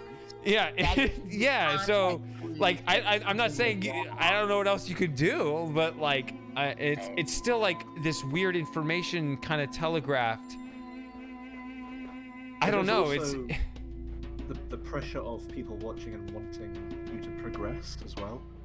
Well, Oh, yeah, my issue with Shady is when I feel that poor game design is hindering your progress. Yeah, in terms of just pure game design, in terms of just. oh, I'm an pure game idiot. design, That's the problem. No. I'm talking about. No, I'm an idiot in this puzzle. I just realized. Oh, of course it shut down because I need a second connector. Sorry, what? I remember in Miss 4 specifically, it was the puzzle at the end of Haven. And with the spinners. Do you remember that? Yeah. Remember, you couldn't find the last one. The last. Oh, underneath the underneath Jumbo, underneath the. Oh yes. Oh, the chart one. I mean, Yeah. if you don't find all of them, you can't solve the puzzle. Do you remember that, Shady? That was hilarious. You watching you. Okay, so I'm sorry. I just had a revelation in this puzzle and how far off I was. So no, what was it? Do you remember, Shady? It's this in Haven. There's the puzzle with the spinners that make the sound, and you have to knock out the creature so you can get through. I remember you couldn't find the last chart because you knew there was a final chart. Oh, with But the you chart behind the thing, yeah. Chart that had the names. You were made. like looking around, like pixel hunting, and everyone in the chat was going, "You're getting closer, warmer." That was the one time I snapped and basically gave it away because you were having such a hard time finding that thing. Because I clicked there when I was zoomed in, so I was like, I looked there. You have to click there when you're zoomed out, Out. Yeah. which is Terrible. backwards. Terrible design. Wait, to me, Oh right? yes. In my opinion, that's a case of bad game design. I mean, it's easily fixable, right? Yeah, that's the thing. Well, There's no. clearly a It's lack of easily playtest. fixable because I figured out the reason why. It's because of the necklace system. Because each one of them has a separate memory. They had to have it on the zoomed out so it would change the memory. I don't remember the memories in that area. Each one of them, the first chart one and the one underneath it, have a separate memory associated with them. Right, I see. So And they you can't couldn't like hope- change them during one frame. They have to Right. around back They couldn't change it in the middle of the frame. They had to have you do it on the zoomed out screen. Right. Also, fun fact Oh. about the spinner puzzle in that area. That puzzle actually had a patch. Yes, the spinners were really hard before. Is that what you're going to talk about? Right. They were too sensitive, so they had to patch it in to make it easier. Yeah. It was You one know, of the that first game- times I'd ever even heard of a patch. But that game actually, because anyone who's ever done a computer program that other people use will have this same problem that, like, especially if you're writing like a game, if you are the one who tests it, you're going to be oblivious to a lot of the issues because you know how it works, and you're not going to try all the things that are wrong, and you're not going to think about the problem from the Right. You designed it, You're not really going to be able to think of all the ways that someone who's new to your game could try to break it. And Mist Revelation, all of the big game design problems with Mist Revelation feel exactly like that. All the people who actually tested the game were what it people feels like? It feels like they only had themselves to do QA testing. Yes, it does feel something like that because all of the actual all the actual gameplay issues that are crucial to like getting some of the clues are really problematic, like the spire chair puzzle not giving you like any information about like how close you are to like getting it tuned or whatever, and the thing under the easel like having to zoom out and do the things. You get the sheet that tells you like what the thing is. If you already know that that's what you have to do, you're never going to be able to pick up that that's a problem. Okay, that is that. Tom. Yeah. Like super far away from the mic again. Oh, sorry. Well, I mean, I literally moved back about 2 centimeters. So that's... Yeah, you need a mic with a larger lobe of sensitivity. Say it with me, lobe of sensitivity. Unfortunately, Sainsbury's is closed, and even if they did buy one, it would probably be difficult to find one. But I feel that like Myst 4 was a game that was, I think they had great puzzle ideas. They just needed to be tested independently. The only puzzle I say in Myst 4 that flat out sucks are the 2 dream puzzles.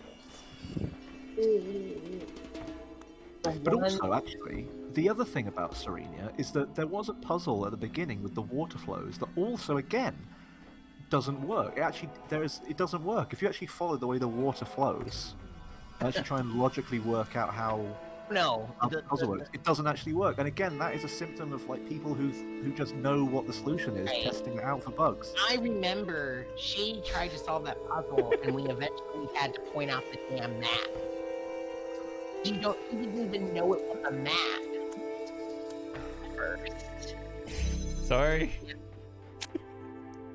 Here's in Serenia, there's this mosaic of a boy, and then it goes into all these waterways. And I remember you looked at it, you thought it was interesting, and then you just moved on. Oh yeah, that actually was cryptic. Right, and I was like, it was right there, but you didn't know it was part of the puzzle. Right. Because it was like around the edges of it or something, right? Right. It wasn't like the middle of it that got your attention or something like that. Right. I feel that Myst 4 was a game that A, needed better QA testing, and B, Serenia needed a total rework. Because the dream puzzles to me feel nothing like Myst. Well, yes, I agree, but also I would actually say the entirety of Serenia feels rushed because the game gets worse. The game starts brilliantly. Tamana is a wonderful atmosphere. Oh yes, it's beautiful. Music's great. It looks wonderful. And the rest of the game in my opinion, it did one of the best nostalgia trips in the entire Myst series.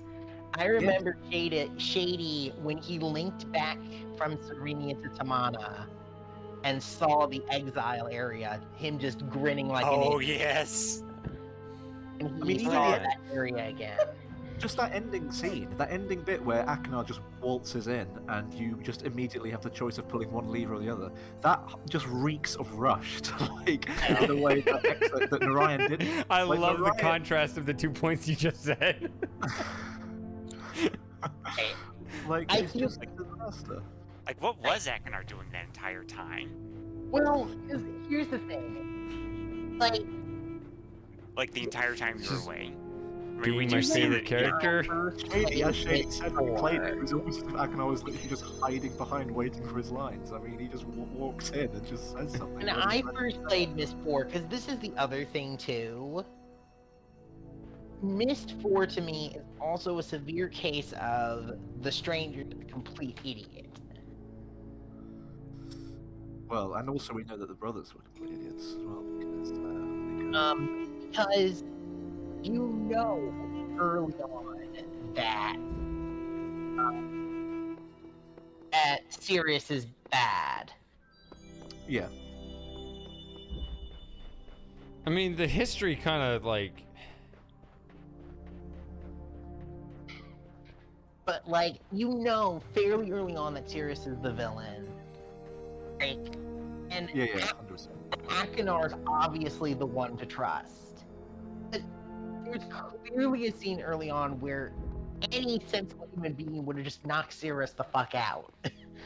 Well, my problem with that is that I wouldn't have. I don't mind I don't mind the. It's tricky. Like it's a very thin line. I think. Like the main problem I had with the obviousness of Sirius being bad is the acting. Like when you're in Serenia and he looks so guilty, it's just unbelievable. Oh, right. But I'm not even talking about the guiltiness of it. I'm more just talking about that you clearly see him destroy the thing. Yeah, that's what I mean. Like he just is so guilty. Everything he does in that age is so guilty. I think it could have been more interesting if okay, you've read in the two books in the two prison ages that clearly Sirius is like still like okay, you read it and like Sirius still looks evil, but Akanar looks like he's got better. But they could have made it like more confusing. They could have put some doubt into your mind in the way that they act and do things in Serenia, and you'd be like, is he really evil? Because here's the thing to me. Sirius strikes me as being a manipulative bastard. Yeah. Particularly because of what we see in Mist 3. He Yes. strikes me as someone who can manipulate brilliantly. Yeah. Because, like, of the two brothers, Sirius is always the more conniving one compared to Akinar. And that goes all the way back to the original Mist. Well, the entirety of Mist 3, that whole story about how they ruined Orion, I think is very subtle.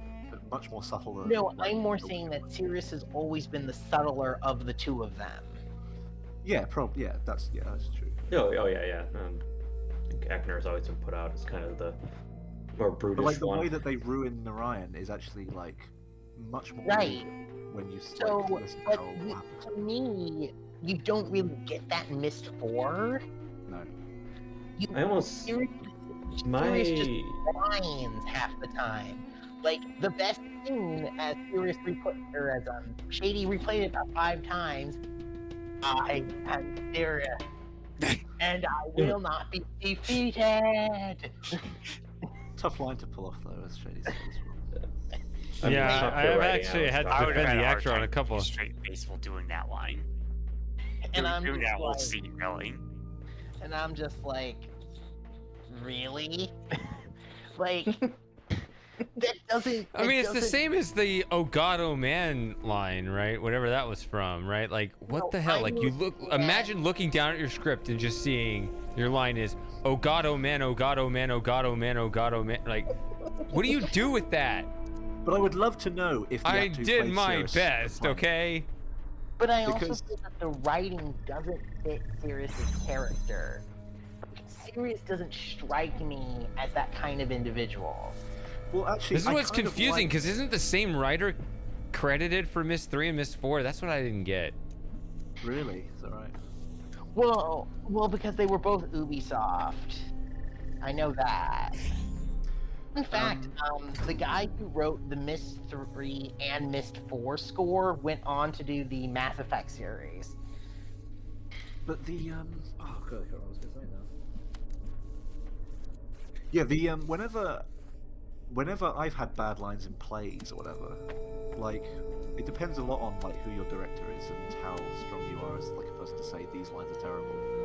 But like I feel like that could have easily been solved by just being like, I'm not going to say these lines; these are terrible, and like count something else. But also, I actually So don't know if I weird. totally agree because like I kind of found it quite funny, like in quite an interesting way. Like a lot of people who act a lot of people who think they're gods and like to act as gods in worlds that they've overpowered.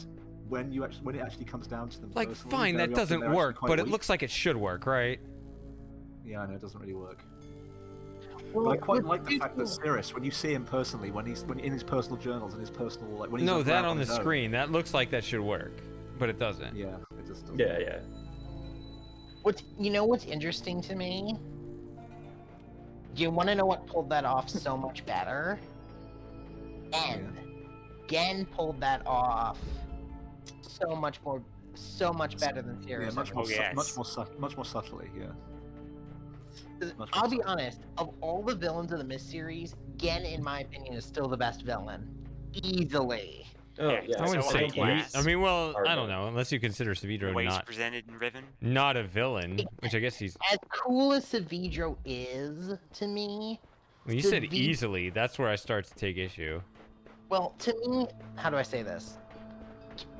As Asher. interesting Asher as is the best. Savidro is, He's the Savidro is also a character I have seen before. The broken man pushed to his breaking point. But They did Gen, Go on. Gen to me is so complex in every single facet of his character. It's based really on just a few journal entries. You can really, and just the world around him, you glean so much about who he is. Yes. Now, my favorite part of it is that schoolhouse, where you discover the Dunny numbers. You Oh learn yes. so much about Yen's personality in that one room, compared to any journal entry in almost all of Riven. Yeah, I would say that Riven does a brilliant job just with subtle storytelling. But I think you can make a good case with Savidro too, because You're right. even if he's kind of the guy who's been knocked down, that kind of trope. It's the Right. dynamic of him thinking he's up against Atris, even though it's the stranger, that I think makes his story unique. Right, you're right. Because also because I noticed something about the Mist series. It all goes back to two definitions. It is people who believe they're gods versus people who believe they are men. It's the entirety of the Mist struggle. If you look at the entire series, it's always the people who believe they're gods, like Gen, Akinar, Escher, the people from Uru, versus the people who believe they are not gods, like Atris. Yeah. I think that to me is the struggle of the whole Mist series. Why is this gate not open? Yeah, Is that's that just me? that actually No, kind of makes sense. Yeah. It's like but that's a classical. That's quite a classical sort of trope Yeah. in history Well, I as think well. it just goes to show that. Yeah, it goes well beyond that. Yeah, well beyond fiction. Because I also think it's just great that the whole series is connected to one solid theme that you can trace all the way back. And it does an excellent job of expanding on those themes as the series goes on. Oh, look at that. You could say to some extent that struggle even applies to Yisha. In Oh, yes. New Ruins 5. Yisha, All right, good night, Lauren. Peace out, Lauren. See you later. She does get. I mean, Goodbye, Lauren. Good night, Lauren. as she gets older and she gets more powerful, she kind of gets full of herself. Well, Oh yeah, I mean that's right, kind of the whole point of her arc in Mist 5, right? Don't trust me, I've already failed, because she thought her I'm argument, the gorilla. she She's recognized Anakin, that she was basically. powerful. Then, as she recognized what she was becoming, she recognized the horror of what she was becoming. Like in Mist 5, also, by the way, I still say to this day, Mist 5 had the wrong title. Yeah, I totally agree. Should have been called Uru 2, because that's Or, exactly or just Uru End of Ages would have been fine. They just wanted to sell more because they Oh were. yeah. You throw the That- Mist name on it, and then you get. it. I mean, use the Uru engine. It continues right No. after Uru. Like yeah. Not talk about any of Definitely that. electric to me. Uru 2 Electric Boogaloo. End of Ages Such a concludes normie, Sarah. concludes everything set up in Uru. What got me into Uru? I saw Mist on the box. I was like, that sounds like right for me. Yeah. I didn't really know Uru was a thing until They already years knew after Uru. I played through Myst 5. They pretty Oh, much really? I have to pretty much admit. a recognition that it failed by not calling it Uru. I think I would have been happy with Uru End of Ages. It just should not be called Mist because it doesn't. I mean, it explains why I felt like the game was missing Should so be called much. Uru End of Mist. I was missing so much Uru backstory Well, is nice. Right. as I was playing through Myst Honestly, I'm 5. gonna be honest. If it had just changed the name of the type, the name, I would have given it way more points. I mean, it's all marketing. Well, I know Yeah, that, but I'm those saying numbers. because it's trying to live up to the Myst name, it loses so many points with me. For me, I don't really care that much. It's just one of those niggling things about what Cyan have done that just annoys Right. me. It's just Well- it's never going to be changed. It's just there now. It's just that's what it is. By the way, do you think that, because I know Shady, you're still waiting, do we think the Starry Expanse project is actually going to be completed? Yeah, I think it will. Yeah, but not independently. Right. Shady, how do you feel about that? Are you still interested if you were to do a series at looking at it, or is Oh, I the would have to idea- look at it first, for sure. I'm saying, does the idea of it not being independent turn you off from even considering it? No, absolutely not. I just hope that they don't get too creative with it. That's the thing that because we've had so Well- many Myst remakes that it's all right that they changed a few things, like that's in their But recent one, but we haven't had any upgrade of Riven at all, and I'm just afraid that they're gonna start getting creative Now, with it and do a here's bunch the- of new things here's with it, my and we'll never see suspicion. Riven in a 3D form like we've always wanted, and it's gonna look something completely different. Here's my suspicion with that. I don't think they could. Mainly because of the nature of which the two games were developed. Watching, what were the brothers' names? Who developed Myst? What were the two Robin and brothers' names? Brandon Robin. And then Robin. I remember them talking about. You are hereby kicked out of the Myst community for not knowing that one. Shame. We're joking. But we're joking. F. I'm just horrible with names. No, you're fine. But I remember watching interviews with them saying, when we designed Myst, we just did it based on our D&D campaigns. And that was where Myst came from. And That's how they tested it, wasn't it? With Brother Bond. and I remember them saying, like, when we did the sketches, we did very rudimentary sketches, and then I'd spend hours just getting these images rendered. So Myst was never their original vision, I don't think. No, it was, but Riven, I think, was when they pitched Riven, I think they did it with the full might of their vision behind it. Like Riven came out, I think, exactly how they wanted it to come out. That makes sense. I don't think they will change much of Riven because to them, Riven is complete. But it's also been what, like over 20 years, and they may have been like, well, with all of the intervening stuff like Uru and stuff, then they're like, well, maybe it's not complete now. Let's throw in some retcon stuff I still don't think they will change much of Riven's core design. Nor will they try to change the atmosphere of the characters. they'll cut down some more trees on Jungle Island. Honestly, Hundreds of trees. well, honestly, actually, I think yes. I think one of their goals will be to show, because to be able to show in more detail, the open section in Jungle Island where you see everything cut down. I think people put a lot of detail into Oh, that. you're cutting out. Yes, you cut out. Am I better now? That's better. Yes. Okay.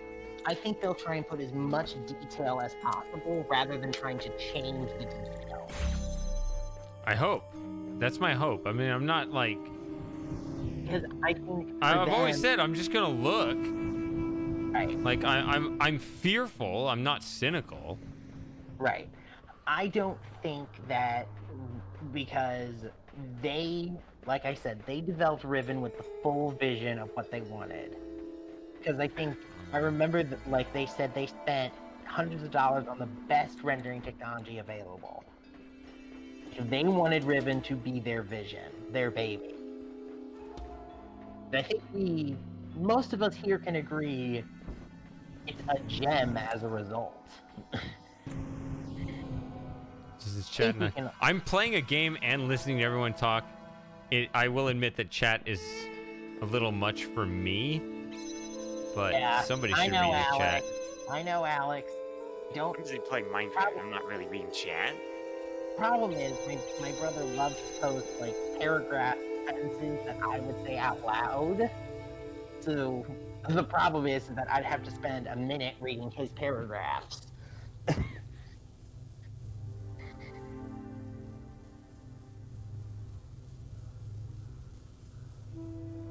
Can I go from there to there? Maybe I can do that. It doesn't seem intended because there's that other post over there, but if they don't like that one color and they don't allow that other angle, I don't know. Nobody knows or cares what I'm doing in the puzzle, right? Now, here's an interesting question. Come on, look up. I assume the person who played Gen has passed away, right? He actually hadn't. He was in like 97 last I checked. Well, but I I'm don't know, saying unless it was like within the last year. It's unlikely he could play Gen again. Oh yeah. Oh, of course not. Yeah. Although I think he ran a marathon at age 96. Well, when I'm still like, I remember like your vocal Something cords like that. give out. He lives in London, so I could just go and find him and just ask him if he wants to. But like, here's an interesting question: who would you want to play Gen? Like, who could you see? Brad Dourif. No, yeah, he's still alive. 96 years old. Yeah, down in London. In like a ideal situation, like in a fantasy land, Charles dance, but I doubt they'll get him. No, I totally agree with that. I think he'd make an amazing Gen. The guy who plays Lannister. Yeah. Davey, do you have an opinion? I'd have to see a lineup. I'm not. Because I don't have like somebody on. I think it seems very unlikely they're gonna do mocap again. I think for this new remake, they'll probably be CGI again. Be my guess. Look at the image I've just put in Shady Streams. I mean, imagine him as Gen. That'd be great. I'd take that. I mean, at least as an image. I mean, I don't know. I guess a little bit more. I need a little bit more information, I suppose, but. Did he play? Honestly, the only reason I know him, I haven't actually watched Game of Thrones. The only reason I know him is because he's on Top Gear. Oh yeah. Yeah. Are you a Top Gear fan? Yeah, he was on the old Top Gear like 10 years ago, and I love Top Gear. I love Yeah, Top yeah, Gear. yeah. It's my favorite. I love Jeremy. I love James. I love Richard. I haven't actually watched it very much since they switched to Freddie Flintoff and everyone else. I mean, Amazon Prime. Well, no, they switched. Well, that's them. They're doing their stuff on Amazon Prime. Oh no! Don't bother. It's They terrible. switched to. I actually do quite like Freddie Flintoff. Like he's a cricketer, and I remember watching Freddie Flintoff as a cricketer, and he was like. Well, the problem. Here's what I'm gonna say about charismatic it. person. It's a good show.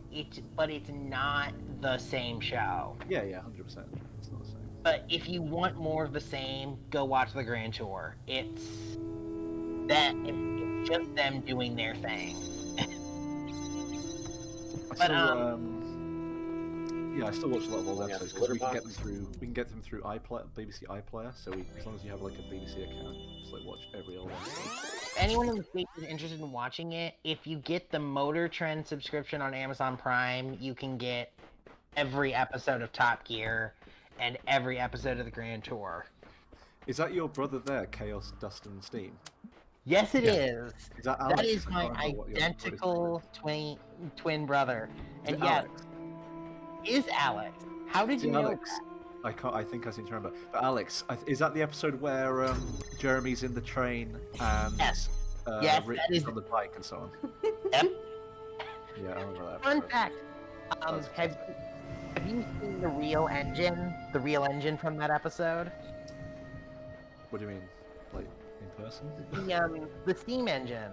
The 60163 Tornado is the newest steam engine in the world. Yeah. I seem to remember them saying that it just been just rebuilt. It wasn't rebuilt. It was built from scratch.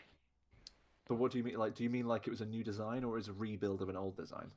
It was they took the designs and they put it into an AutoCAD program and reworked the design. Okay. Right, so they didn't to make rebuild it, but they built an old design again. Right. They built an old design from scratch. I think it was 3.4 million pounds.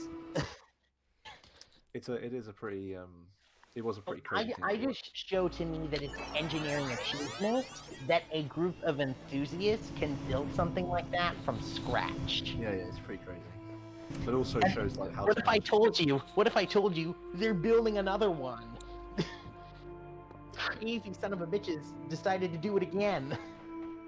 Now they've Well, committed that's because to they it. didn't win. That's because they didn't win the original race. They got to make something a bit better.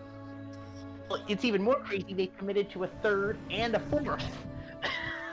Well, it's like Avatar films. You got to keep piling them up. I'm just like, what do you have to prove?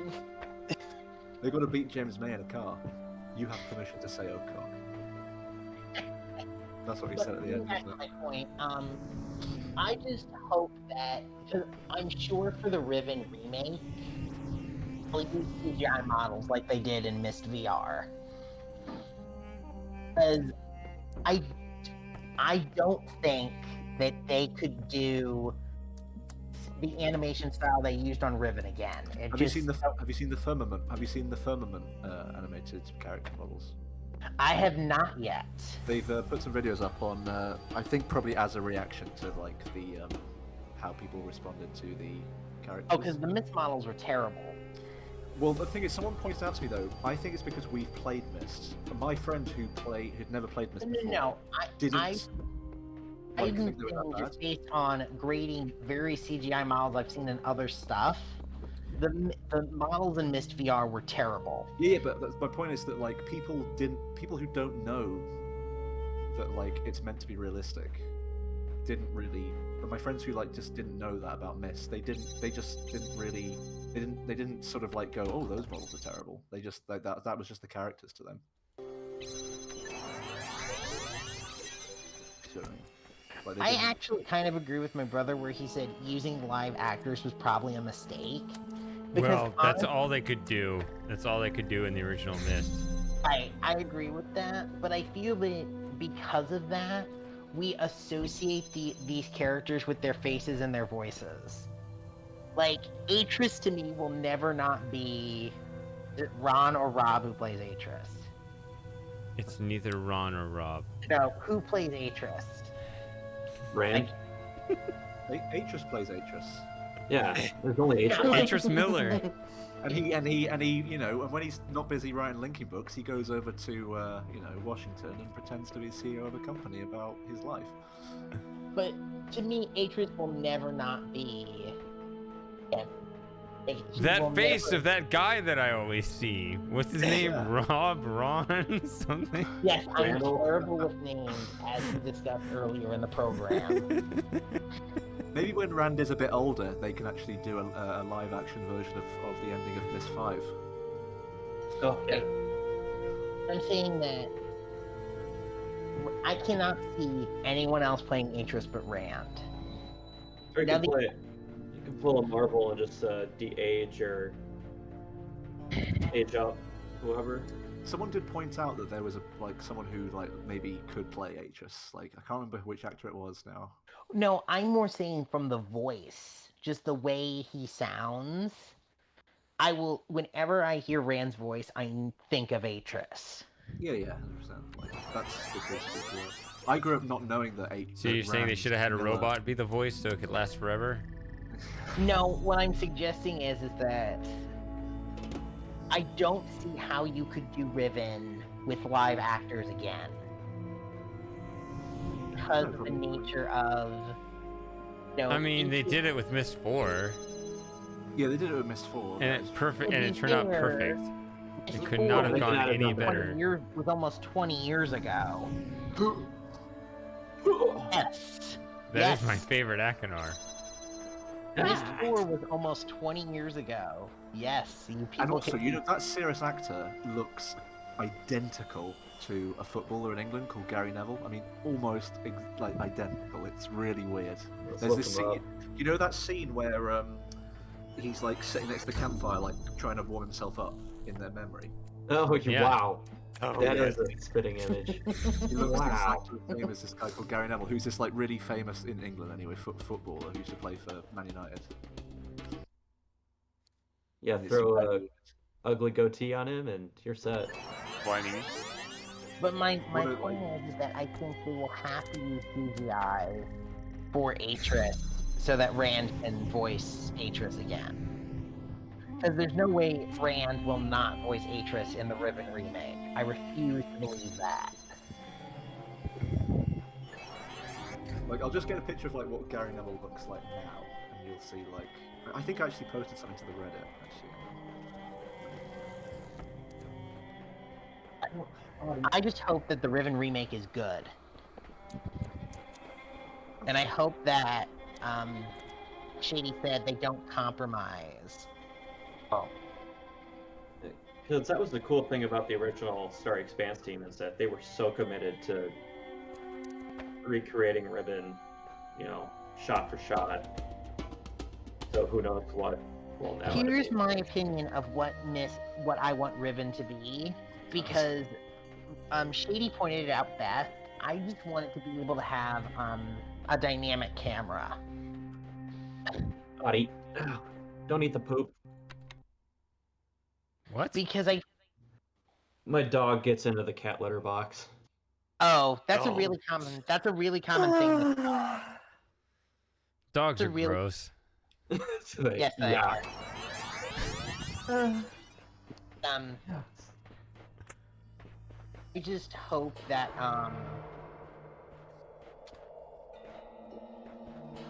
Oh, I messed up. Not like God, bigly. their faces are almost identical. Jesus.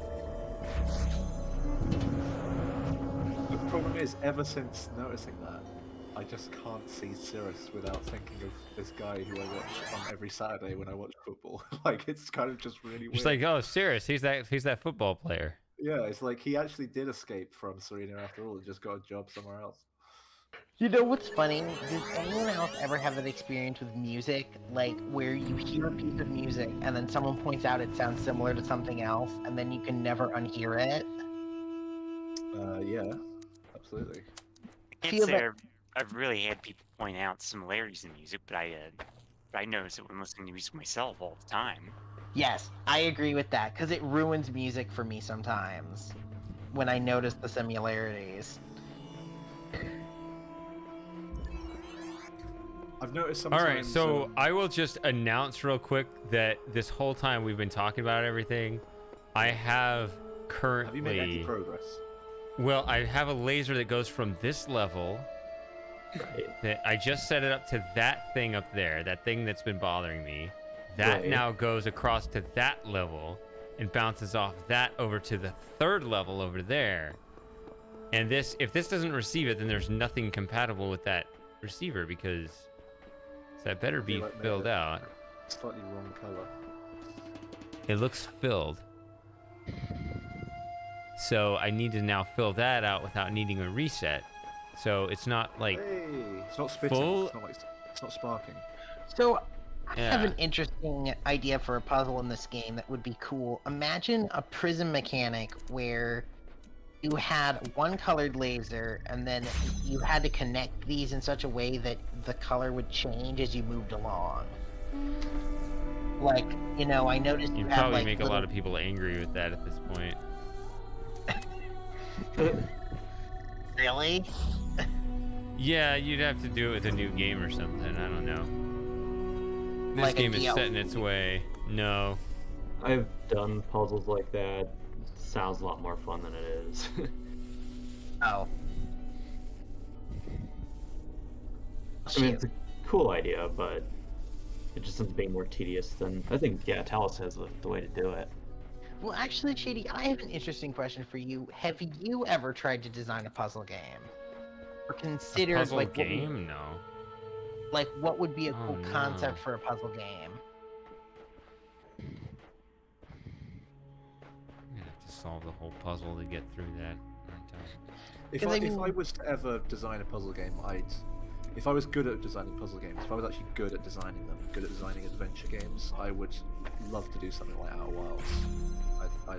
Everything about that game, there's some problems with it, but like the actual story of it, I would. Love. Okay, is the Outer Wilds a spiritual successor to Fallout? No. Oh no, you're thinking of the Outer Worlds, Okay. which I think is made by the people who made Fallout New Vegas. Okay. So it looks very similar. Outer Wilds is the thing that Shady's playing right now. Well, not now. But he's not living. Is Fallout New Vegas an adventure game?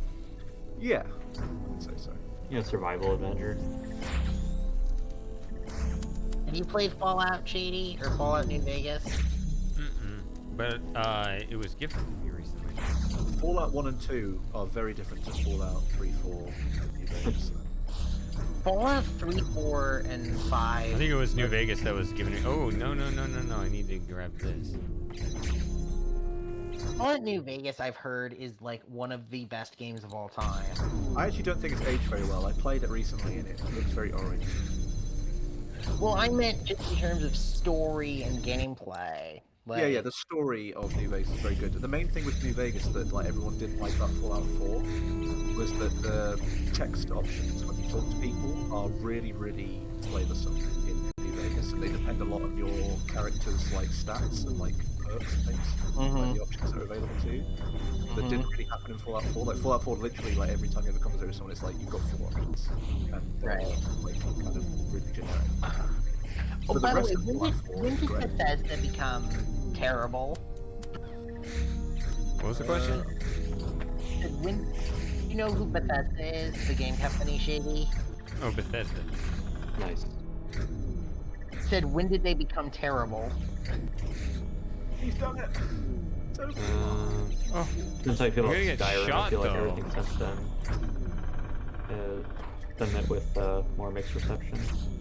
No, I'm more meaning just like Wait, when did what they the- become scummy? Because they're a fairly scummy company. Like, if you look at Fallout 76 and the business practices involved in that, it is disgusting. all right. Probably when they So released Fallout 76. Because it's specifically designed to take as much money from you as possible. I think a lot of games are designed that way. So Well, no, these this- turrets are terrifying because you realize if I get shot, I'm gonna lose like 20 minutes of Yeah. progress. All progress. This is like Jamie, Okay, how you many look- buttons? you 1, look 2, 3, really 4, 5, nervous. 6. This room looks like it terrifies you. this is like total wipeout. This is. Well, if it was just a fresh puzzle, it'd be one thing. But you have to understand, I have nothing saved. I can't save. Like, it took me forever to get in here, and there's nothing. Exactly, Sarah. If I fail this, I have to go way back. Or sorry, when I fail this. The old gameplay logic of trial and error. Well, these are turning off the turrets, though. like sort of game fatalism.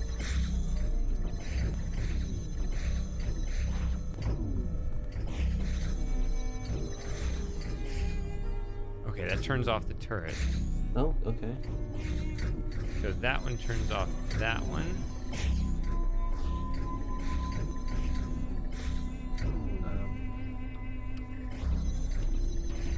Yeah, Fallout 3 I never played. Fallout 1 and 2 are very different than the ones that come later, but they're still really good fun. Actually, if you can like bear the graphics Aren't Fallout 1 and 2 dungeon crawlers, essentially? Yeah, kind of. They're still very good, like story and stuff. But like just very weird controls, like potentially like a bit too weird for me. While Fallout 4, apart from the dialogue being much worse than New Vegas, actually most of Fallout 4 is very, very good. Like the atmosphere is good, the music's good, the Wait, that one's going. It's buggy. Oh. Oh, that's genius. But Like, I picked it's up like the star. It's like a little jump scare. It's supposed to get you. Or a bug. No, because I if you think it's notice, more- only 2 are working. The others like are mechanically broken. I can see like little bits ripped off. It typically doesn't work that way.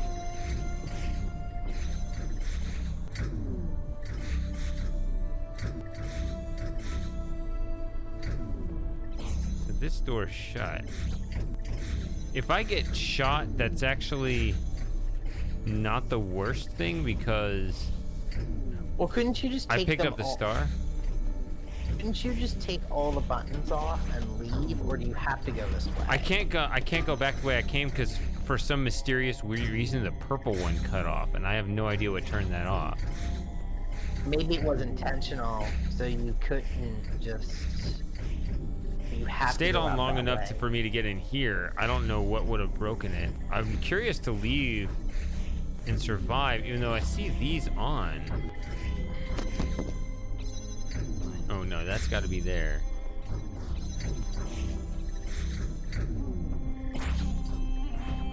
Do you have a spare cube? I noticed. Oh, yeah, there. That'll turn them all off. Because I don't need to get in the middle section anymore. Okay. And these don't kill me.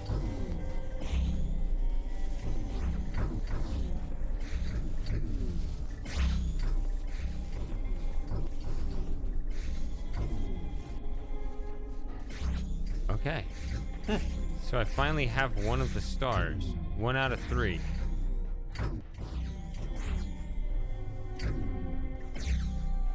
And you know where at least one other is, right?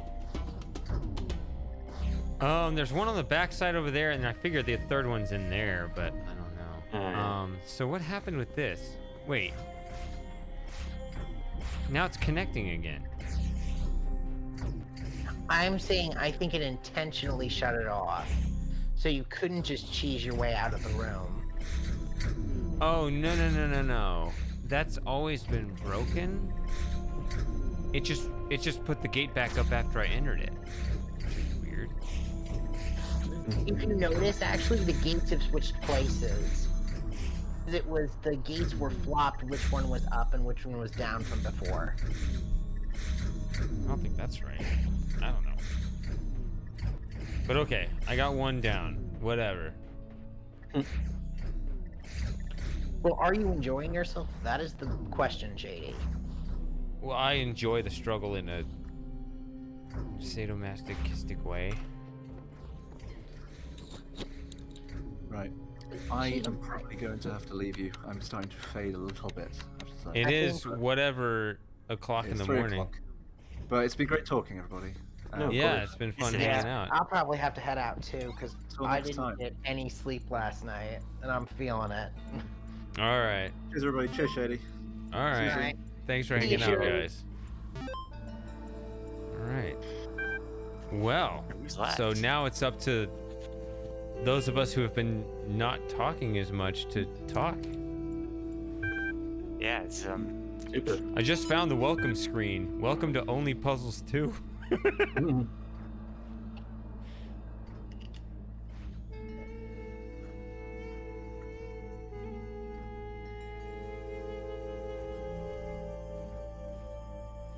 With luck, you will find 2 secret bonus islands on her journey. Wait, not my journey?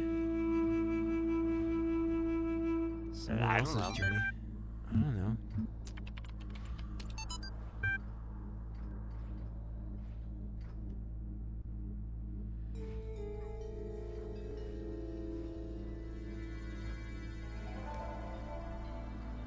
What is this? There's only one teleporter to travel. One world, you need a code. Most codes can be found in the main station. I don't know what the main station is. One can be found here to get to the main station to get. Okay.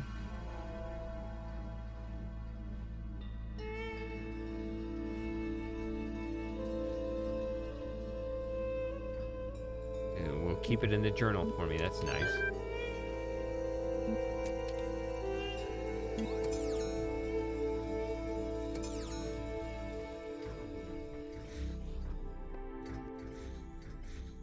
There it is. I crossed out one of the stars.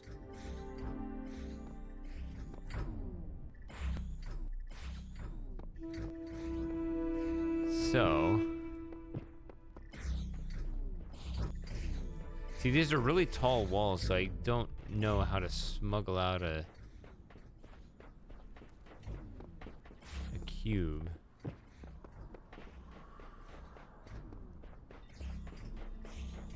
But there is a star back there. If I had a cube, just set it right here and then hop up there and get it. Let's see if this resets it. I don't mind resetting it now. Beginning were the words, and the words made the world. That would reset it. See what? The words, the voice. Yeah, that's the god voice of the game. Okay.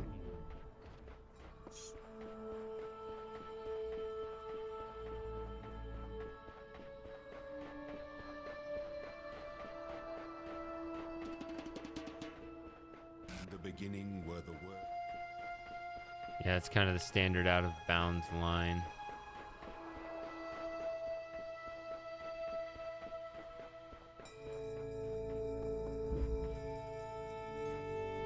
I always wondered if I could hit that from here.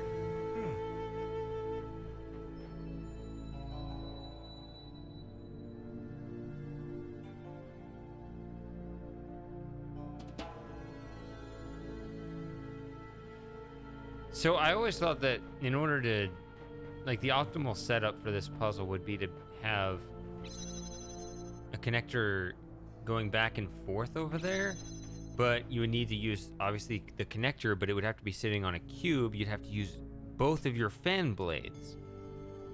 So in order to keep the fan on, you need, well... Oh, maybe you can connect it to both. Why didn't I ever think of that? I'm gonna reset this.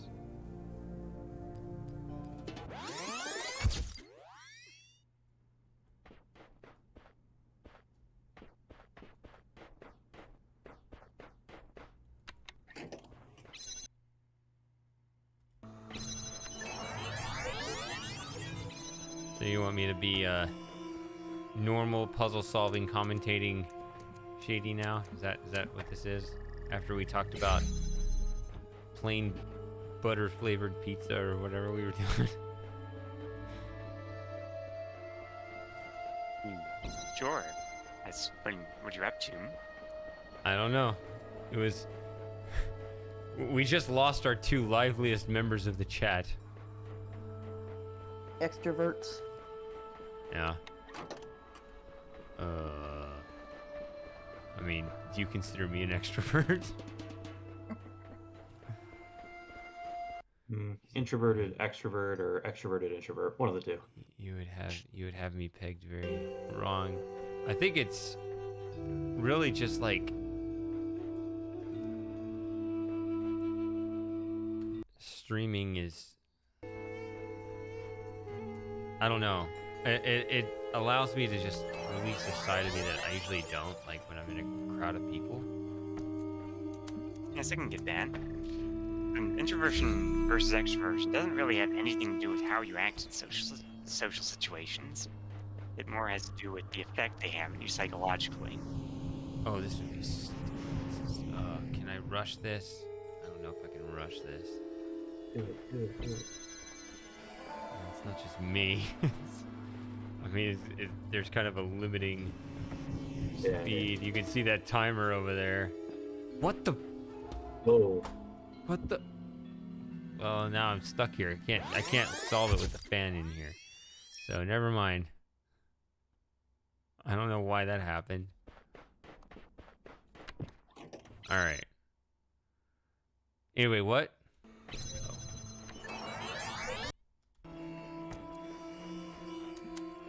Somebody was saying. Explanation of introversion versus extroversion. Yeah, go ahead. It doesn't really have any. The difference between extroversion and introversion doesn't really have anything to do with how you act in social situations. It more has to do with the effect that they can have on you psychologically, whether you're recharged from them or drained from them. Right. I do recall Christopher saying that whenever he has one of these streams with us, you know, he says that he usually ends up getting out of them refreshed. I don't get that same reaction to these. Enjoy them, but just, I don't have that amount of energy that he has.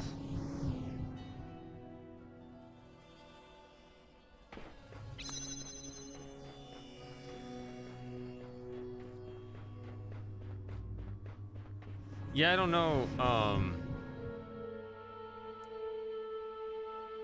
For me, I've been doing this for so long, like, it's more like, actually, I don't know. I don't know exactly how I'd quantify it, because I've kind of trained over the years to be able to go a really long time. So, like, I've gone 4 hours, 45 minutes. I'm like, has this been long enough? Nah. Like, it doesn't seem long enough. I wish I had that kind of endurance. I don't know.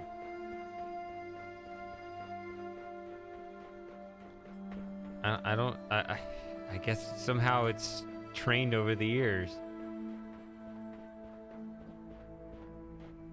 Let's see. So I need to set up my little thing back and forth, and I think the way to do it is to actually set up both sides, which would be crazy.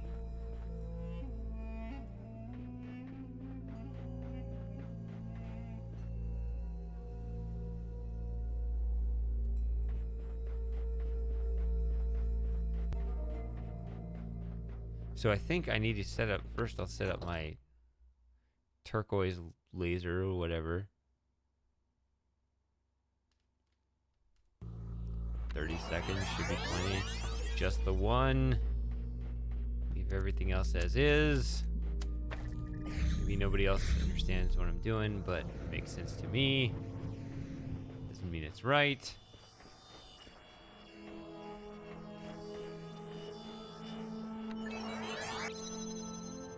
Now my clone can stand here forever.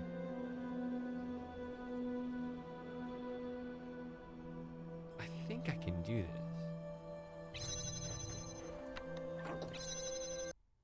So now when I make a duplicate of everything, the doors will all stay open, and I can just set up my thing to go back and forth. And I think it will go back and forth.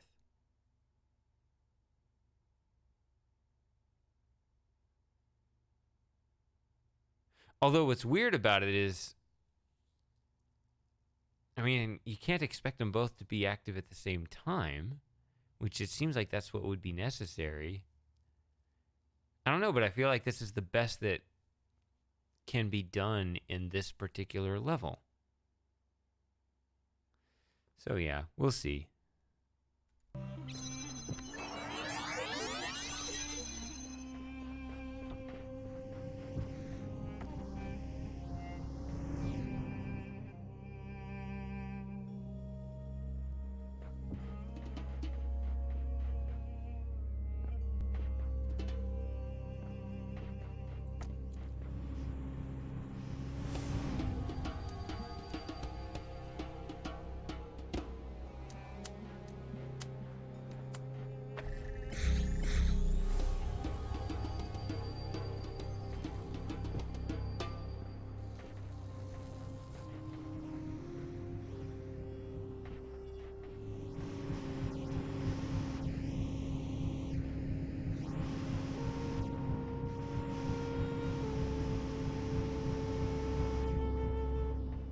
Where's the other?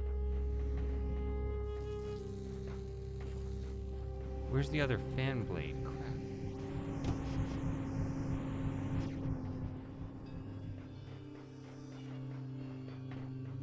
Did I already bring it over there? Oh, I did. Okay.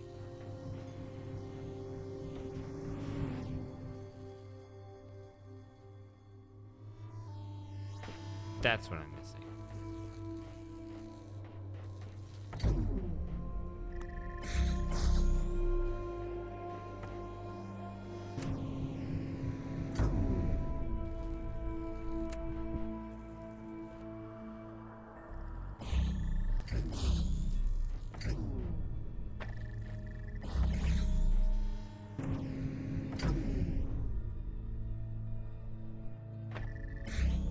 Crap, I fucked up again.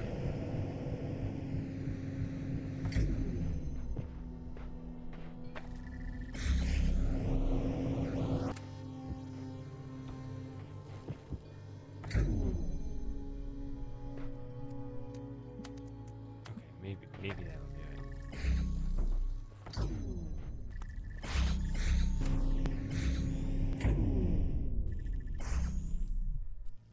Okay, that's what I was trying to do right there.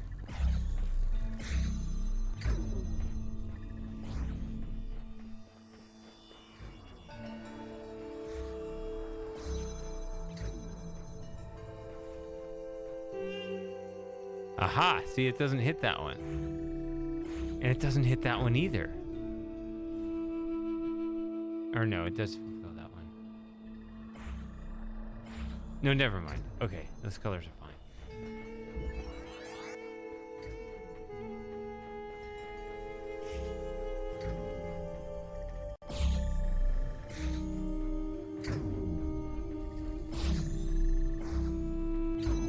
Okay, I got in here. Whatever the rule is, I did it. Okay. First solve the puzzle, then you get the code. Oh, okay. This isn't a collect the sigils thing. This is just everybody mock Shady for his inability to do Tetris puzzles.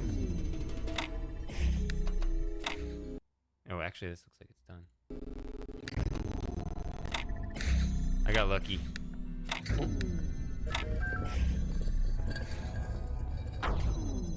So this isn't a star, actually. So it says tab.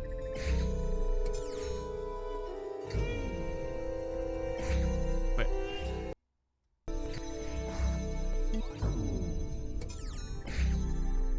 that's the speed up button.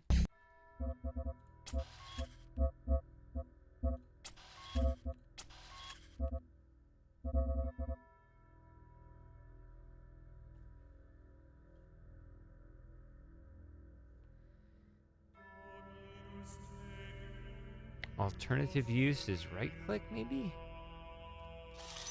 I don't know. No. See, if I did default, it would still say please use tab. That's the journal.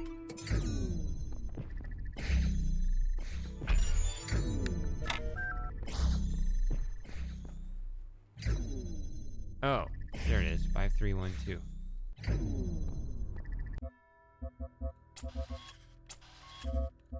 The only thing I don't like journal being tab. I like.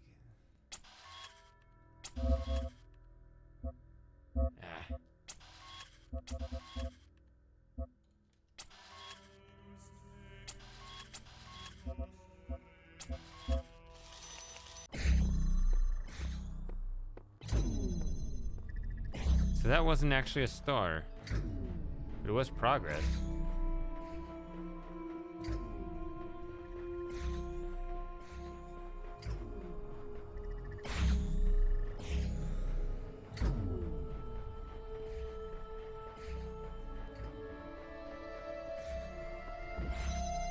So that did get me.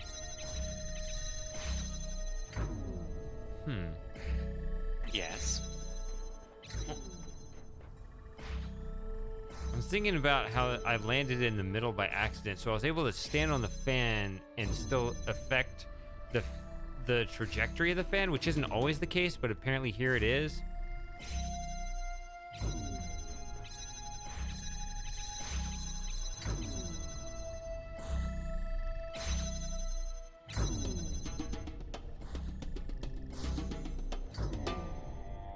Just thinking about how to possibly smuggle out that cube if I could at all. Let's see if I can.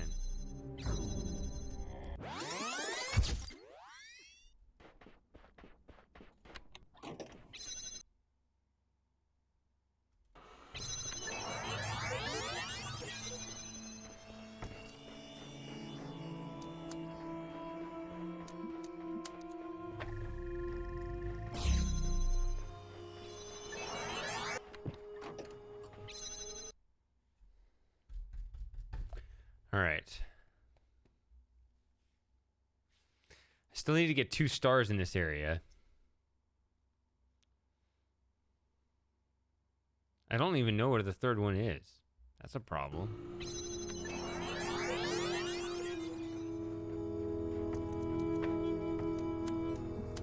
I've also done the same thing over and over. Maybe I could have tried it there. I don't know.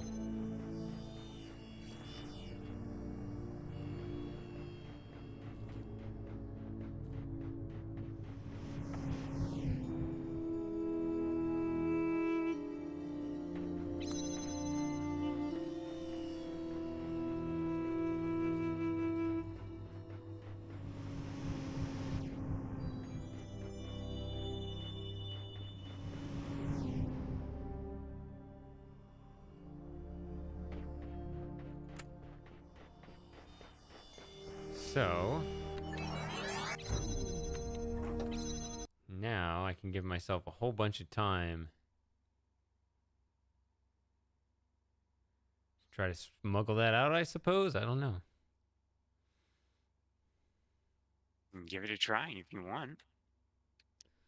If you don't mind. Not at all.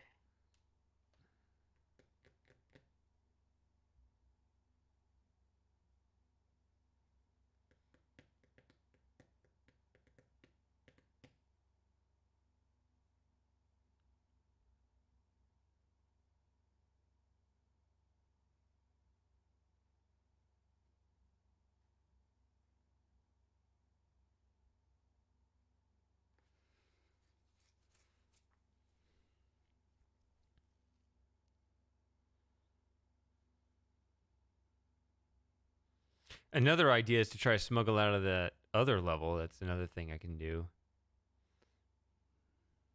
I don't know how to describe the difference between these to you. But there are 3 levels, right?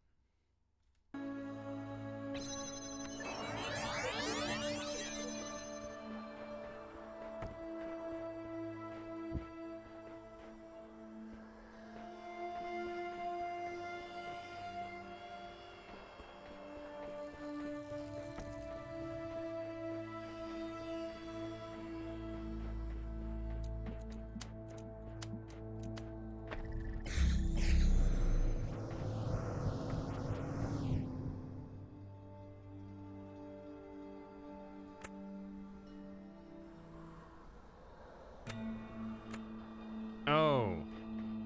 If you want to go back and forth, you're going to have to... I just set up a 5-minute timer for no good reason.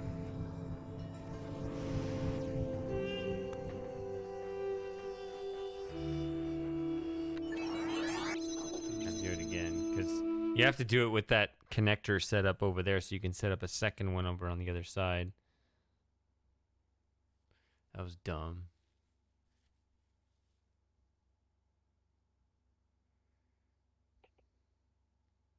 I kind of doubt this is going to work. I mean, I noticed that the arc is a little bit off. Like, it's not a smooth curve from one fan to the next. Like, it kind of gravitates to the other. But it looked like if it weren't for that, it'd go long. So I'm thinking if I just, hold the key down, maybe it'll push out of that little vortex there and allow me to propel out of the level.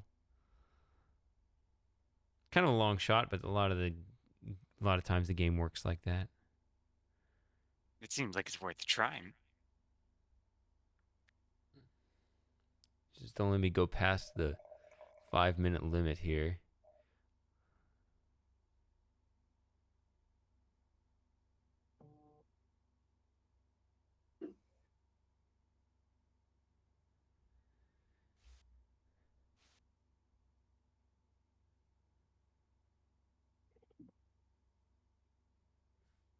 All right.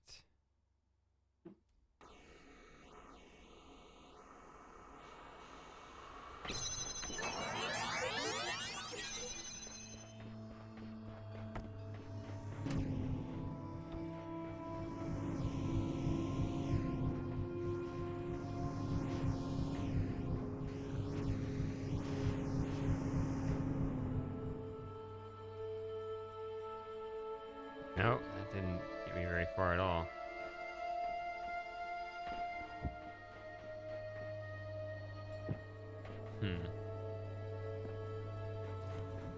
I can try a variety of things. I can even try to land short, maybe and land on that wall in the middle. Could have tried that on the earlier section, actually. That looks more plausible.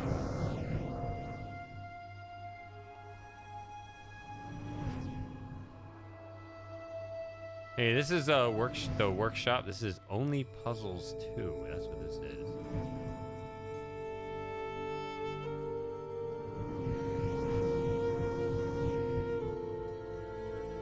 I don't seem to have that much control.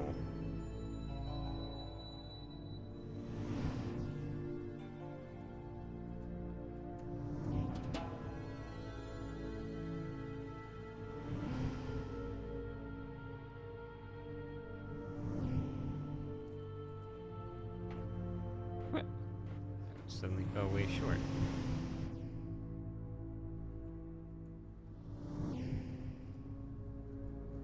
How did that fall way short? Because if you can fall way short, then maybe you can land on that middle thing.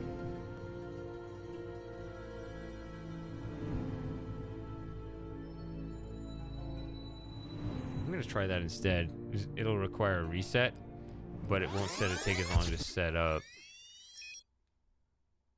So done the game and DLC? I have indeed. I did it all on this stream right here. Well, what's the original? I played the original game like 2016.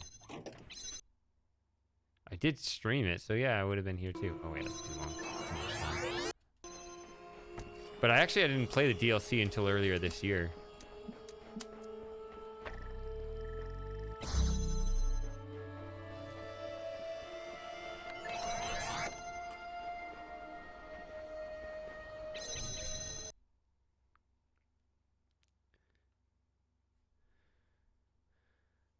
What is the distilled section? I don't even need that, actually. I'm just gonna try once, I think. See, it's got different laser colors, which...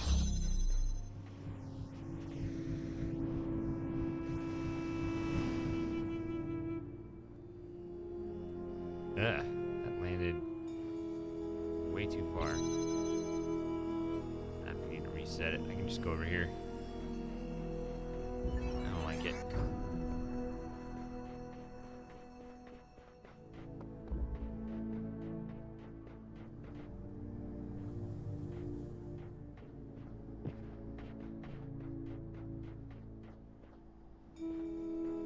Probably go that way. Yeah, I like this better. Let's try this one.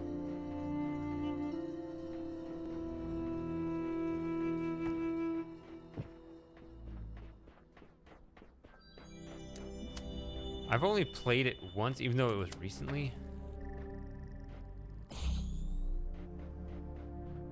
It's something I want to play again.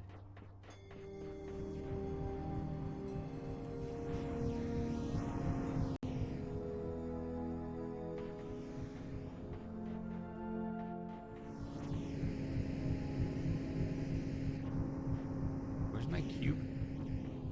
Oh, it's back there.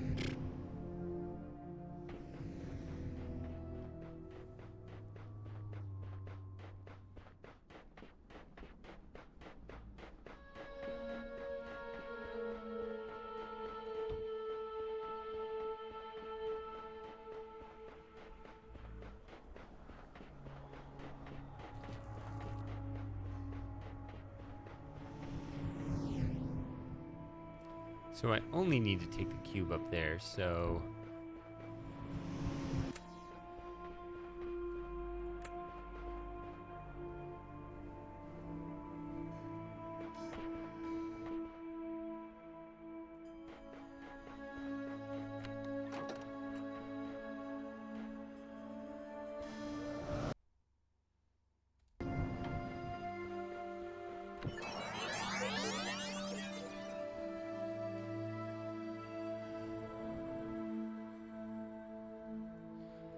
Alright, let's see if this works. Put the cube here. I can jump up here. There we go.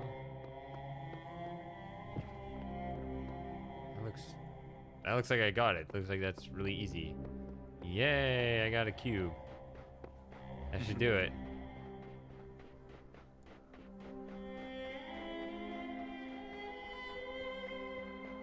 So remind me what you need that cube for?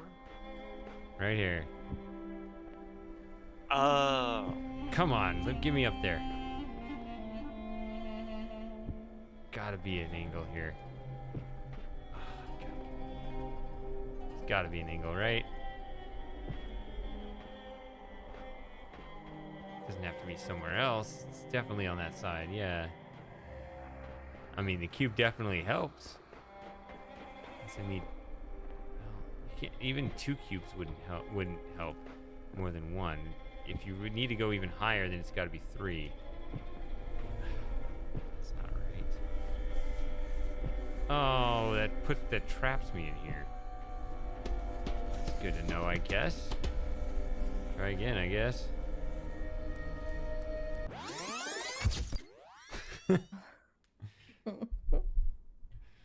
Derp. Oh. Yeah, well, didn't go that far back because all that other crap didn't work, right? It takes like 2 minutes to set up the right thing.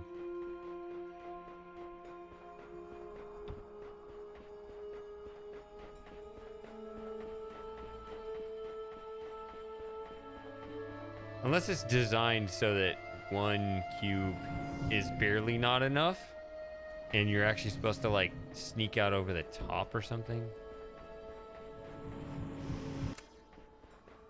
You know what I mean? So that smuggling the cube out isn't even the intended thing in the first place.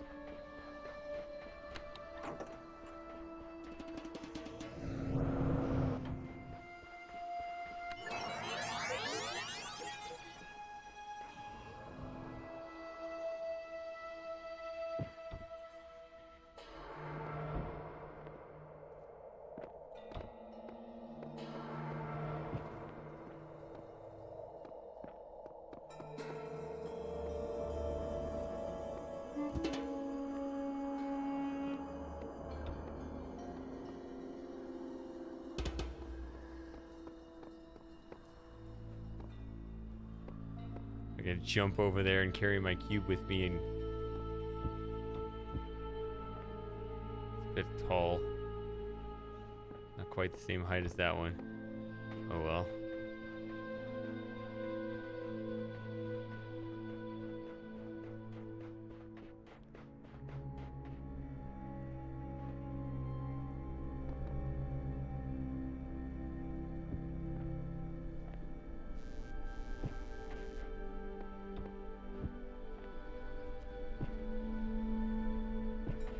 Oh, I saw the little thing flash. There we go. Come on. It doesn't want me to do this.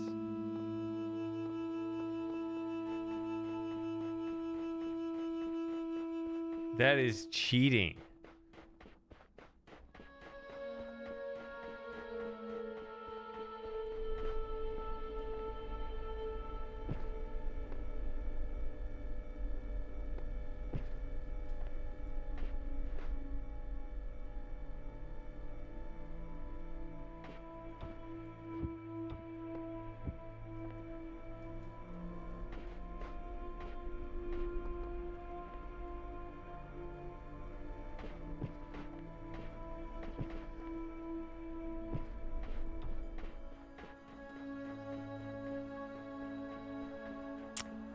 I've only known the workshop to, or this workshop to do it. I don't know other workshops even to do that. It's just bump you out to the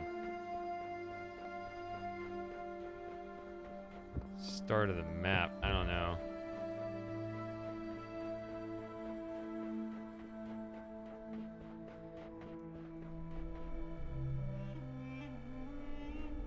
Go through all that. I don't see a real way to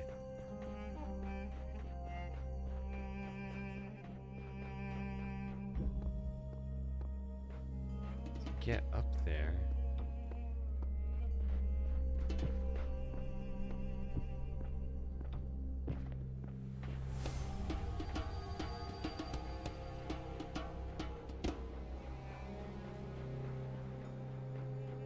It already says cheats enabled. I already have that mark. You just fly over there and pick it up.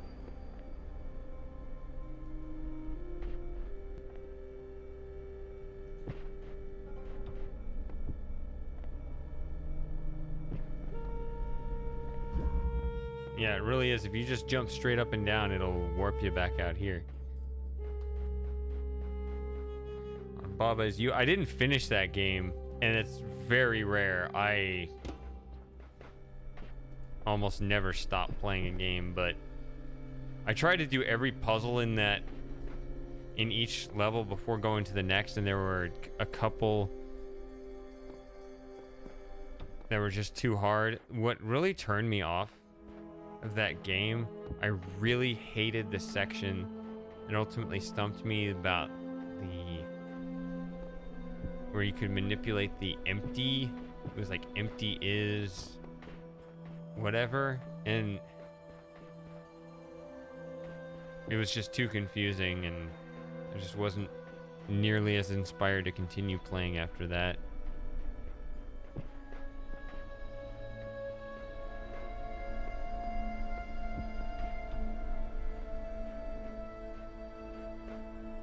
It is on that list of games. I've listed it. I put it on that list.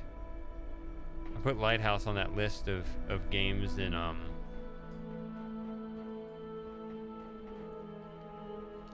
Discord, where I was like, okay, these are the ones that people have told me I need to play, and that was on there.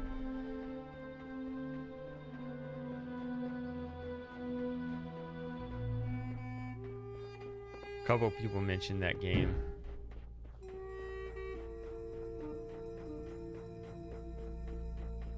Cube connector. There's no way.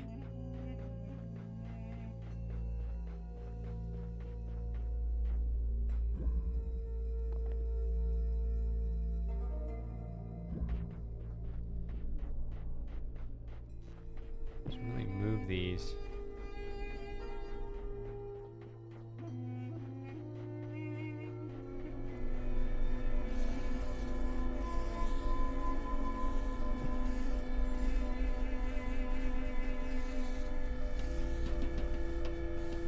See, this is messed up. Yeah, see, like there's like a graphical rendering problem. These are on. This workshop is kind of broken in that regard. I mean, I came through the other way to already solve this and get the star in here.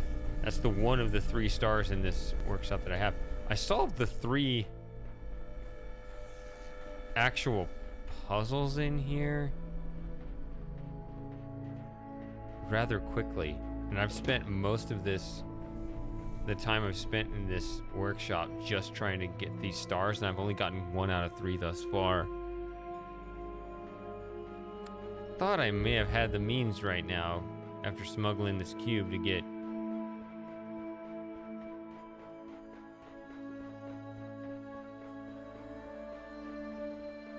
a second one, but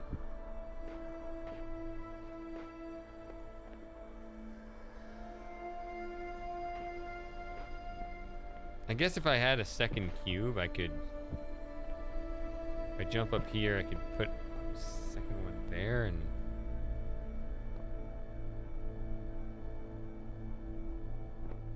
I'm not sure.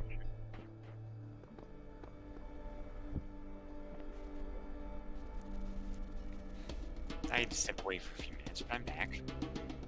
So Yeah, the other idea is there a way to like go over and around? 'Cause this is not actually getting me there like I thought it would.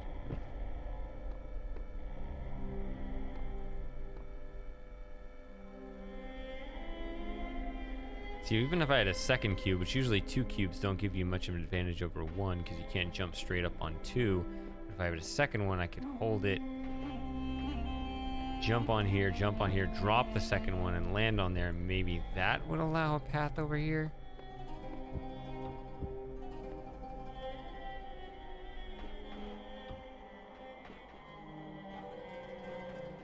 What gives this kind of a gross feel is that it's inviting, but it's also repelling. Like it says, "Oh, there's a star here. Try to get here." It's supposed to feel like, oh, you know, you're doing clever things out of bounds. But then if I jump in place, it warps me to the start. Like it's not supposed to do that.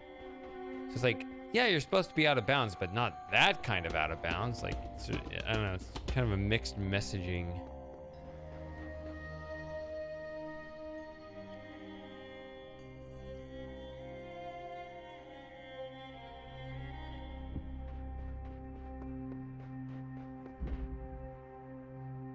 Unless there really is a way of getting the cube out of here, I don't know.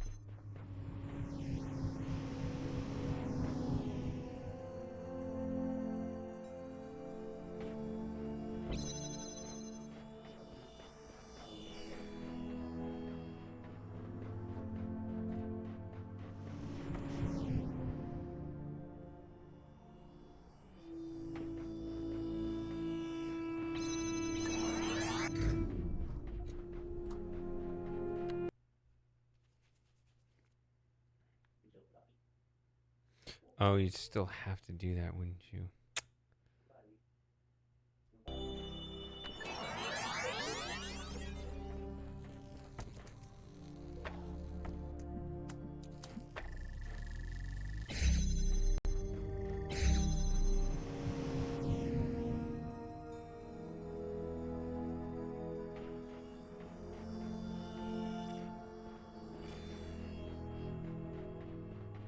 No, leave this here.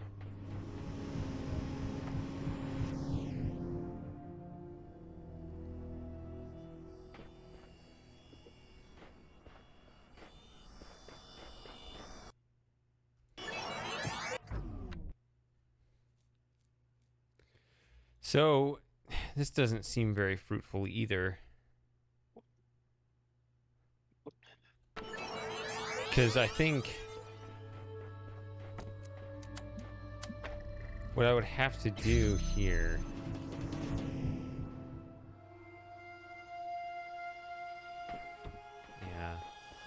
I need to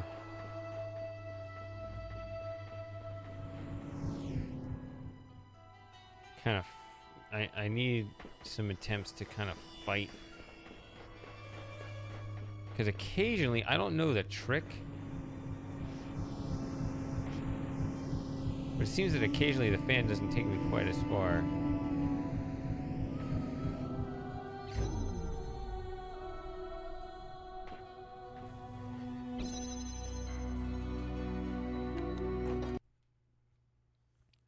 I don't know what does that. If I could do that consistently, then I can try to land on that shorter wall there. But even if I did do that, I would be unprepared and probably miss. So this is probably a waste of time. And even if I did get the cube out, would it even get me that star?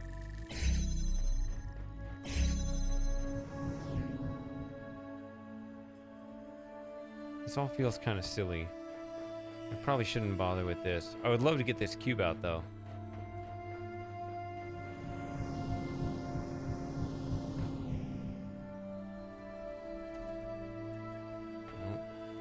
Yeah,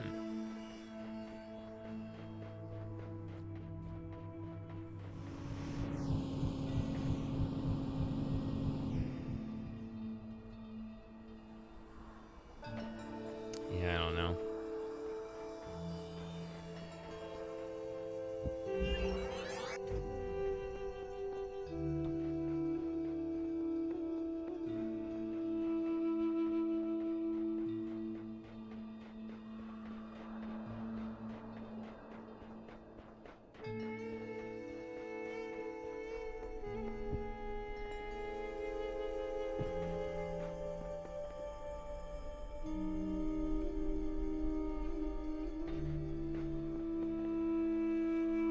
I guess this view kind of tells you how close you are. Looks kind of close, but not quite. It's far enough away to where you know you're far.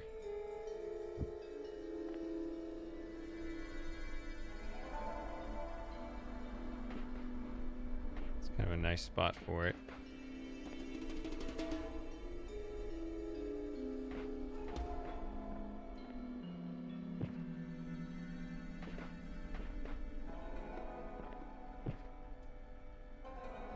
So close yet so far away. Yeah, I have no idea how far away it actually is.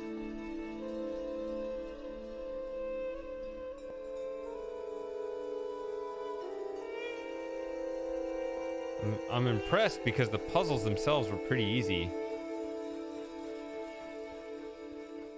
It's kind of funny because the last set I did offline, the stars weren't that much harder than the puzzles. The puzzles were really hard. The stars were not really that hard. Or at least, I shouldn't say that. They were kind of on par, actually. Can we go up there? Do I find a second cube up there? You can always look around more.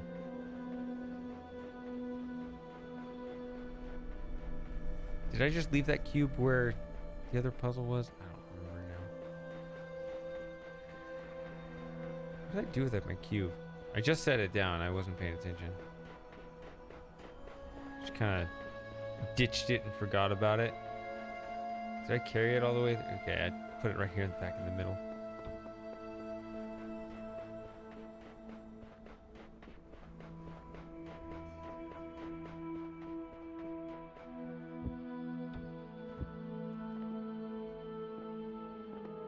What is this? Found a mask? What? Can I... what?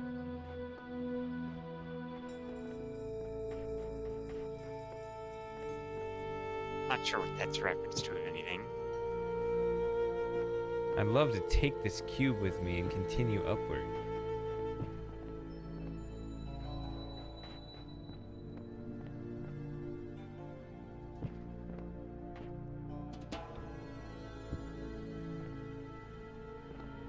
Anyway, it's been fun, but I do think I'll be hopping off voice chat for the night. Alright. Take it easy. But I'll still hang out on the stream for at least a little longer. Okay. Oh, good. So I'll see you. Alright, Super Gamer. Bye. You do you, as they say. Alright, we're down to the two most talkative people. Mm-hmm.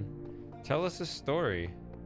I haven't gotten any stories yet from either of you.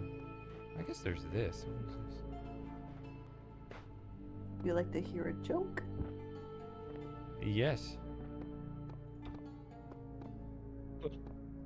Go for it, if you have one. A lizard loses its tail. Where does it go? Lizard. It's like a riddle that I can actually figure out if I... I guess you could. Whoops, fell in here. Don't have to, though.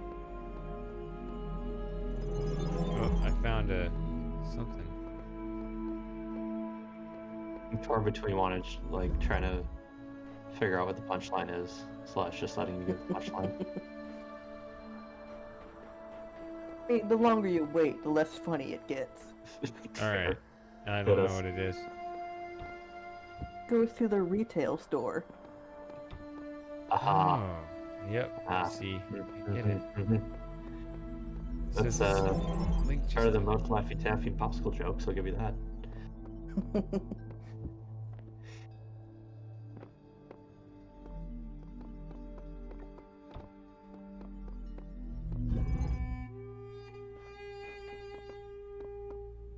So there's an Easter egg in the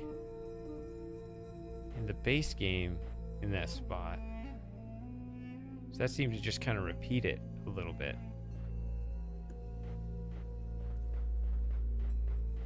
I don't want Easter eggs. I want stars.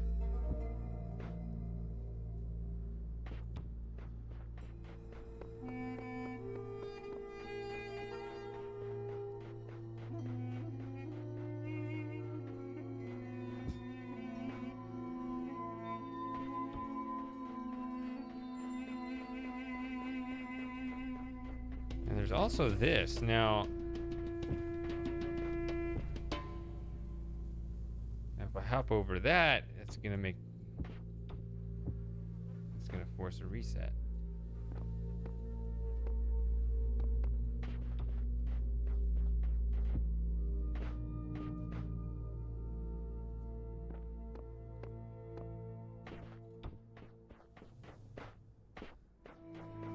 Now I forgot about this little section here.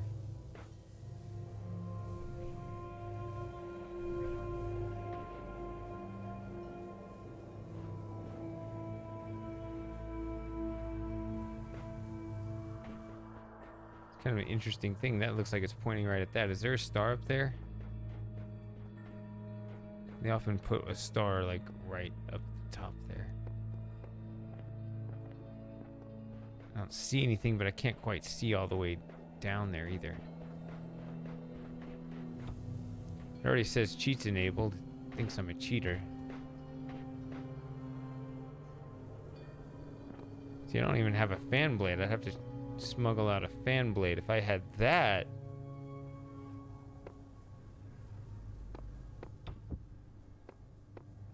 If I had a fan blade... Well, I wouldn't even need that. I would just put it there.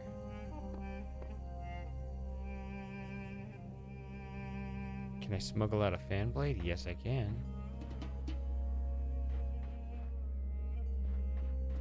I can reset this. I would have to reset this because it needs to be done at the same moment I smuggle this out.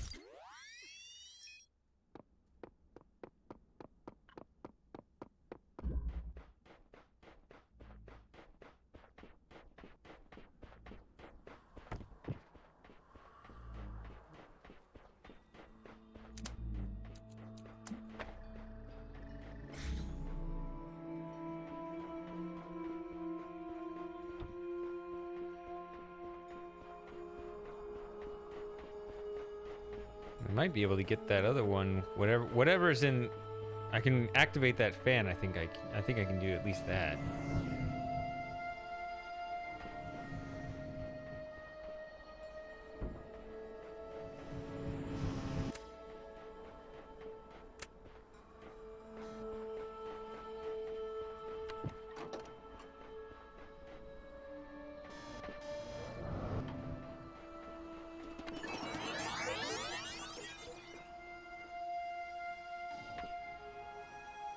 See? Got these together now.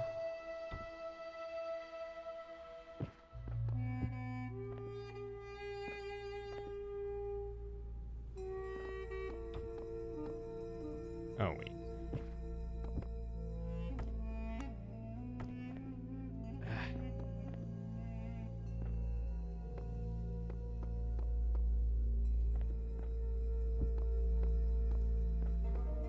Be so easy to mess this up.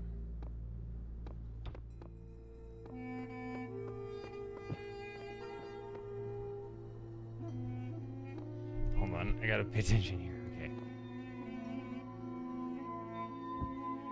Don't mess up. Yeah, if I do, I'll have to back up to the last reset, which was about 2 minutes ago. Yeah, that's the worst. But still.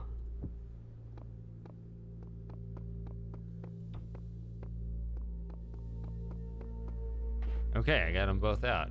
Okay.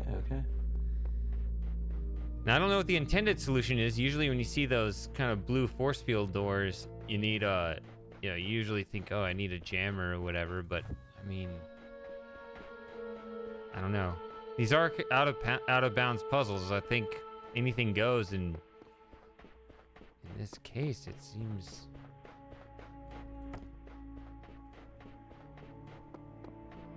This might be good enough, or this is a fan blade, or is the machine actually on? That's the other thing to look at here. Looks like it's not, so what turns it on?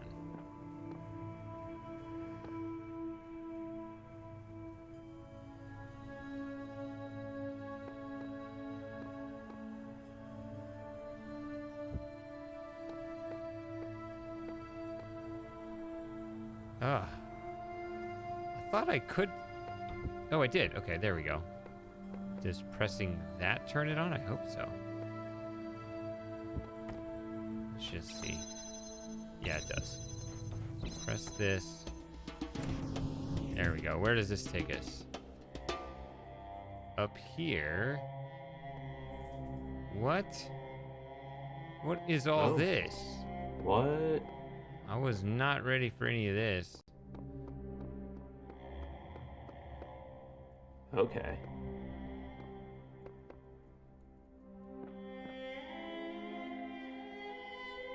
How in the world do you activate those, though?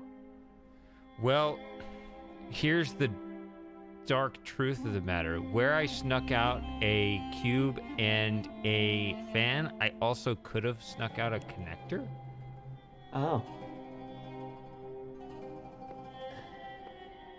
So maybe you put one just right here, and as that cube goes back and forth, you just hook it to each of these.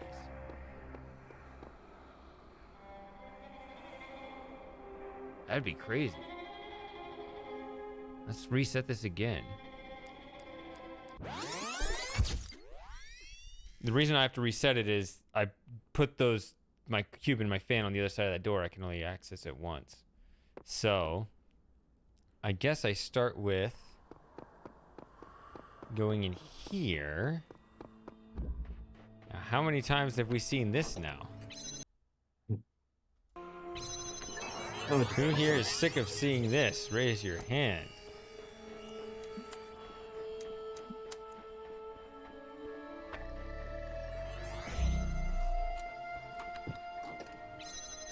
So that little back and forth, what if I set that up again? Again, and again, and again, and again, and again, and again, and again. Who's nodding off now?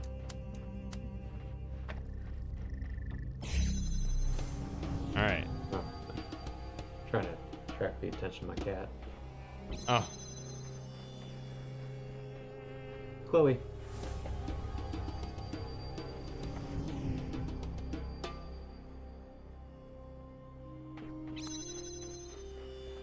Got her.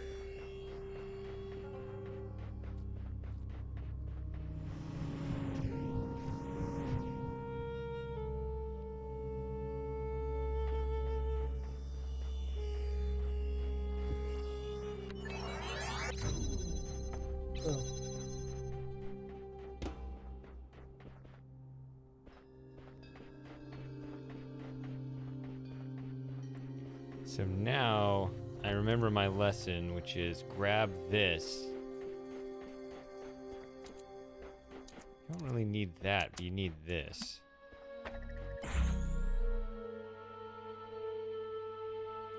Maybe I don't even need to stand on a thing. I just need to bring everything over.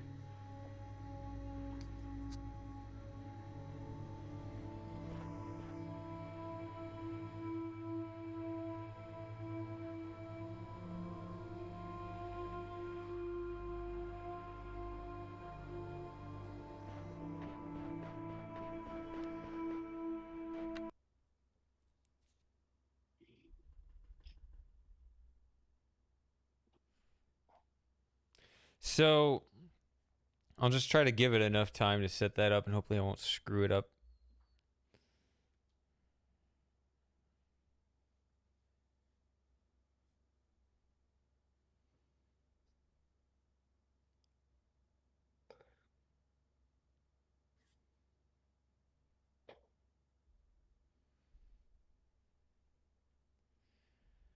I don't know how much time I want.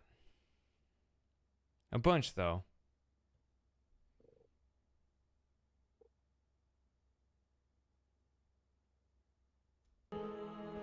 Should be plenty, I think.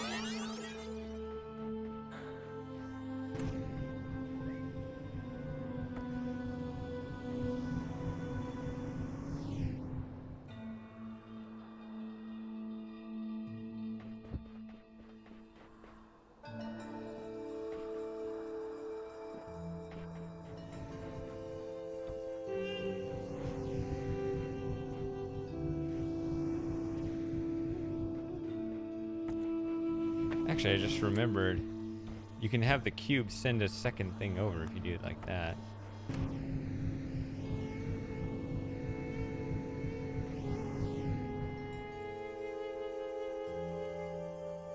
Oh, I just messed it up. God damn it, I messed up. Maybe it's okay. I go. Yeah, I can still connect them here.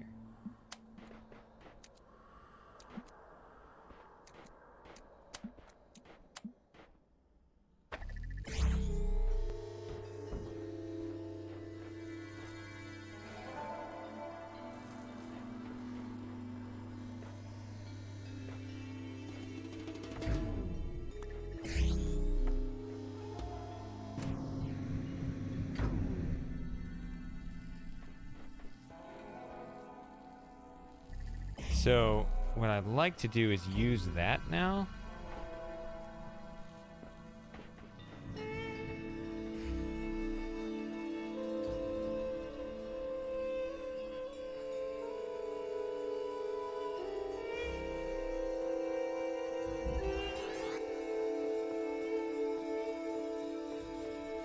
Maybe that's what that other post would be for. If you had it connected to that, maybe that would be easier to connect over there. I just thought of that. I hope that I didn't have to do that, because then I'd have to do it again.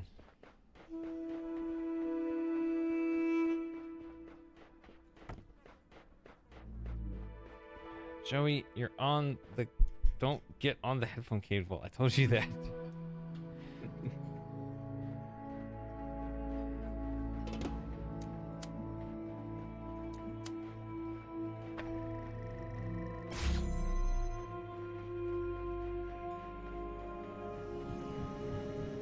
I always forget the cube is over there too. So I need to smuggle out the cube, the fan, and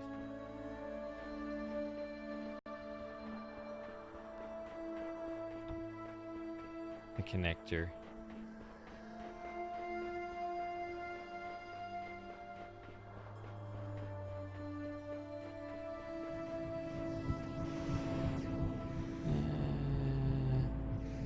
This is fine. Come on, come on. Come on. No, it goes. Come on.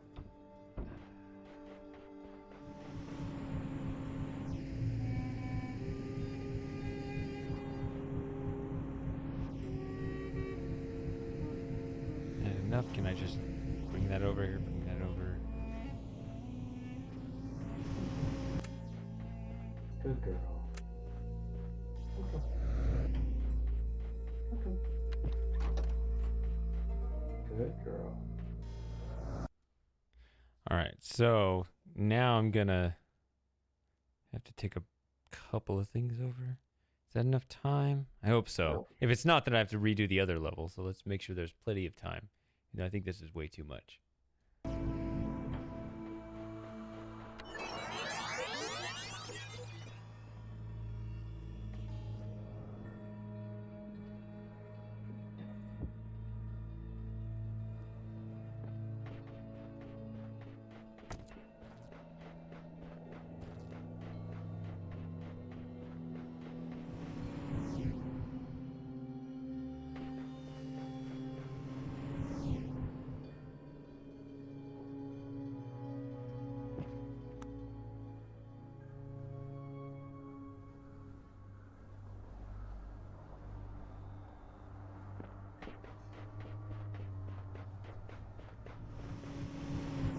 kind of an FU. Let's take an extra fan blade. Why not? There, I took everything I could possibly take. There more you go. things. There's more things to screw up, though. Fair.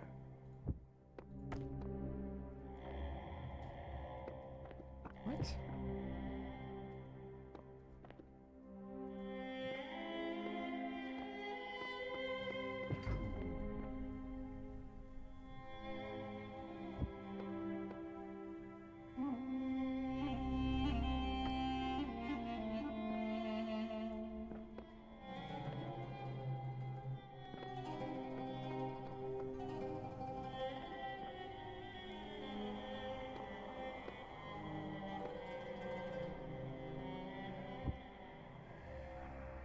Yeah, something's gonna go wrong when I try to drop more than one thing there.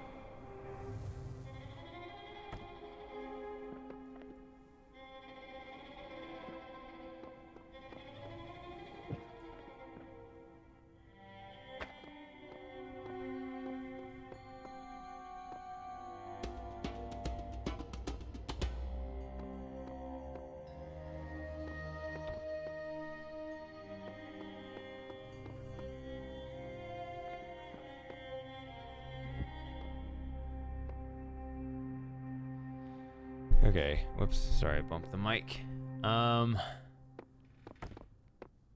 Yeah, see, it doesn't want me to, it doesn't extend, like, where I can drop this because it anticipates the other item.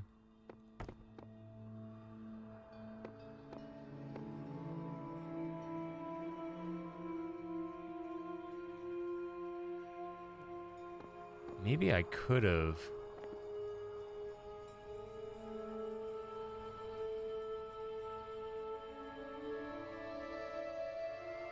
Not done all this in one trip. I think it's actually feasible to do this in multiple trips.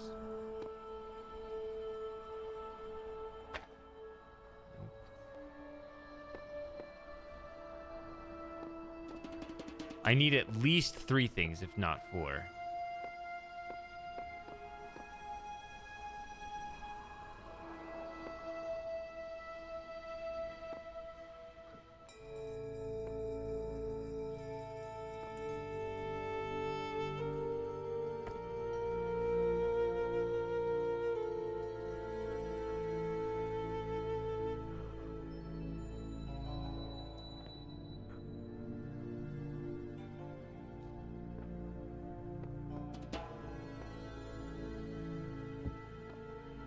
And I would actually rather retreat a little bit. If I were to retreat, I would need... Probably would need both fan blades though, which I already screwed that up. Dang it. Maybe I didn't.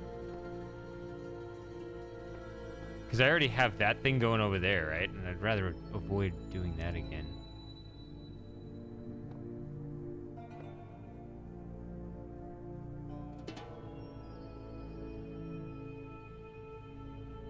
I don't need the cube though. I'm just trying to remember like each region.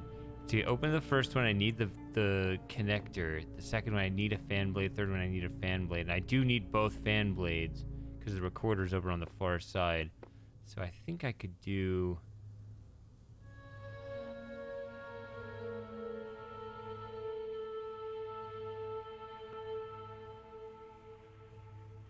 But I need the cube here. So how much can I, like...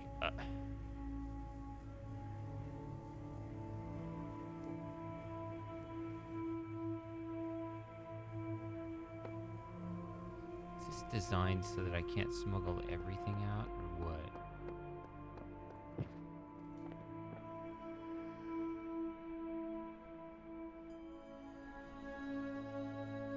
Can I go that way?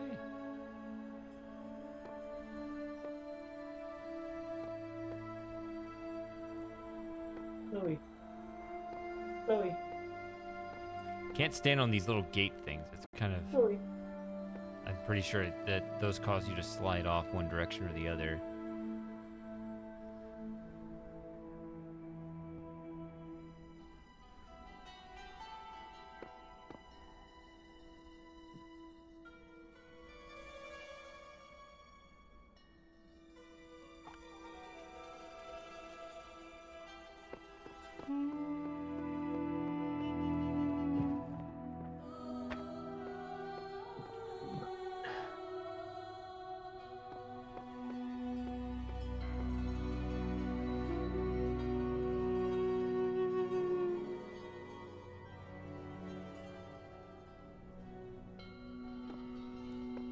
I'm not sure how to get all of these things out together because of what I just said.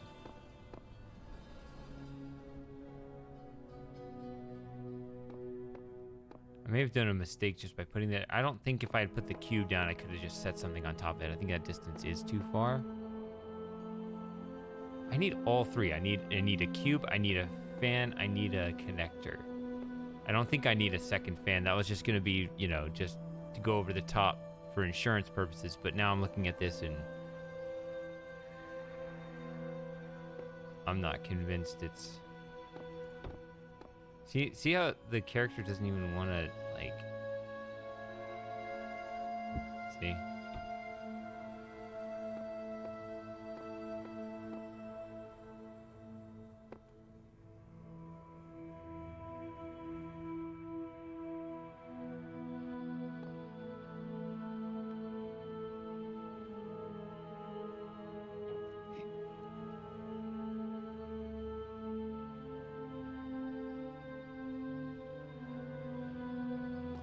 I can reassemble this whole thing. If the recorder were still going, could I do this? I'm not sure. What if I had the cube? No, you can't jump on a cube, on a copy of a cube.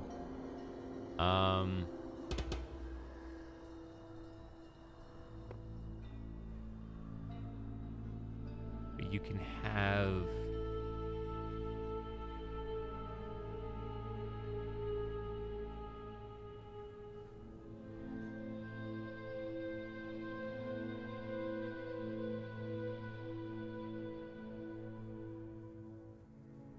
Yeah, if there's no fan blade over here, and you just have a recorder, then you're stuck. You have to have a fan blade over here already at the ready, and the only way to get there is to have its own separate from a second one over there, and the only way to get there is to have that there.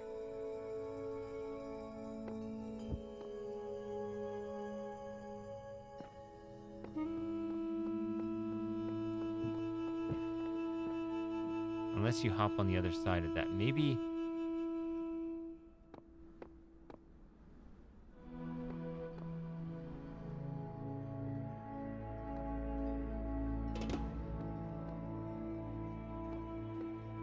if you drop the fan blade... You messed up by putting this... Me. Talking to my past self. Who's a much younger version of myself now.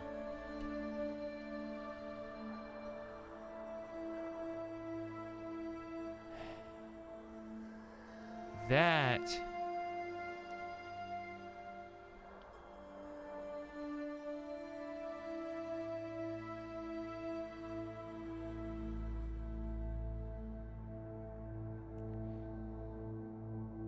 would I have been able to just run around a whole bunch of times? If I just not reset officially, but...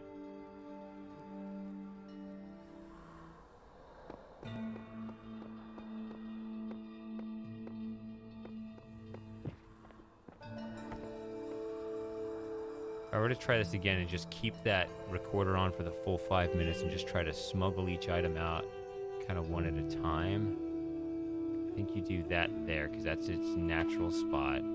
Just try to set this up again. Even this you got to be careful with. This doesn't really become useful with the recorder on until here, so it's really about it being here.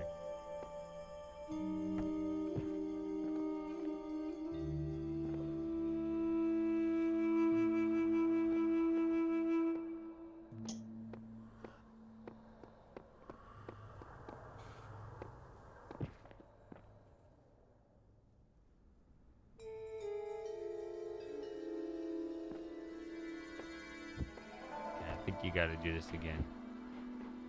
All right, let's just get out of that. Try this again. But at least I don't have to redo the other section yet.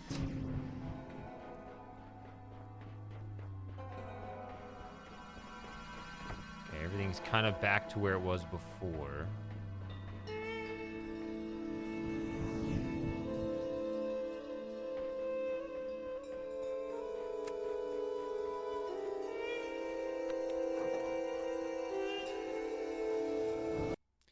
So, let's have this really long timer here. I'm thinking if this setup stays like this, then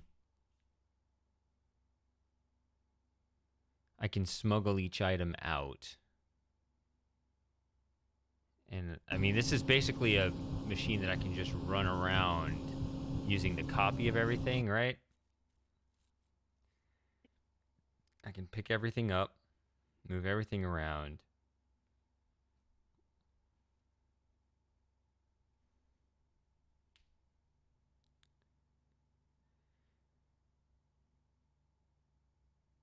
I can smuggle things out one at a time.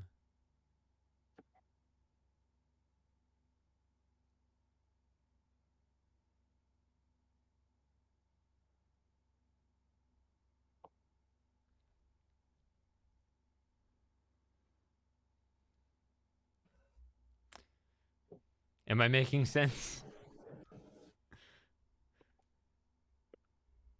I don't know.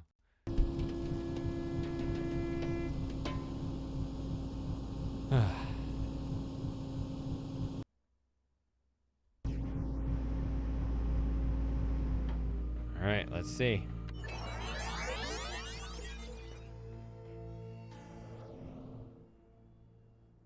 So if I take this just one at a time.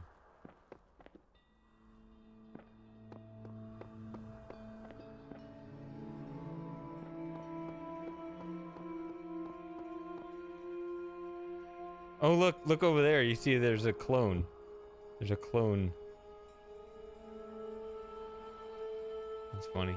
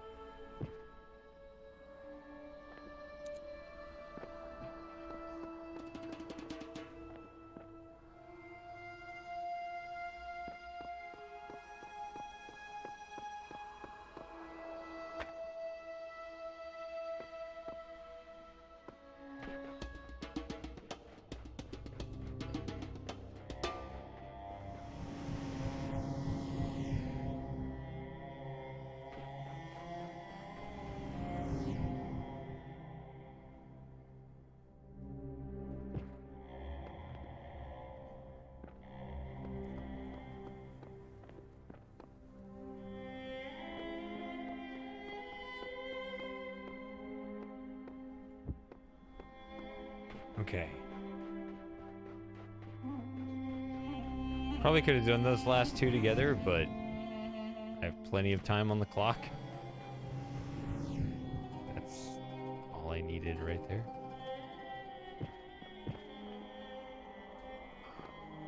Unless I fall off. All right. Oh, wait. What did I do with it? Oh, I dropped it. Where did I drop it? See, I got plenty of time on the clock.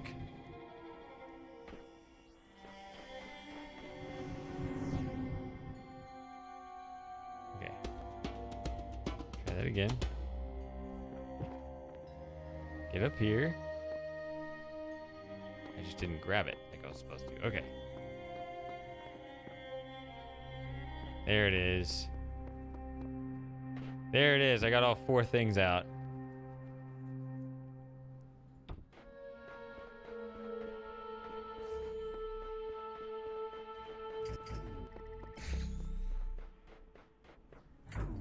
Confusing the heck out of the thing with multiple. We got a ghost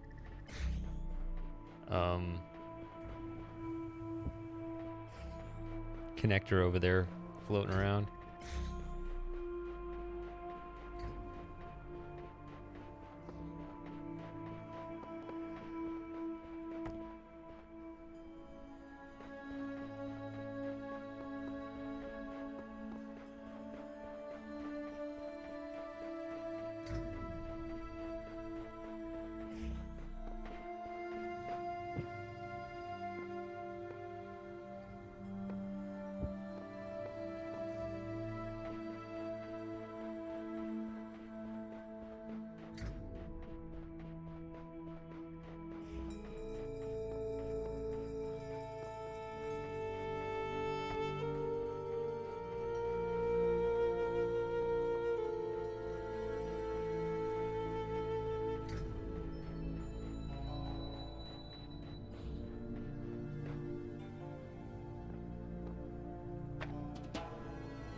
This. Do I bring the other one over? I guess I do. Yeah, I was gonna bring the other. I couldn't remember if those blades up there needed their own thing or. No, I was gonna bring the connector though. Probably good then just to take this.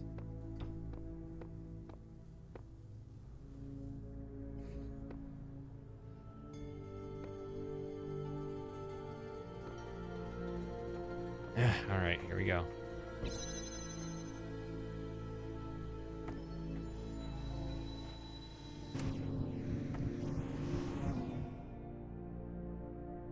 I like how that recording's still going. It's almost over.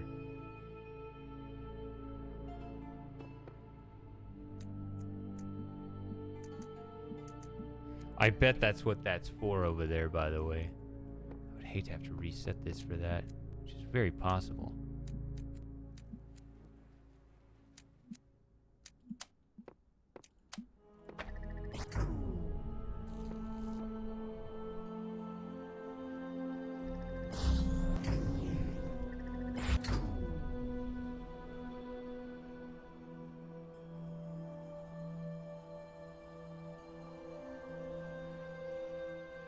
Okay, that lands me on the roof here. That's how they want me to get this. There.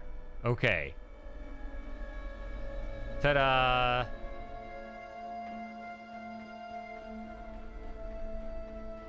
Alright, so... I think, unless this opens, which it did not, I think I'm gonna have to do all that over again to go the other way, which is fine. You have to do it. You have to do it multiple times anyway. I don't know how to get around this with the cube on the far side. Like, I can't reach it now. I don't know what to tell you. Cube's on the wrong side. Can't get in there. This stupid door. Unless there's a jammer out there that... I don't know. Were there any jammers in this whole area? I don't remember there being any. So yeah, I guess I'll have to do all that all over again, and this time light up the purple one going the other way, which I think I screwed up anyway, so who cares? So let's do that a second time.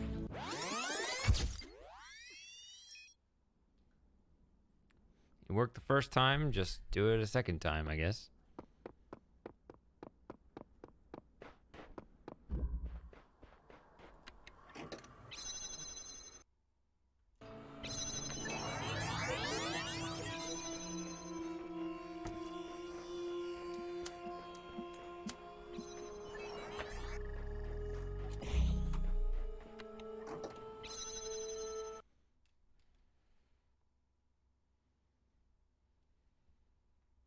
I don't remember, 30, 40 seconds, something like that. Whatever.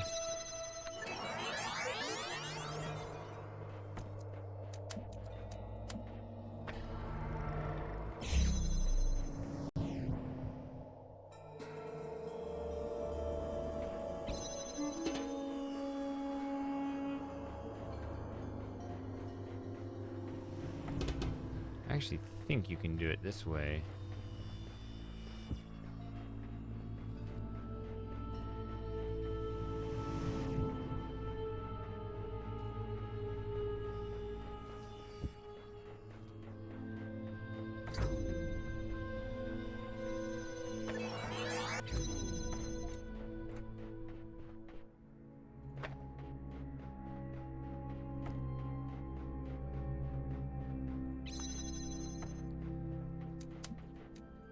That set up.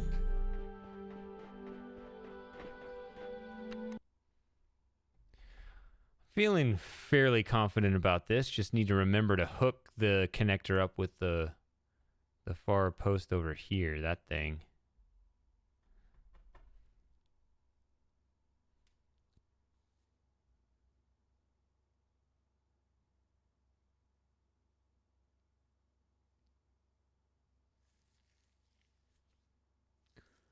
Takes a couple minutes, not all that long. I guess I'll go to 3. I don't think it'll take that long.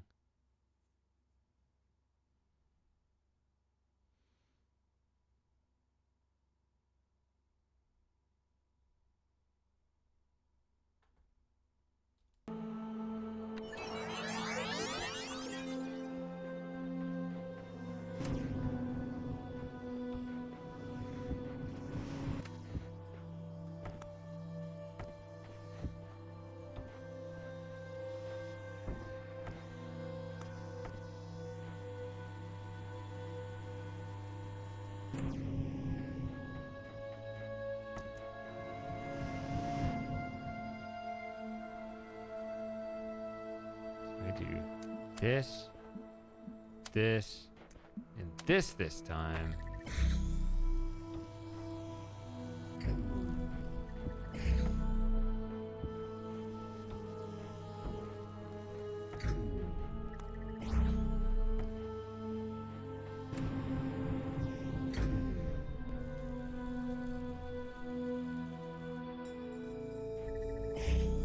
Basically, I got it done in under a minute. I just need a way to leave.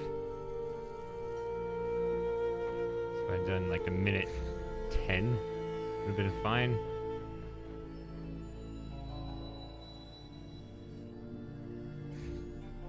Yeah. All right, now this part again.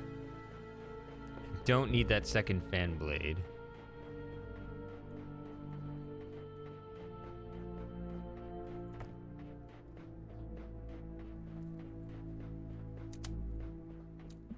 I don't know if this is required.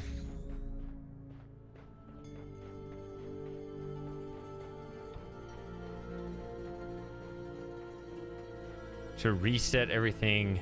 I may be doing this the long way. It's generally if you have to reset. I mean, I feel like I have to reset to get each star, which is not a good feeling, but... Hey, Pretzel. Yeah, it's normally... Yeah, Outer Wilds is normally my weekend stream, but I like to do these sub hangouts, which everybody kind of left. There are a couple people that are still here. They can comment whenever they want, but they're choosing not to.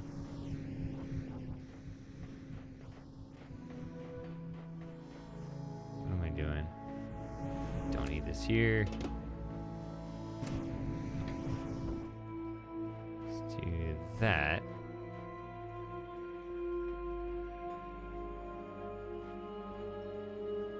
I'm gonna stand here for how long? Couple minutes.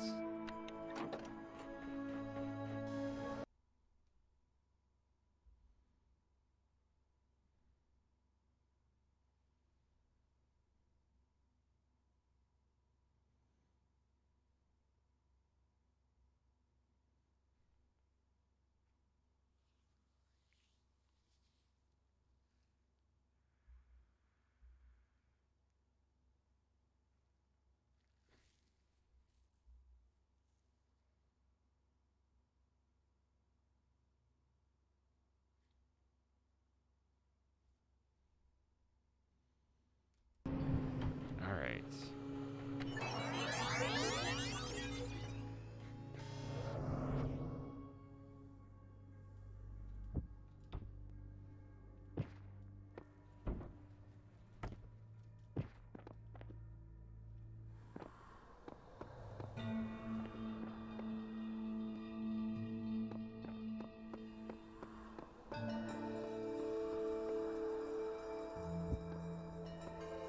There's one item.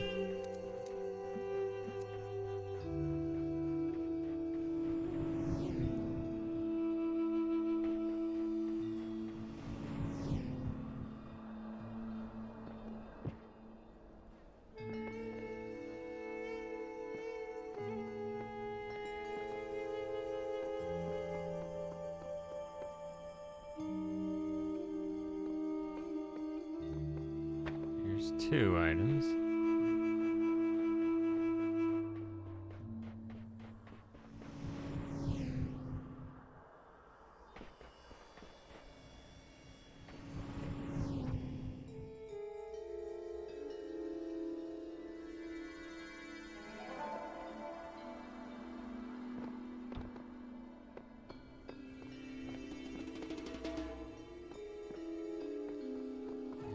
There's three. All right.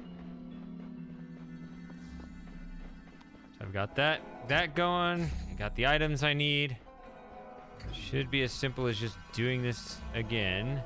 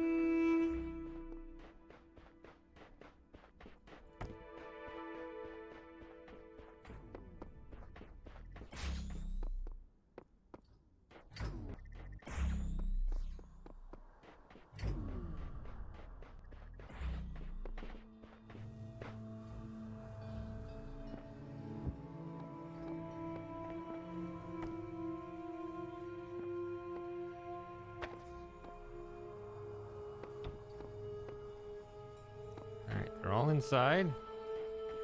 This here. Do not get blown away by that. Okay, got the connector.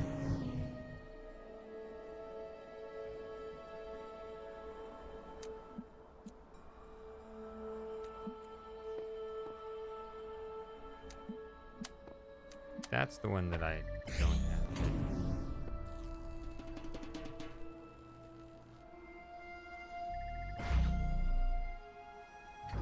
Oh, it's just right there. Another one in basically the same spot. Well, there you have it. That one thing is worth 2 stars up there.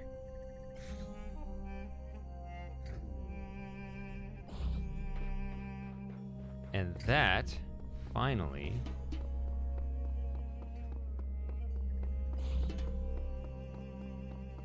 completes this sign. I knocked those 3 puzzles out just easy, and then took forever to get the stars.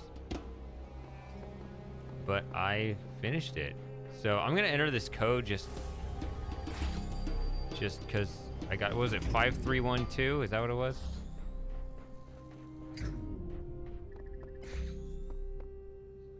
Five, 3, 1, 2.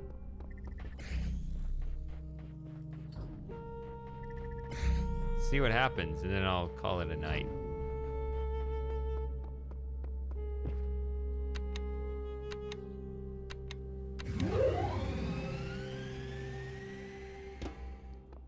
I guess that's the warp. Let's see what happens.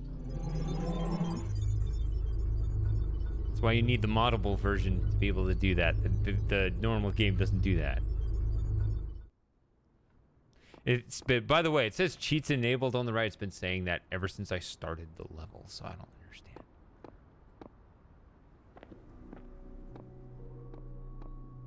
And there's that to the next level. Guess I'll run around for a second. Oh, look at this. Main station. I finally got to the main station after all that, where you have 12 puzzles and 1 star. Got a console.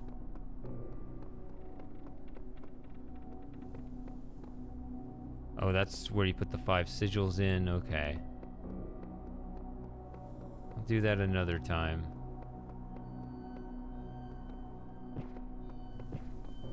Continue the only puzzles journey. It's decent. It's a little weird, but yeah, that'll be it for me tonight. So yeah, everybody have fun. I hope it was fun. It's a little more low-key than the birthday one, for sure. But next one will be the New Year's one, and that's gonna be a big party, so. Because that's an easy date to remember. Oh, looks like Sent dropped out of the chat, so. Or dropped out of the voice.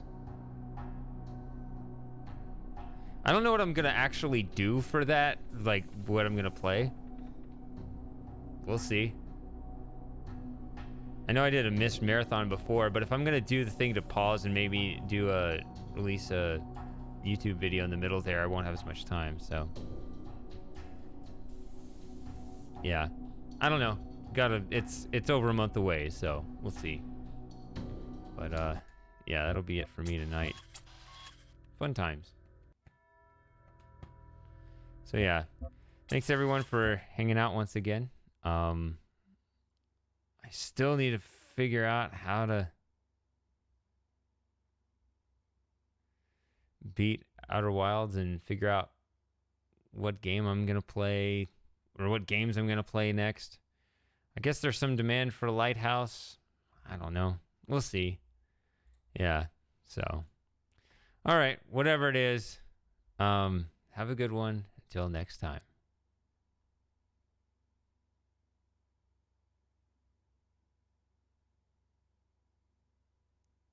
Oh, I don't know. I don't know what I'm gonna do about the DLC. That's another discussion to have.